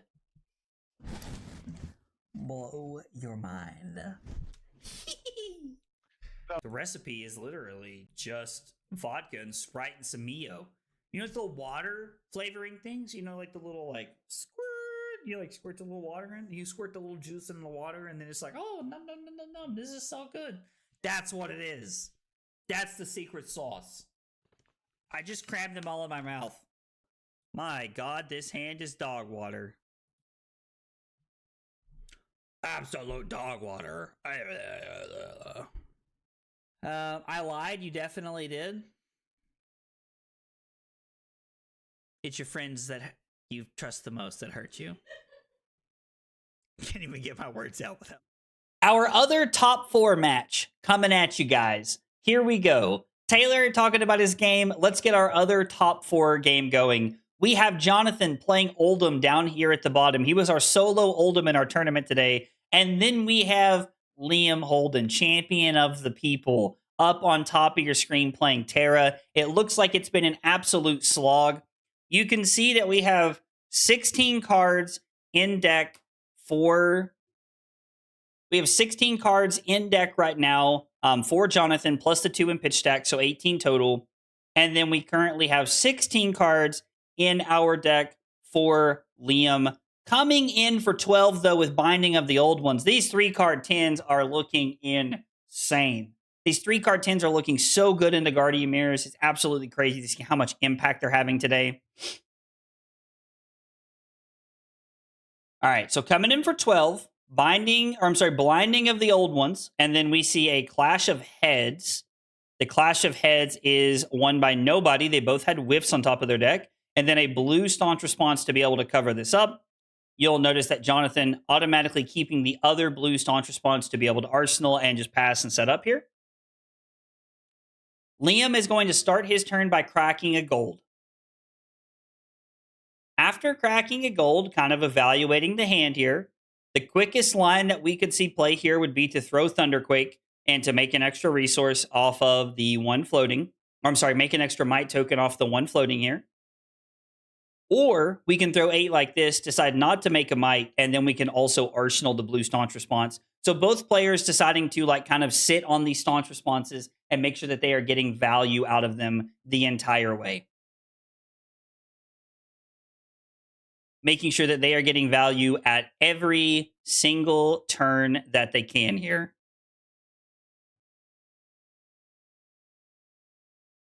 Okay, so we have our blue Staunch Response covering this up, just making sure that we're not getting any extra value. Jonathan staying at 8, and we have Liam still at 6. Liam about to arsenal his blue Staunch Response, and then Jonathan just going to swing Sledge here, just trying to get aggressive. I think we might just be seeing the blue Staunch Response pitching one of the cards here, going to make that extra might token. Liam falls down to 5, and then I'm thinking we're going to see the Glacial Footsteps for 9. Yep, absolutely. Not going to be able to generate that extra value with the might token from a resource, but just sending these big attacks is a great way to try and close the game out and make sure that you are continuing to stay in a good position. Now, you have a couple of options from Jonathan's side. From Jonathan's side, you can block 6 and activate Oldhim and then arsenal the Unmovable, or you can play the Unmovable, activate Oldhim, and then you can like just try to like set up a card in Arsenal here if you'd like to. You have a few different options here.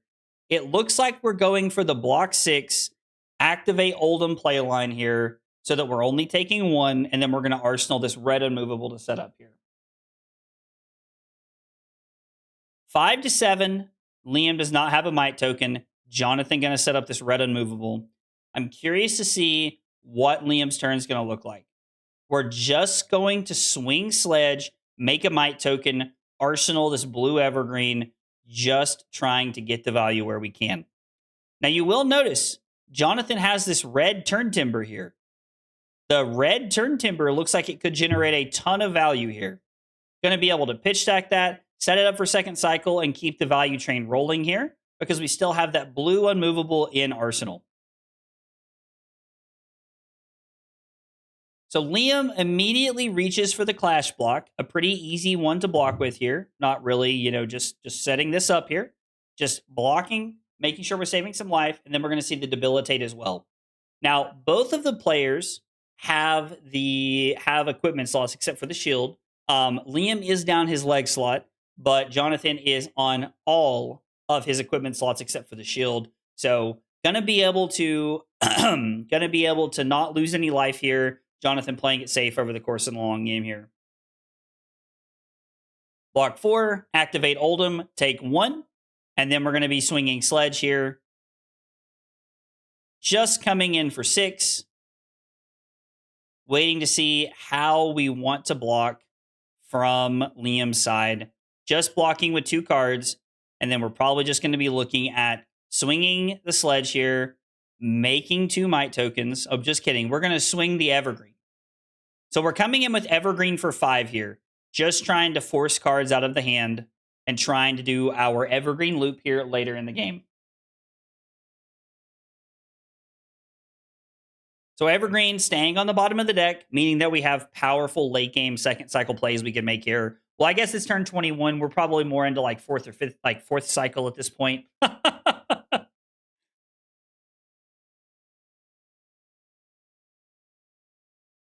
So Jonathan swinging the sledge, and then we have Liam blocking with 2 cards, just staying in a good position, and then we're going to swing the sledge here, make an extra might token. We're coming in for 7. I'm imagining we're going to see this turn timber right here. Turn timber is just able to get so much value this late in the game. Jonathan's deck is just chalked full of defense reactions, just blocking as much as possible every turn, trying to stay in a good position. Doesn't even use the turn timber, just decides to use the red unmovable. I would have thought we wanted to use the turn timber just because we had fuse there, but probably quite a few earth cards left in the deck. Liam takes 1 down to 4. It's going to be sledge on this end, getting that extra 1 value here. I'm curious to know if we will go for the turn timber here, or if we will wait for the turn timber. Just going to give the turn timber here, just going to block this out efficiently. Take no damage. Not able to throw that Macho Grande, but we are able to arsenal it and set it up, so if there's a window for you to take damage, you can try to make that happen. Liam on his last 4 cards, Jonathan still access to 9. Looking like this is going to go Jonathan's way.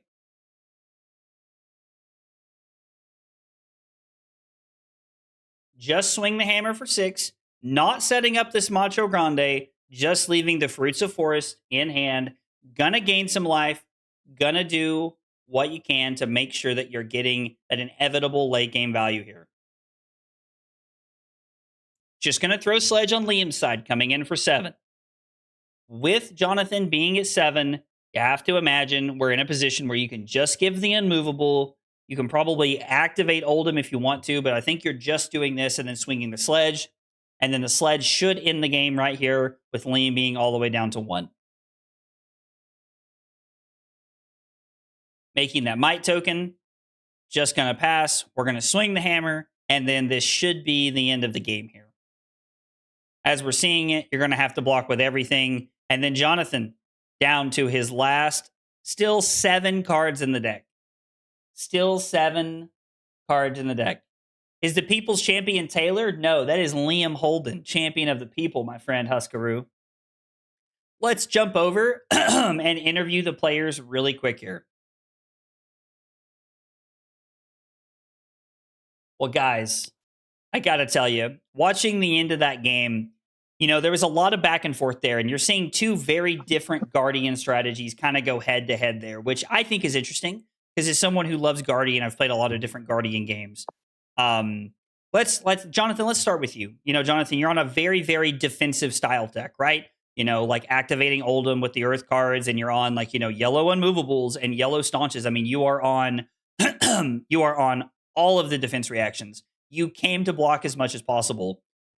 In the Guardian Mirror, how much value do you feel like you are able to generate off of the red, the yellow, the blue staunches, the unmovables, just all the defense reactions with those 4 block clash cards over the course of a 25 turn game? I mean, like, I know that he's been sending a bunch of 6 cost 10 and a bunch of 8s, and he wasn't really using his hammer. So with my staunches, I was able to fully pitch to fully block it with adding the bonus, the +3 bonus, I think. Yeah, the +3 bonus. Mm-hmm. So I was able to trade for 1 for 1. So then I get to arsenal my D-React for the next turn. And then I was able to buy some time, get some off turns to get better defenses for next turn. So then when he swings for hammer, I get to block with 4 and then Earth React. Yep. Which I was able to get a lot of value and just play at his pace. No, that makes a lot of sense. Earth React and keeping cards in your deck goes a long way.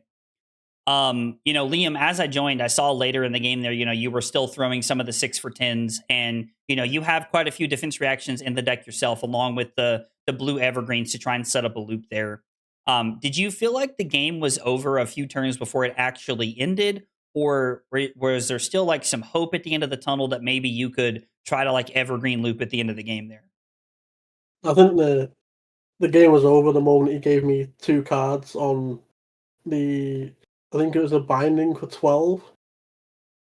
I think if I just hammer constantly, I will always lose. So I have to use my 6 for 10s and my 6 for 8s to leverage value. And then, because he's got the additional D-Rex in his deck, it makes it... He gets to leverage a bit more value than I do. So eventually just wins at the end game, even though I can generate mites every turn. So. No, that makes a lot of sense. Guys, it was a great game to watch, and I appreciate you all letting me catch the tail end of it. Liam, thank you so much for playing today. And Jonathan, best of luck in the finals, man. Thank you. Thank you.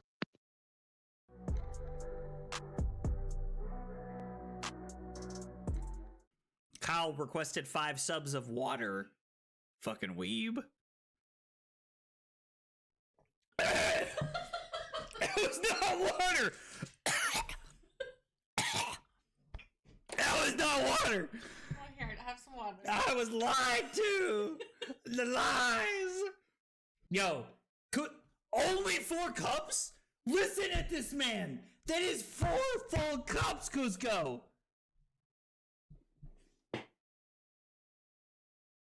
This fucking guy, bro. This fucking guy.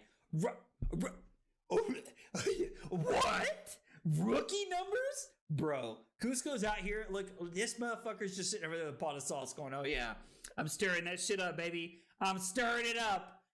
Oh my God, we're going crazy tonight. This is as close as I'm ever going to get to going Super Saiyan right now. So I just need you all to know how, back-to-back Command and Conquer pummel turns in back-to-back games. And you know what? Just like Leonardo DiCaprio. I'm not fucking leaving. That's right. This is the kind of content we're looking for right here. The fab tutorials that blow your mind. Blow your mind. The recipe is literally just vodka and Sprite and some Mio. You know, the water flavoring things? You know, like the little, squirt. You, squirt the little water in. You squirt the little juice in the water, and then it's like, oh, nom. This is so good. That's what it is. That's the secret sauce. I just crammed them all in my mouth. My God, this hand is dog water. Absolute dog water. I lied. You definitely did. It's your friends that you trust the most that hurt you. Can't even get my words out without laughing. Fuck. Dude, Call of Duty? Bro, dude, I'm good. I'm not even that drunk, Diablo. Dude. Ugh. Make you want to kick a fat kid at Kmart, you know what I'm saying? Am I like, who's your daddy when I walk into a room? No, absolutely not. Oh yeah. The more tired I get, the more the accent shines. The accent shines. I deserve 5 for the joke and pour 1 out for my future kid's college chances. Hope he's good at football. Kyle's killing me right now. Kyle just gets my sense of humor. Oh my God. My face is numb.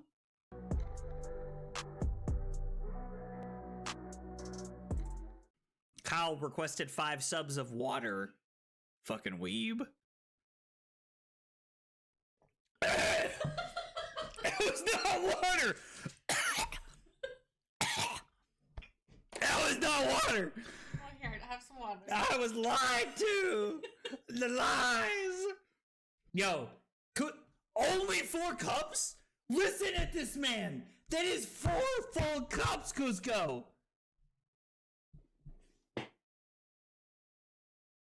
This fucking guy, bro. This fucking guy. What? Rookie numbers? Bro, Cusco's out here. Look, this motherfucker's just sitting over there with a pot of sauce going, oh yeah, I'm stirring that shit up, baby. I'm stirring it up. Oh my God, we're going crazy tonight. This is as close as I'm ever going to get to going Super Saiyan right now. So I just need you all to know how,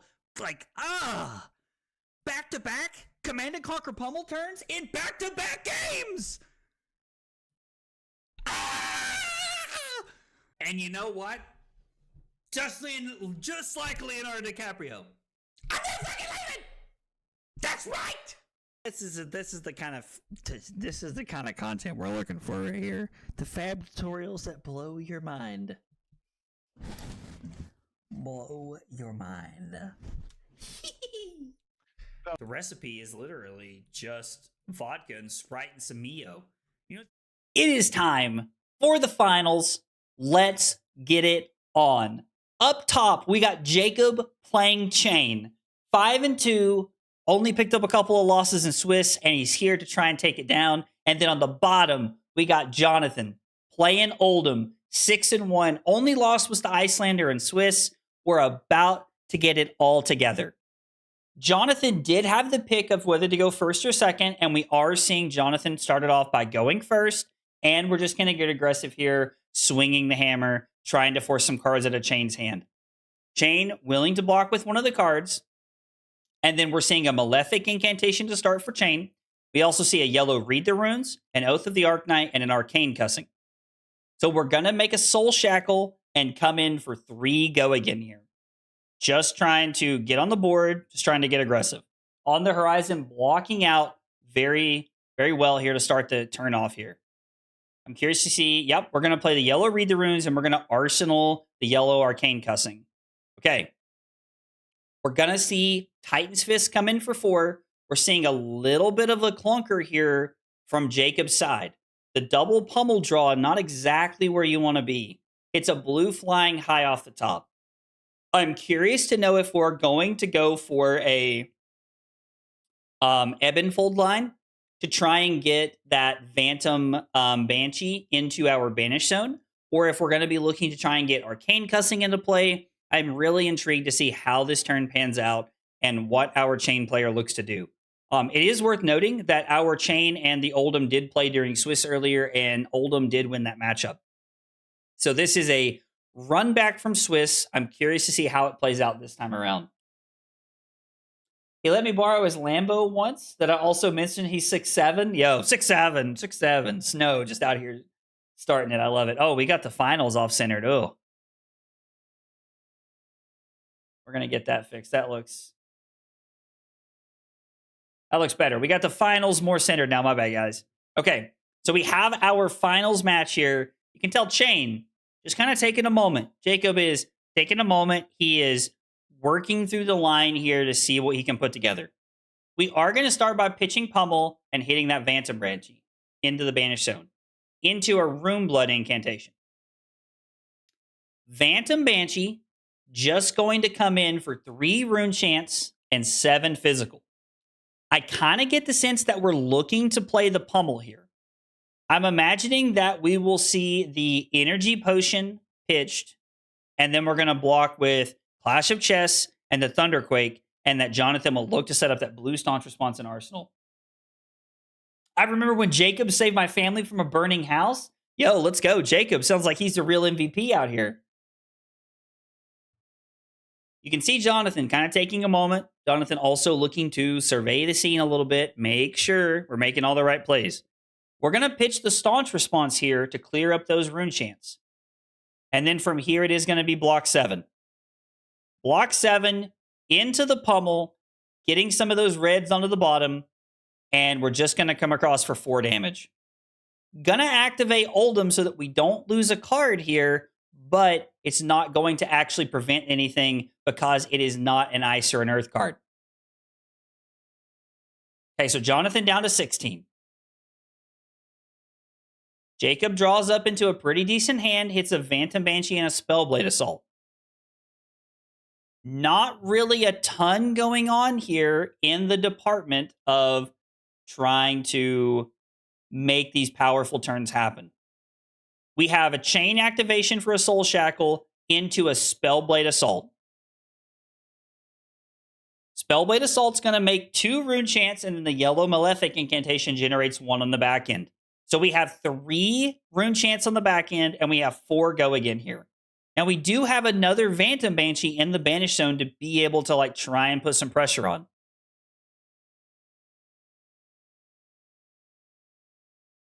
Looks like Jonathan reaching for a card to block with, willing to take 1 here, fall down to 15. Now, we have an interesting turn we could see play out here. We could see it played out to where it is Phantom Banshee from the Banish Zone into Give It Go Again, and then pitch one of our cards to throw Reaping Blade off of the Sutcliffe Suede Hides. Could be an interesting line. I'm not sure if giving up Sutcliffe Suede Hides is the correct play here, but it could be an option that you see on the table. It also doesn't seem like a bad line to maybe run out from Arsenal that Arcane Cussing and try to get some damage across here and generate those 3 rune chants. Plus, even if not, the Arcane Cussing may just be good enough to rip the rest of the cards from Jonathan's hand, meaning that Titan's Fist can't come back across, so we're not really worried about losing it on our turn. We're going to crack the Blood-Torn Bodice, have 2 floating. It's going to be 2 rune chants, or I'm sorry, 3 rune chants and then 7 physical. We'll probably see a shield block and the staunch response trying to keep life up here. Cover 7, 2 resources floating.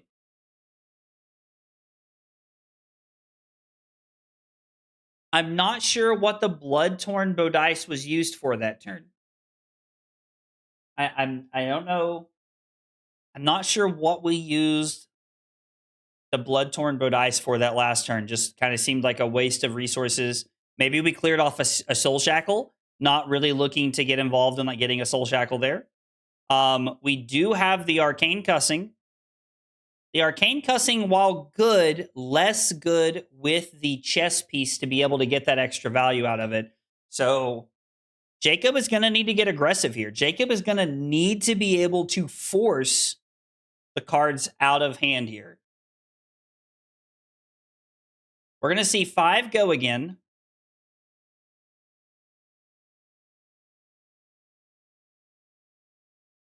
We're going to see a Clash of Legs and a shield block here. 1 go again can be met with a piece of equipment or a card from hand. Blocking with a blue seems fine. Are we going to pitch the Putrid Strings to come in for 3? Now, this is going to put Jacob into an interesting situation. If the Arcane Cussing leaves on Jonathan's turn, Jonathan does not have to worry about the rune chants coming across because they're not going to create the rune chants. Let's get the counters on cards going here. Forgot about that before our match started here.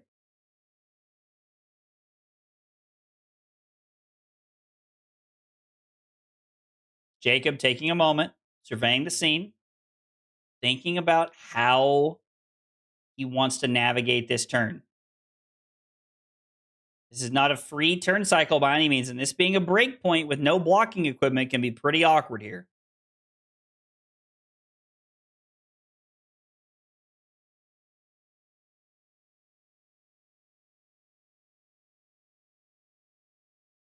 I guess it really depends on what you hit off of your shackle banishes here.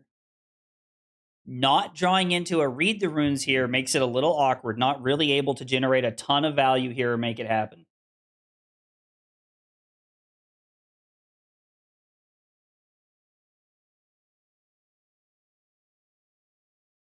Can't help but feel like the Arcane Cussing not getting used on the turn where we broke that Blood-Torn Bodice might have cost Jacob some serious value here. Because at this point, we are now 3 shackles deep, which means we are coming almost 7 cards out of our deck every single turn. Chat having a good time. All of Jacob's friends having a good time in the chat. I love it.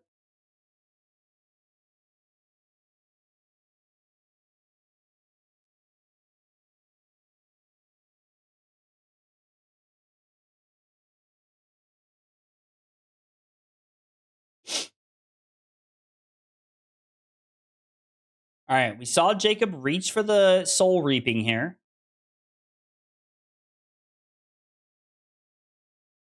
and then decided to pull the Soul Reaping back, wanting to block a little bit differently here.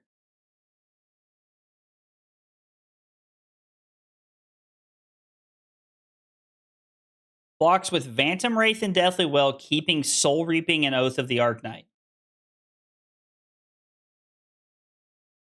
Just going to pitch to come in with the Reaping Blade. No go again. Gonna set up that Oath of the Arknight.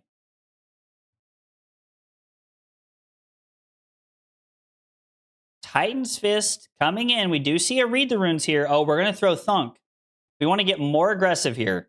Okay, Jacob just decides he has to let the Arcane Cussing go. We have 6 Blood deck cards that we have access to play right now. Lot of good cards we could play here. Soul Shackle, Read the Runes is a good place to start. Think we need to get that Malefic Incantation into play. Yep. We get Malefic Incantation into play, and we're probably looking at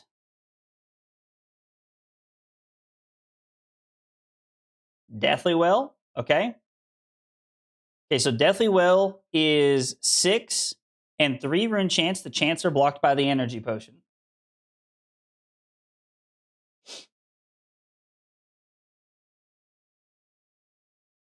We're going to block 6 with a Civic Duty and a Test of Strength. Give go again with the Suede Hides.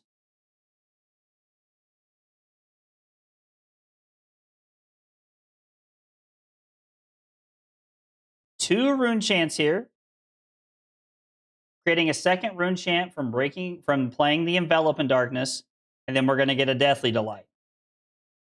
Now the Deathly Delight does come in for 8.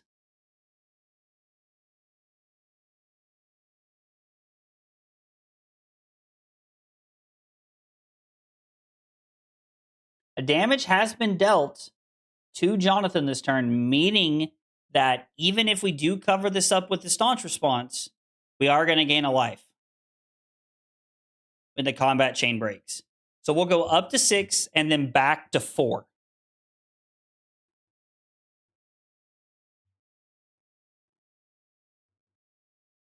Think you're in a better position to just give the Staunch Response here, take 3, take 2, go to 12. And then from there, you're forcing Jonathan to kill, you're forcing Jacob to kill you here. Hitting a Read the Runes and a Pummel is not great.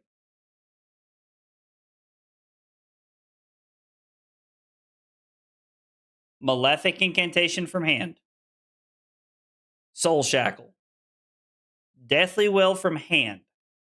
Is 6 go again and 2 rune chants on the back end. I don't know if we're going to be able to clear enough Blood deck cards here to be able to get over the finish line.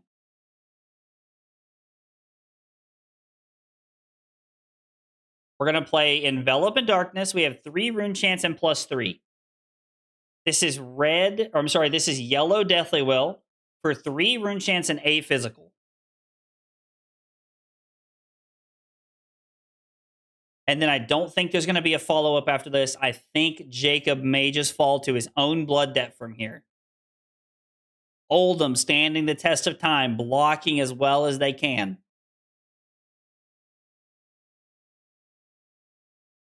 Blocking 8, taking 0 damage, taking 2 damage on the turn cycle, but it doesn't matter. Blood debt gets there in the end that Oldhim is able to hang on. Let's jump over with our players and catch a quick interview. No, you guys are good. If you guys were talking about something, please finish. I'm sure the people at home would love to hear it. No, I fucked up. The turn I cracked Bloodthorn Bodice, I meant to play the Arcane Cussing from Arsenal so I could boots into Swinging Sword, and I just forgot to play the Arcane Cussing from Arsenal. So I just yeah. That was going to be one of my big questions. I noticed that you cracked that, and then the resources never really got used, and the Arcane Cussing was in Arsenal, and I feel like that cost you a lot of tempo and a lot of value on that turn cycle. Yeah. I would be curious to see how that game plays out if that turn gets played out the way you envisioned it in your head originally. Yeah, I think go ahead. I think he would have leaked like maybe 6-7 damage. I'm not Yeah. sure. The game it's been too long. I need to see what I had. I leak. No, you had like one card in hand, like on like the thing I swung, and then you blocked with the last thing. So like I would have Oh. leaked. I had 2 floating, and then I had a 2 for 5 in my hand. So like it would have been like 8 damage leaking. Okay. So like it probably matters a lot, but I don't know. It makes the game a lot closer. I mean, like even Yeah, for even if sure. even if that's not a play that wins you the game, it makes the game a lot more interesting. Down the stretch for sure. And I feel like one of the other pieces, that really made it awkward was, one of your early hands was double pummel, and you had quad reds. Yeah, quad red double pummel was rough. Was definitely not the place you want to be in as the person trying to play pummel. I've been there.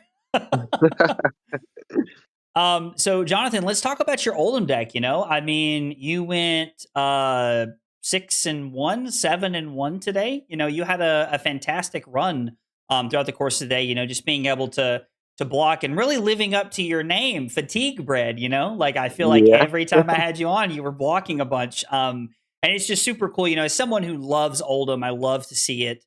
Doing so well. What made you gravitate towards Oldhim today?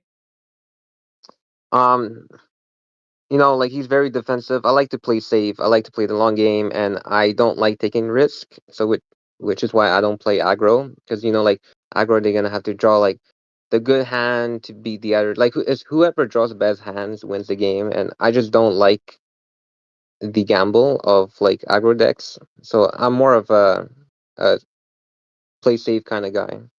I mean, hey, playing to the consistency of a deck will take you a long way. And Guardian's definitely a class that likes their consistency. Good blues, good cards that block. You're able to just constantly do the same thing, whether that's good or bad to some people. And Jacob, I have to ask, there was all kinds of amazing stories being told about you in the chat, Jacob, by the way. I mean, apparently you saved somebody from burning house down. You let somebody borrow your Lamborghini one time. Like, I mean, we're getting all these great stories, man. What pushed you to play Chane today? So I've only been playing the game for like about going close on a year now, and I never had to play Chane when he was around. But like I heard like the stories, like he was the boogeyman. So when I finally got the chance to play him in something like Sage, I was like, you know what? I want to play him. I've always wanted to play a Rune Blade, but I've never gotten to it like in CC and stuff. So I was just like, screw it, I'll play Chane. It looks super fun. And then it turned. I was on Chane like literally like week 1 of Silver Age. Okay. But when people were calling him bad, people were like, oh, he's like a B. Like I've heard a couple of YouTubers saying like it's B tier deck. I was on it before people started calling it the best deck in the format. Okay. So you are a Chane truther, huh? I am. I'm also an Azalea truther, but I think she's a lot worse. Okay, fair enough. I am here for it. Guys, congrats on making it to the finals. It's great. I love these tournaments. They're so much fun for me to get to hang out and talk to you guys and stuff. So congrats. Jonathan, congrats on winning, man. Thank you. With winning, you get your choice of the 2 prizes that we have. The first prize that we have for you to pick from is we have a Marvel graded at a 10, young new. All of these are designed to get you into the Silver Age format and things like that. So we have a Marvel 10 graded new. We have a play set of cold foil Blade Beckoner equipment that comes with it. And as always, we have the set of custom Agroblaze tokens that come with everything that I've created for the stream. So that is the first option that you have to pick from. And the second option that you have is, I'm trying to hold it up here to the screen so that everybody watching at home can see it. You have a Pleiades playmat from this most recent ProQuest season here. So, if you were a finalist in one of the ProQuests, you got these playmats. So the Pleiades mat is part of that second prizing. And then you also get the Japanese rainbow foil promo null rune hood, like null rune pieces here. These were nicely donated to us by the Teklo Foundry. And then it also comes with a set of the custom Agrablaze tokens. Jonathan, you have your pick, my friend. What would you like? I'll take the first one with the graded new and a playset of cool foils. Okay, so we got the cold foils and the new going to Jonathan, and we have the Pleiades and the Null Rune Rainbow set going to Jacob. Guys, thank you so much for being here today. Thank you for being a part of this. I cannot thank you all enough for playing, and congrats again on your all's run, guys. Thank you. Thank you. Thank you for putting this on. Absolutely, man. Happy to. All right, guys, that is going to do it for Talishar Tournament number 8. You guys got the breakdown. We got everything posted. I'm going to ask everybody to be kind enough to share their decks in the Discord. So if you guys are looking to find some decks for Silver Age, make sure you check that out. Thank you guys for being here and hanging out. I appreciate it a ton. Hope you guys have a good day, and I will see you guys on Monday night. Or no, I'm sorry, not Monday. Monday's my dad's birthday. We'll be back on Tuesday streaming and probably talking about BR. So the B and R. Anyway, thanks for hanging out. Take it easy, guys.